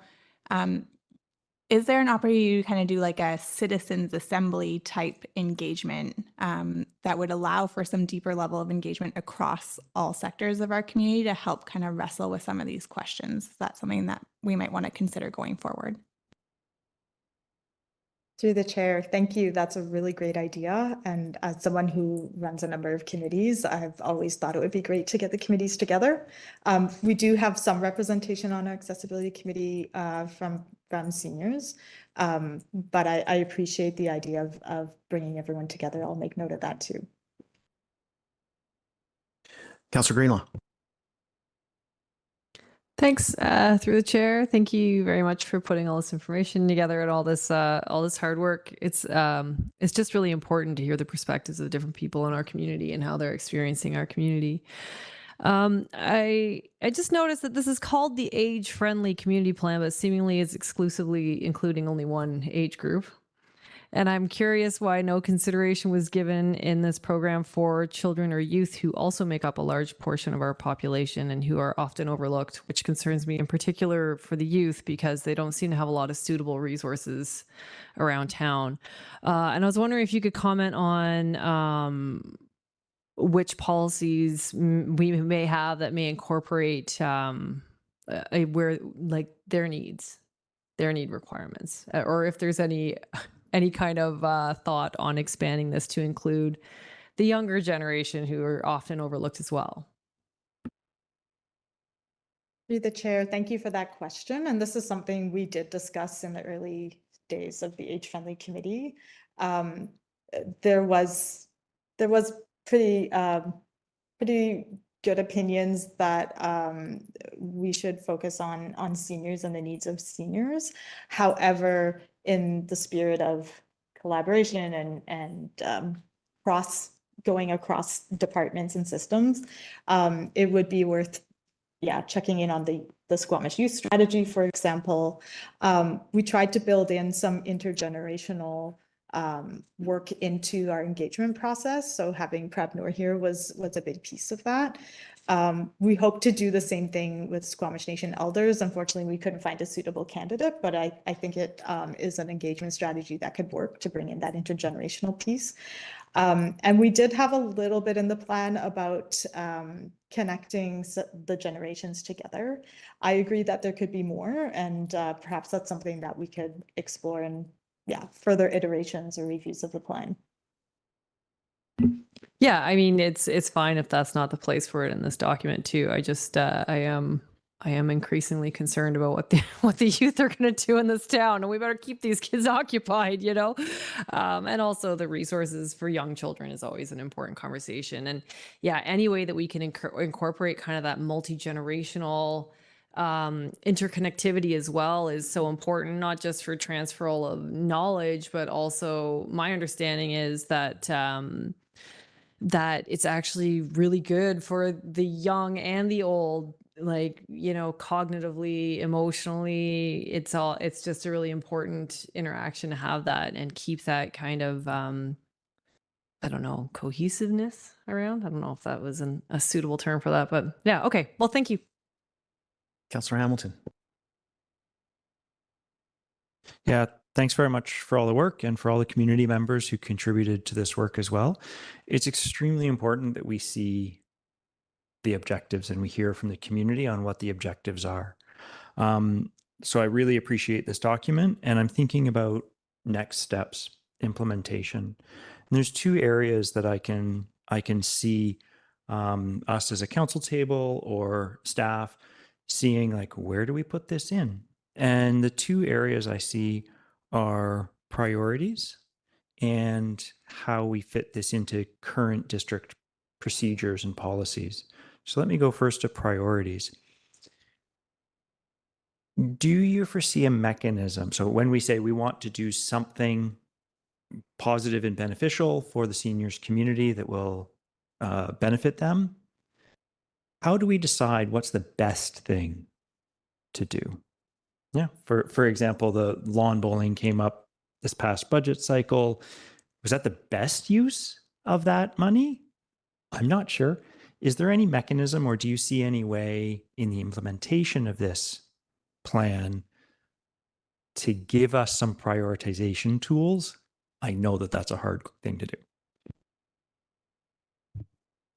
Through the chair, thank you. I'm going to draw upon my experience with the accessibility committee, because I feel that that is was a similar experience where we had a very overarching plan and needed to decide what we wanted to pursue. In that work, we actually got together as a committee and ranked every single objective in the plan, keeping in mind that the people on that committee are the majority of people living with disabilities. And then I went to staff and got staff rankings on the feasibility. And from there, I was able to create a matrix of, you know, the low-hanging fruit, basically, the high priority and easy to do. I foresee that as being another something that we could do. It has proven fairly successful. I will also say that this plan, the way it was developed, similar to the accessibility plan, we were able to develop it in consultation with staff. So every objective in here has been seen by the staff that would be responsible for that. And that conversation was also about, what are your priorities in your work plans? How could this fold into that? And finding ways to sort of understand what is coming up. So in a lot of sense, this will be embedded into work plans, I hope. But yeah, when it comes to prioritization, that is something that will require maybe a little bit more work. And I imagine that would come out with the implementation strategy work. And my second piece of that, where I see this implementation really being able to make changes happen, is in our own internal procedures, in how we do what we do in all the areas, but with this lens of an age-friendly lens or a senior's lens. And we heard just a few moments ago in a DP variance application that the accessibility piece was looked at from the ADP, from the thank you, advisory design panel. And do you think that there's a place, are we missing something in our district procedures, in our development permit areas, or our how we go through the planning of the buildings that we build, should we insert something in there that requires us to look at this age-friendly lens, or do we have that well in hand from a development perspective? Through the chair, it's a good question, and it's something I might need to think about. I'm not entirely familiar with the development process, although I'm familiar with the EDP. So there's a possibility, but I think that would require some more analysis of systems, basically policies and procedures. Through the chair, I'll also add that I think that was one of the outcomes or recommendations of the age-friendly plan, is to look at that specifically. So as Keely and the team go through implementation, that'll be reviewed in more detail. One more follow. You're done? Okay, great. Last question from Mayor Herford, and then I want to get us to a motion. I was actually going to move the staff recommendation, and I speak to it if it's seconded. Ahead of me. I'll second it so that you can speak to it. Okay, thank you. Thank you so much to everybody involved in this. It's as you said, an age-friendly community is a community that works well for all of us, and we're all hopefully we're all headed to the senior category and would benefit from this when we get there, if we're not there already. So I think there's a lot of great work in here around what those possible next steps could be. We just heard about one in the development, working through our development processes, but there's many examples. And I think this will serve us well to inform our work going forward, to ensure that we are making investments that do benefit everybody in the community. And I particularly enjoyed the presentation with engaging with the Sikh community and what it took to make that happen. And these things don't just happen, which we've just heard about the process required to get that. So I'm really happy that as an organization, we are actively seeking out those voices that are hard to find, and we don't see those represented in a lot of our outreach efforts on our various initiatives. So I really hope that those lessons get applied more broadly as we go forward, not just as a result of this process, if not embedded in the plan itself. So thank you so much for all that work. Happy to support. Thanks, Mayor Herford. And I too am speaking in favor of the motion, and I'm looking forward to the implementation of the action items. A few of the recommendations jumped out at me as potentially being pretty easy to implement. As an example, with seniors now more than ever sharing the 55+ activity center with folks of all ages for a few years, it seems to me that creating seniors programming at the Squamish Public Library makes great sense. So just generally, I support all the goals and objectives in the plan. Councillor Pettingill? Yeah, also happy to support this. I do want to sort of echo some of the, I guess, kudos around the engagement. We know there's been gaps in some of our engagement in the past in terms of the Sikh community, Squamish Nation, and others. And this is an example, I think, where I see this group really went above and beyond what we have done in the past and started to figure out. And I think we saw there was lots to learn, and hopefully that will serve us as we repeat this and improve it. And hopefully these folks can expect to be engaged a lot more, and that will make our community better for it. I also, thinking back to our climate plan, and one of the strengths there, I think, is that it speaks to what the whole community will do and community outcomes, not just the municipality. And I think we've ended up in a place where there is a lot of things, and we've identified that aren't in our direct control, but education, incentives, we still find all sorts of tools to push things. Sometimes it's community pushing us, sometimes we're pushing the community's holding businesses accountable, and everyone's sort of working together towards the same goals. And I see a real opportunity here with this sort of plan for that same sort of thing, and where we set community expectations and we're holding businesses accountable and so on. And I think when I talk to people about accessibility and age friendliness, a lot of the comments, maybe equal measure, I get aren't about what we're doing as a district. They're what private businesses are or aren't doing. And so I think there is, again, a lot of opportunity. And from what I've seen, some businesses are having great success. And so there are things we can do. And the ones that maybe aren't so successful yet, I don't have a sense that that's their desire. It's maybe just what they don't know. And so I think there's real opportunity to make this a truly community aspiration and expectation. But this is great work. And thank you very much to everyone. Any other comments, Council? Councillor Stoner? Thank you, through the chair. Also happy to support endorsement of this plan. Great work as mentioned previously. And I think also looking forward to the implementation pieces and recognizing the effort that has been made in order to try and align this with existing work plans and existing work, I think is really helpful. And it's also important to identify where there are gaps there and where we need to realign our work in order to support this, because we know that this is a priority of our community, of our council, and of our staff. And so I wouldn't hesitate in the implementation plan to really highlight those areas for us at this council table, especially if they are going to require additional budget ask. It's really got me thinking in the section on community engagement, how we can do better.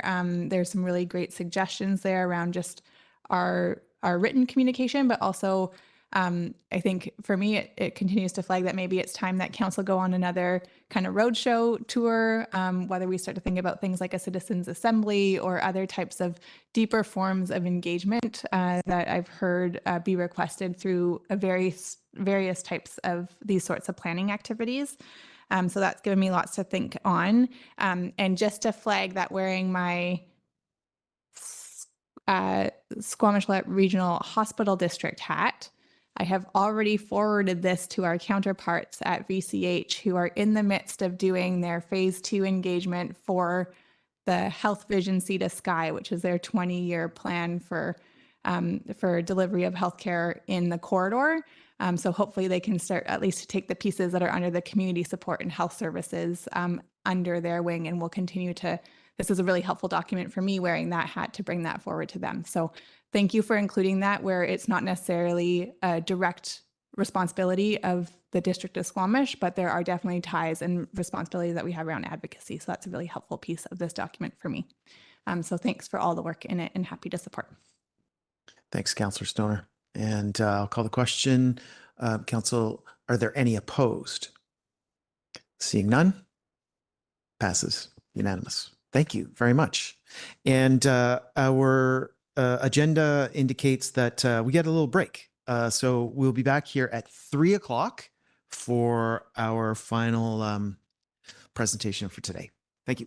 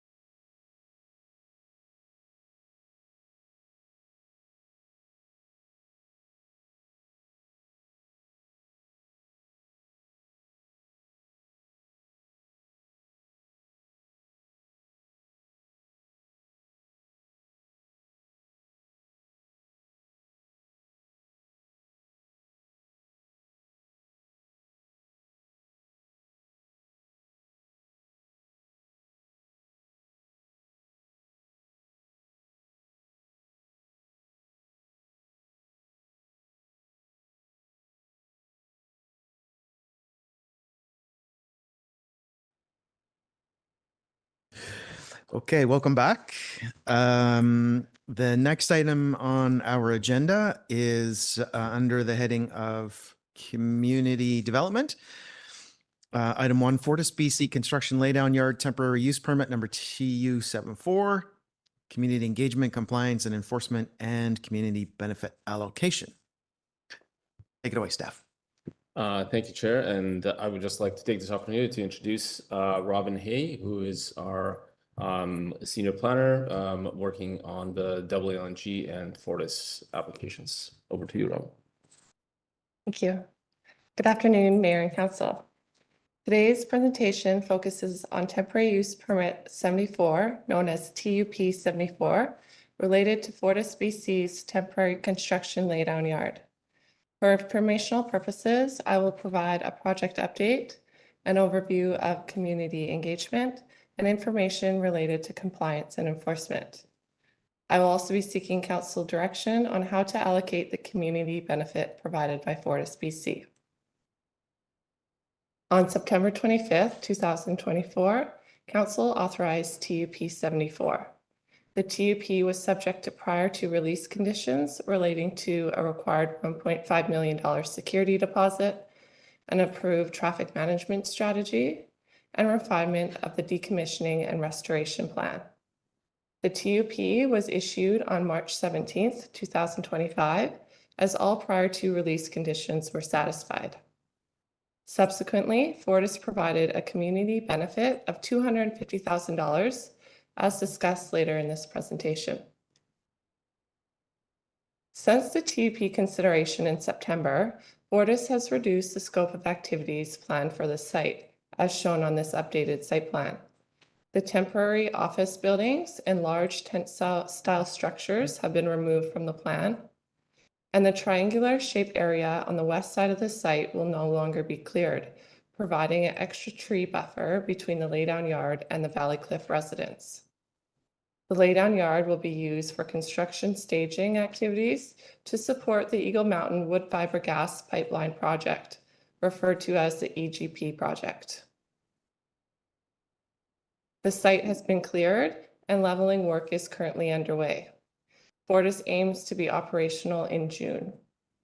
The TUP includes several conditions to mitigate impacts on the nearby residential area, including installation of a sound barrier along the southern and western side of the site, which is planned to be installed the week of May 26. There are also ongoing noise monitoring requirements.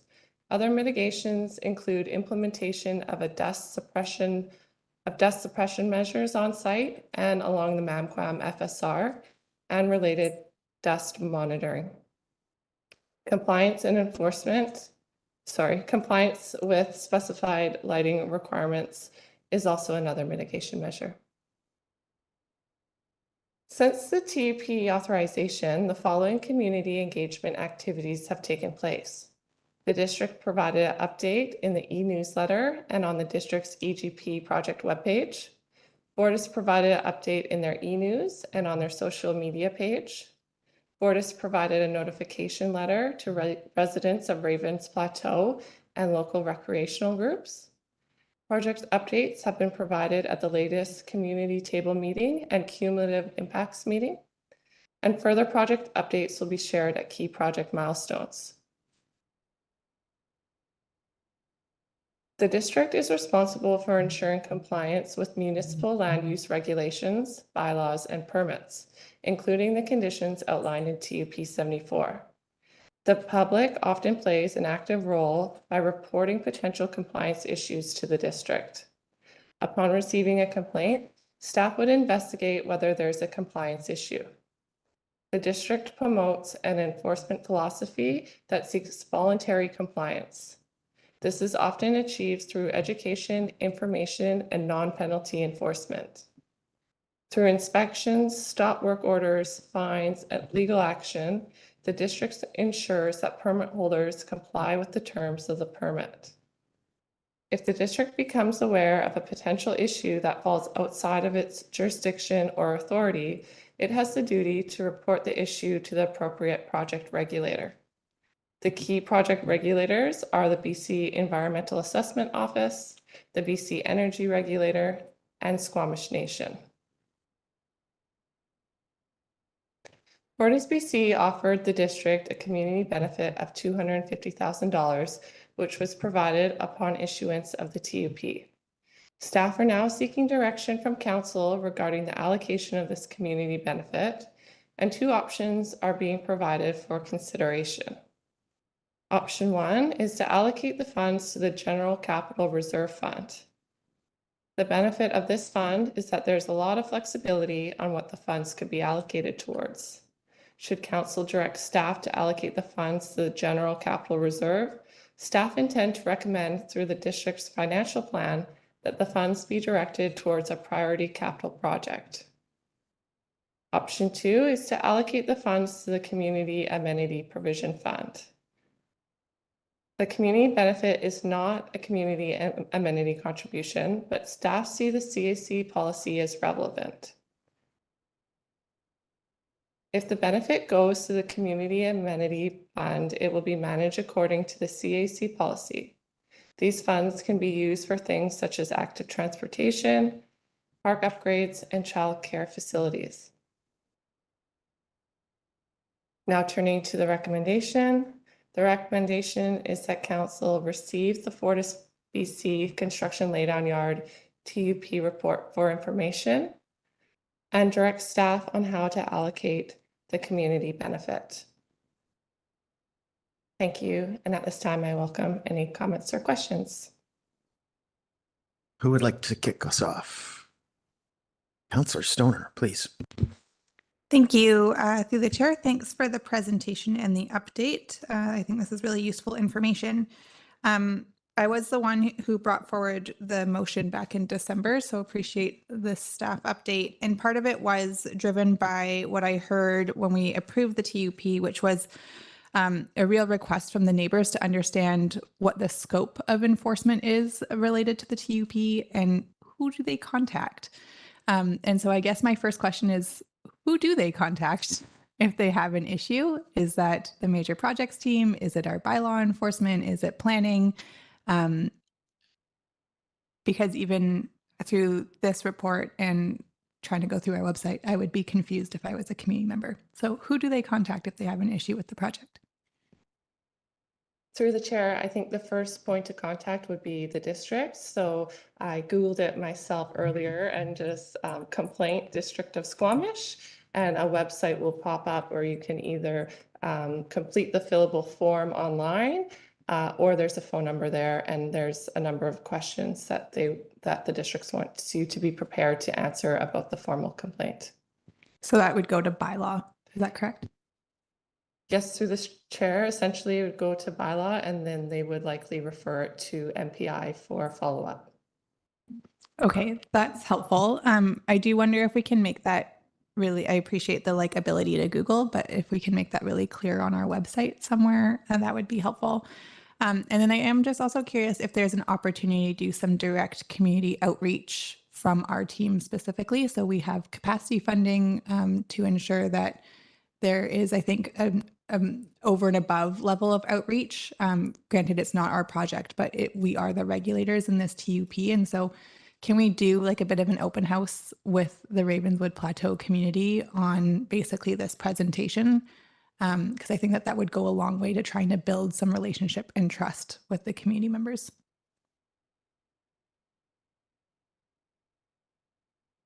Through the chair, as this wasn't part of our work plan, I think if council directs staff to undertake that, we will certainly take a look at our work plan and see where that can fit.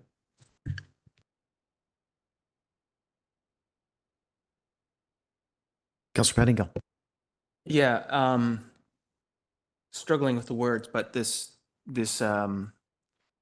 money provided by Fortis, with any of the options, one of the things, and it's, I guess, somewhat related to the project in general, but trying to understand the risk from the pipeline and what that does in terms of our density along the route and what we're comfortable with.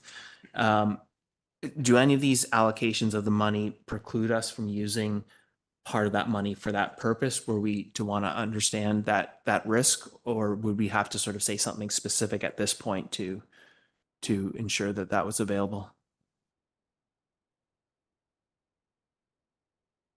Through the chair, it's not something like that wouldn't normally be subject to a community benefit or a community amenity contribution.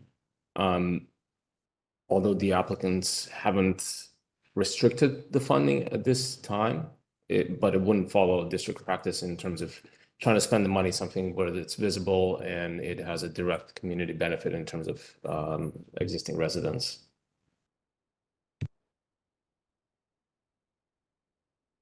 Okay, well, it would impact the development ability and so on, in theory, or could, depending on what the risk analysis said.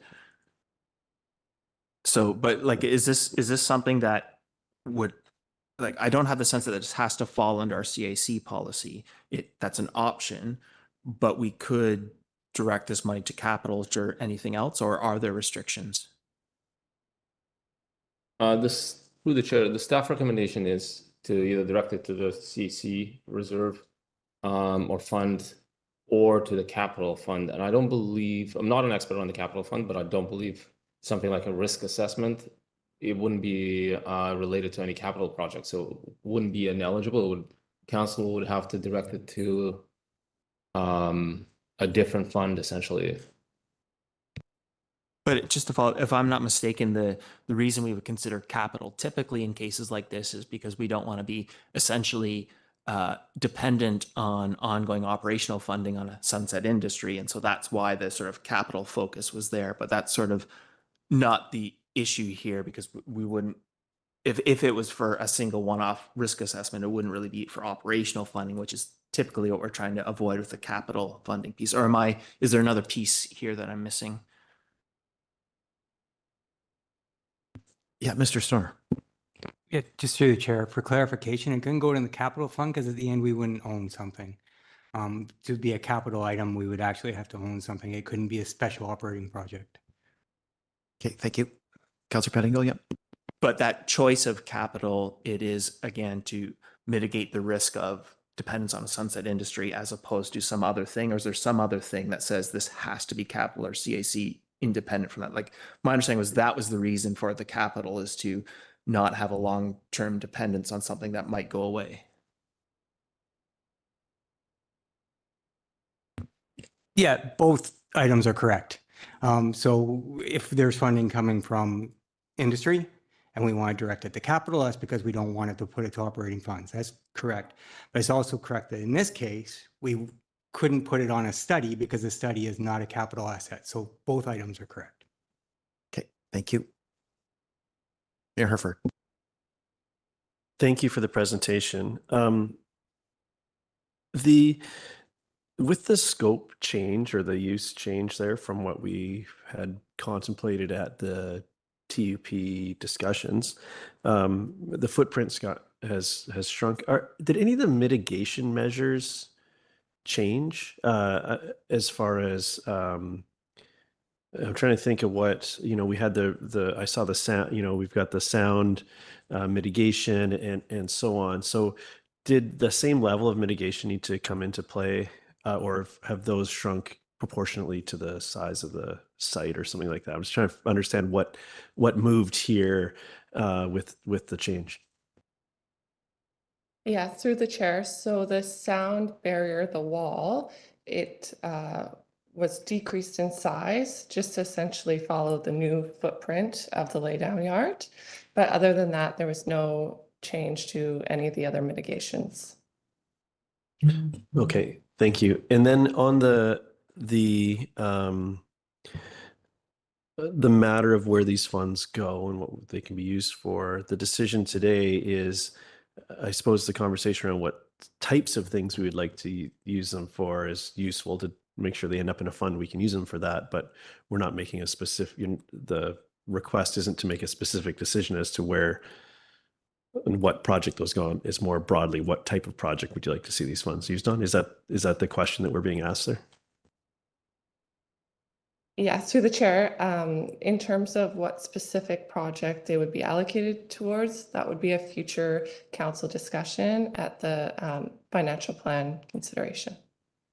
And just to add to that, part of this is that the preference would be to attach it to an existing project or a planned project. Otherwise, it creates additional work for staff essentially to work on a new project. Even though it's funded, there's always the staff capacity that goes along with it. So for that, on that point, so that's why you've read the recommendation's been, or it's narrowed to those sort of two options, because we have things that already pull from those buckets that we could fund. So it's a funding mechanism, not a initiate a new project with this new budget item, is how staff have been approaching this. Yes, through your chair, that's correct. Councillor Hamilton, you've follow up on this? Yes, follow up. And maybe I was misunderstanding what it meant to put monies into a reserve. So normally when a development we have a CAC contribution from a developer, and that goes into the CAC fund. Those monies, we don't then later in budgeting say the 1.2 million that came from this development is being spent on this thing. We just spend X amount on item Y. Is this process going to be different? Are we going to be, Mr. Valeneskis, your response seemed to indicate to me that we were somehow later in this process going to be deciding where this $250,000 goes, as opposed to just it went into the general capital fund and it got spent on general capital items. Wait, do you understand my question? Thanks. Through the chair, that is a great question. Thank you for that. It happens both ways. Sometimes community amenity contributions have strings attached to them. I can think of a few examples where we get money from independent power operators, and there's some, it has to be spent on recreation. So we do track those strings attached. And when we come to council at budget time, staff make sure that if it's pulling, on those funds, then we're spending it correctly. But generally, in most cases, there are no strings attached. It just goes into one of those buckets, and then council decides how generally to spend those general funds on a specific project. Are there any strings attached to this one? No. Councillor Pettingill's related? Yeah, just sort of coming back and just making sure I understand. So, I understand with wood fiber general taxation, we have policy where thus far we've said towards capital because we didn't want operational funding dependence. But this is sort of a one-time CAC-ish type thing. And just in the last proposal, we were talking about, because part of that CAC be a 5 or 10 year contribution to transit, for example, which would be an operational thing. So is there a specific policy that restricts necessarily how we might use this money in this case? Or is it really, we could decide any fund, capital operating and so on and so forth? Or through the chair, I think it will depend on where council decides to put this money. If it's a capital reserve, then there are policies around what that can be spent on. If it's a CEC reserve, then we do have a CEC policy. It's a bit more general, but the amount, the focus is a bit narrower. It's recreation, childcare, things like that. But just in this case, again, because it's not general taxation attached to a project, it's this sort of CAC-ish type thing. So could we say, well, we'd like this to go in the general operating fund, for example, in this case? Or is there something that prevents that? Even though there are no strings attached in our discussions with the applicants, as I recall, there was always an expectation that this is going to go into some kind of a community project. So I'm not sure, we'd have to talk to the applicants to make sure that that lines up with their expectation, because they did provide the funding, and discussions we had were that this would fund some kind of an amenity or a capital project.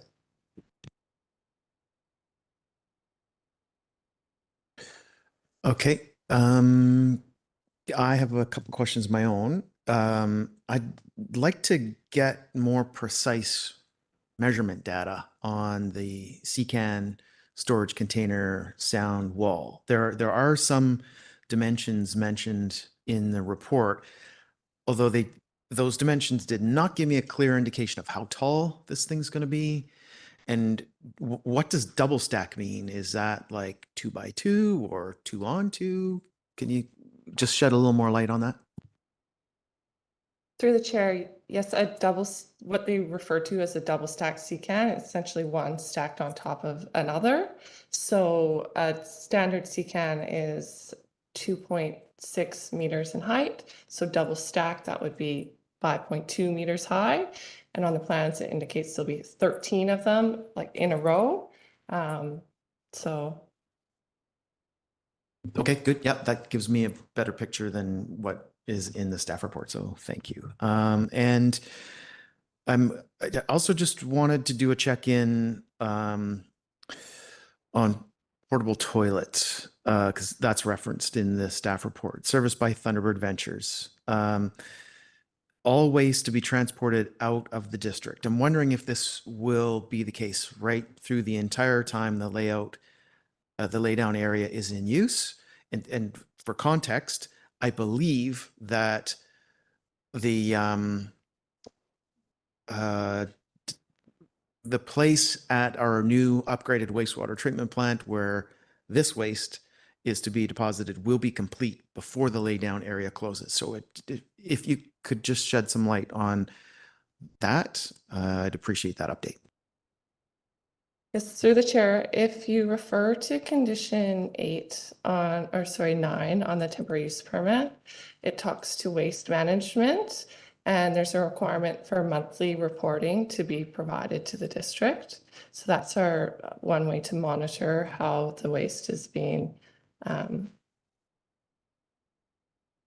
transported and where it's going. So there's nothing in this permit that prohibits the applicant from using our local services. But it does say in the permit condition that the district may restrict the use of local disposal facilities for waste generated at the laydown yard at any time during the term of the permit. So there is opportunity to do so. Okay, thank you for that clarification. Council, any other questions? Are we ready for a motion? Councillor Pettingill. So I thought we had had discussion about not processing waste from the project in general. Through the chair, I understand that is a condition with the WLNG project. I don't understand that to be a condition with the laydown yard and the EGP project. Oh, okay. So we may have to come back to that. That was not my understanding. It was the project. So. Mayor Herford. Thank you. I was ready to have a motion, test a motion. I move to the staff recommendation, which is to essentially receive the report and then direct staff to allocate the community benefit provided by Forest BC to the CAC fund. And I'll speak to it if it's seconded. Seconded by Councillor Anderson. Go ahead, Mayor Herford. Yeah, thank you. I appreciate our conversations wandering into the conditions of the permit, but we had a discussion and a vote, and we've issued a permit with these requirements on them. So I think that is where we are. I think that the conversation today has been about, ensuring that we get a good outcome for the community. We've done what we can to mitigate the impact of this overall project on particularly the adjacent neighborhood. So I've heard I think that some additional clarity around to the community, particularly in that area, although in that area, or even really along the alignment. In this case, we have a TUP to enforce conditions of, but when urban works happen more broadly across the community, we want to be clear where they should go if they have concerns about what they're seeing. And to me, it doesn't really matter who the regulator is, where if the individual member of the community should be able to make a complaint if they see something that they want to complain about, and then things should go on from there. In this case, the TUP. So I do think some specific effort around that neighborhood to ensure that they know what's happening, and whether or not that's in conjunction with the proponent or not. I would like to see some efforts, specific efforts there. But I am happy to see that the overall footprint has shrunken and the mitigation measures are all still in place, so which would hopefully make them even more effective. And I do think the CAC piece is the appropriate place for this. It's a community amenity like or adjacent contribution, and we have a lot of projects that would do with funding from that CAC fund, and I think that's sort of in line with the at least what my expectations were during the discussions of this permit. So I'm happy to see them there, and hopefully we can advance some of the move up some of the work on our CAC delivery. So thank you. Councillor Anderson? Yes, speaking in support of Mayor Herford's motion, I also agree that the community amenity contribution option, community amenity provision fund option, is the preferable one. No doubt it would be for Fortis BC, it would be their preference, but for the public as well, and for the public receptivity, that perspective also. We have, I just doodle a list of park facility bricks and mortar projects. There's quite a number. I think in active transportation, between active transportation, child care facilities, and park facilities, just to name three categories in our community amenity contribution policy, there's a well articulated list of projects and bricks and mortar initiatives that this money could be applied to. Thank you. Councillor Stoner?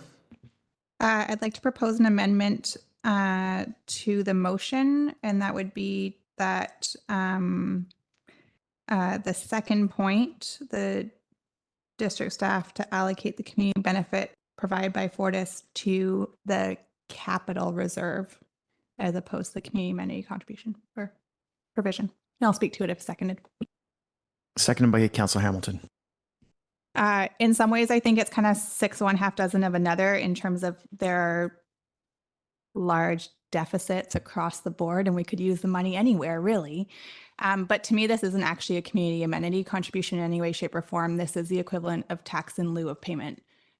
Because it's a temporary use permit, we don't actually tax it for what it is because it still falls under the resource level. And so it should actually just be taxed in lieu of taxes, and then it should fall under our general capital reserve and not be seen in any way, shape or form as an additional amenity. This is just the cost of, not even the cost of doing business in the district of Squamish if they were being taxed appropriately. So I think that this still falls short, but if anything, it should fall within our general capital reserve. Thanks. Councillor Hamilton as a seconder. Yeah, I agree with the move to move it into the general capital reserve. Of course, we can have the debate about which reserve needs more money or which we spend more money from. 6 one, half dozen the other, as Councillor Stoner says. But I think this is more in line with the capital, with the general capital reserve, as this really is there's no mechanism for taxation in this for this project. But there are impacts to our infrastructure and to our community that are well deeper than community amenities, and those benefits that are, in my mind, additional on top of the core infrastructure needs that our general capital reserve pays for. Thanks. Anybody else wish to speak on the amendment? Mayor Herford. Thank you.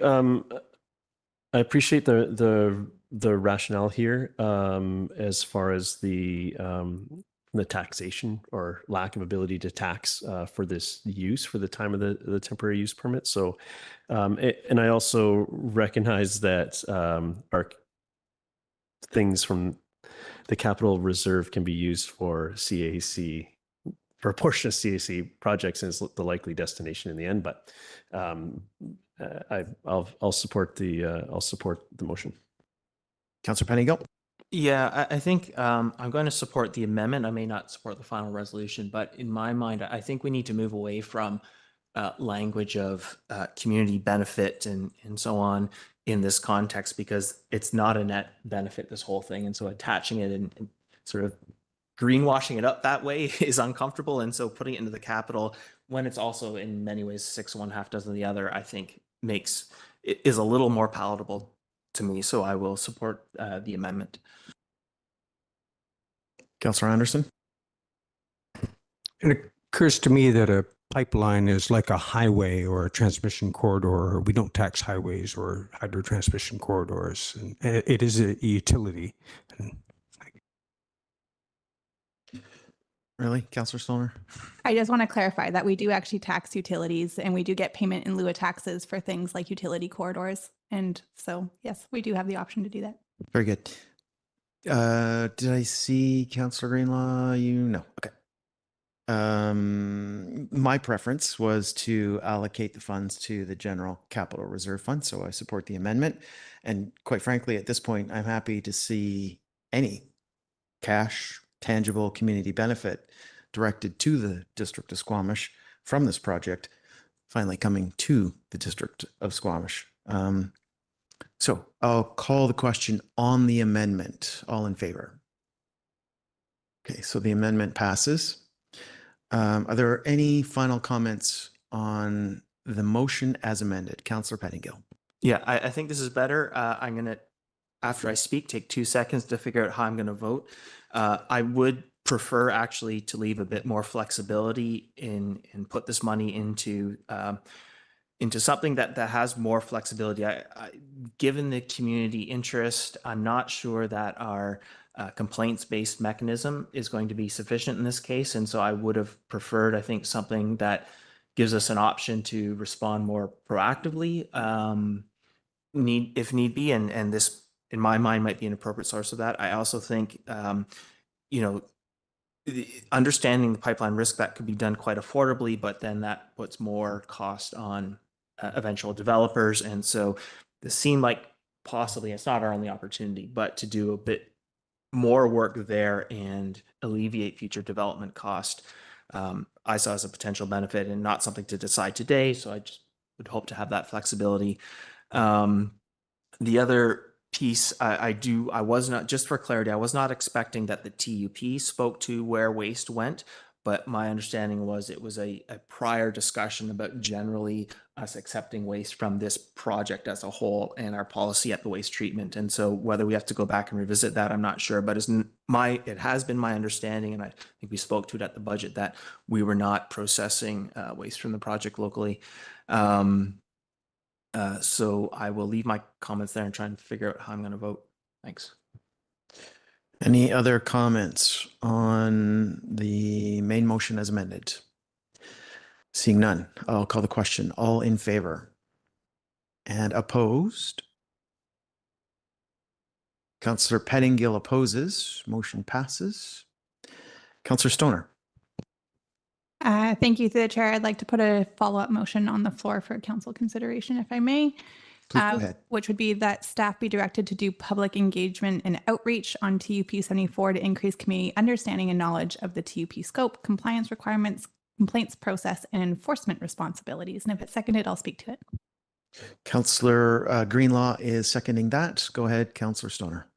Thank you. Through the chair, as per one of my initial questions around outreach, this was something that I heard loud and clear from the community when we went through the TUP process, that they wanted to know, they wanted to have a face to the complaints process and to better understand where our responsibility lies with respect to the TUP and other orders of government or jurisdiction, and who is actually responsible for enforcement. And while it's unfortunate that that is falling on our doorstep to do that work, it's not necessarily our project. I don't think the proponent is doing a good enough job. We do have some level of capacity funding that has supported this work to date. And I think in my at least support personally for the TUP when it came for a decision, It was in line with also being able to provide this level of comfort to our community and those particularly who are in the immediate vicinity of the project, to be able to do a little bit more direct outreach and have some more forward-facing work on what the TUP means for them. And so that's why I'm putting this motion forward, and I hope my council colleagues will support it. Thanks. Councillor Greenlaw, did you want to speak to this? Sure. Through the chair, I think we have heard several times from numerous, from a large portion of our community, that they feel that the communication around this project has been inadequate, and I feel that the laydown yard has been no exception to this. In fact, we've had a lot of concern going into this, a lot of feedback, and I feel like we could be doing more to help them. At least know where to report and who to talk to. So I'm happy to support this motion. Thanks. Councillor Penningill. Yeah, I will also support. I think it's important. From some of the local businesses, I still haven't heard that, community interactions and concerns are being addressed. And so I think we do have to step in here. In my mind, and my expectation is that this is using the capacity funding. This is directly sort of administering and processing, in my mind, the permit, and that we are sort of responsible for. So to me, under that understanding, it makes sense. Thank you. Further comments? Seeing none, I'll call the question. All in favor? And nobody's opposed. That passes unanimously. Thank you very much. Oh, I think I know what's next. Motion to terminate, moved by Mayor Herford, seconded by Councillor Greenlaw. All in favor? Motion carries. Thank you, everyone.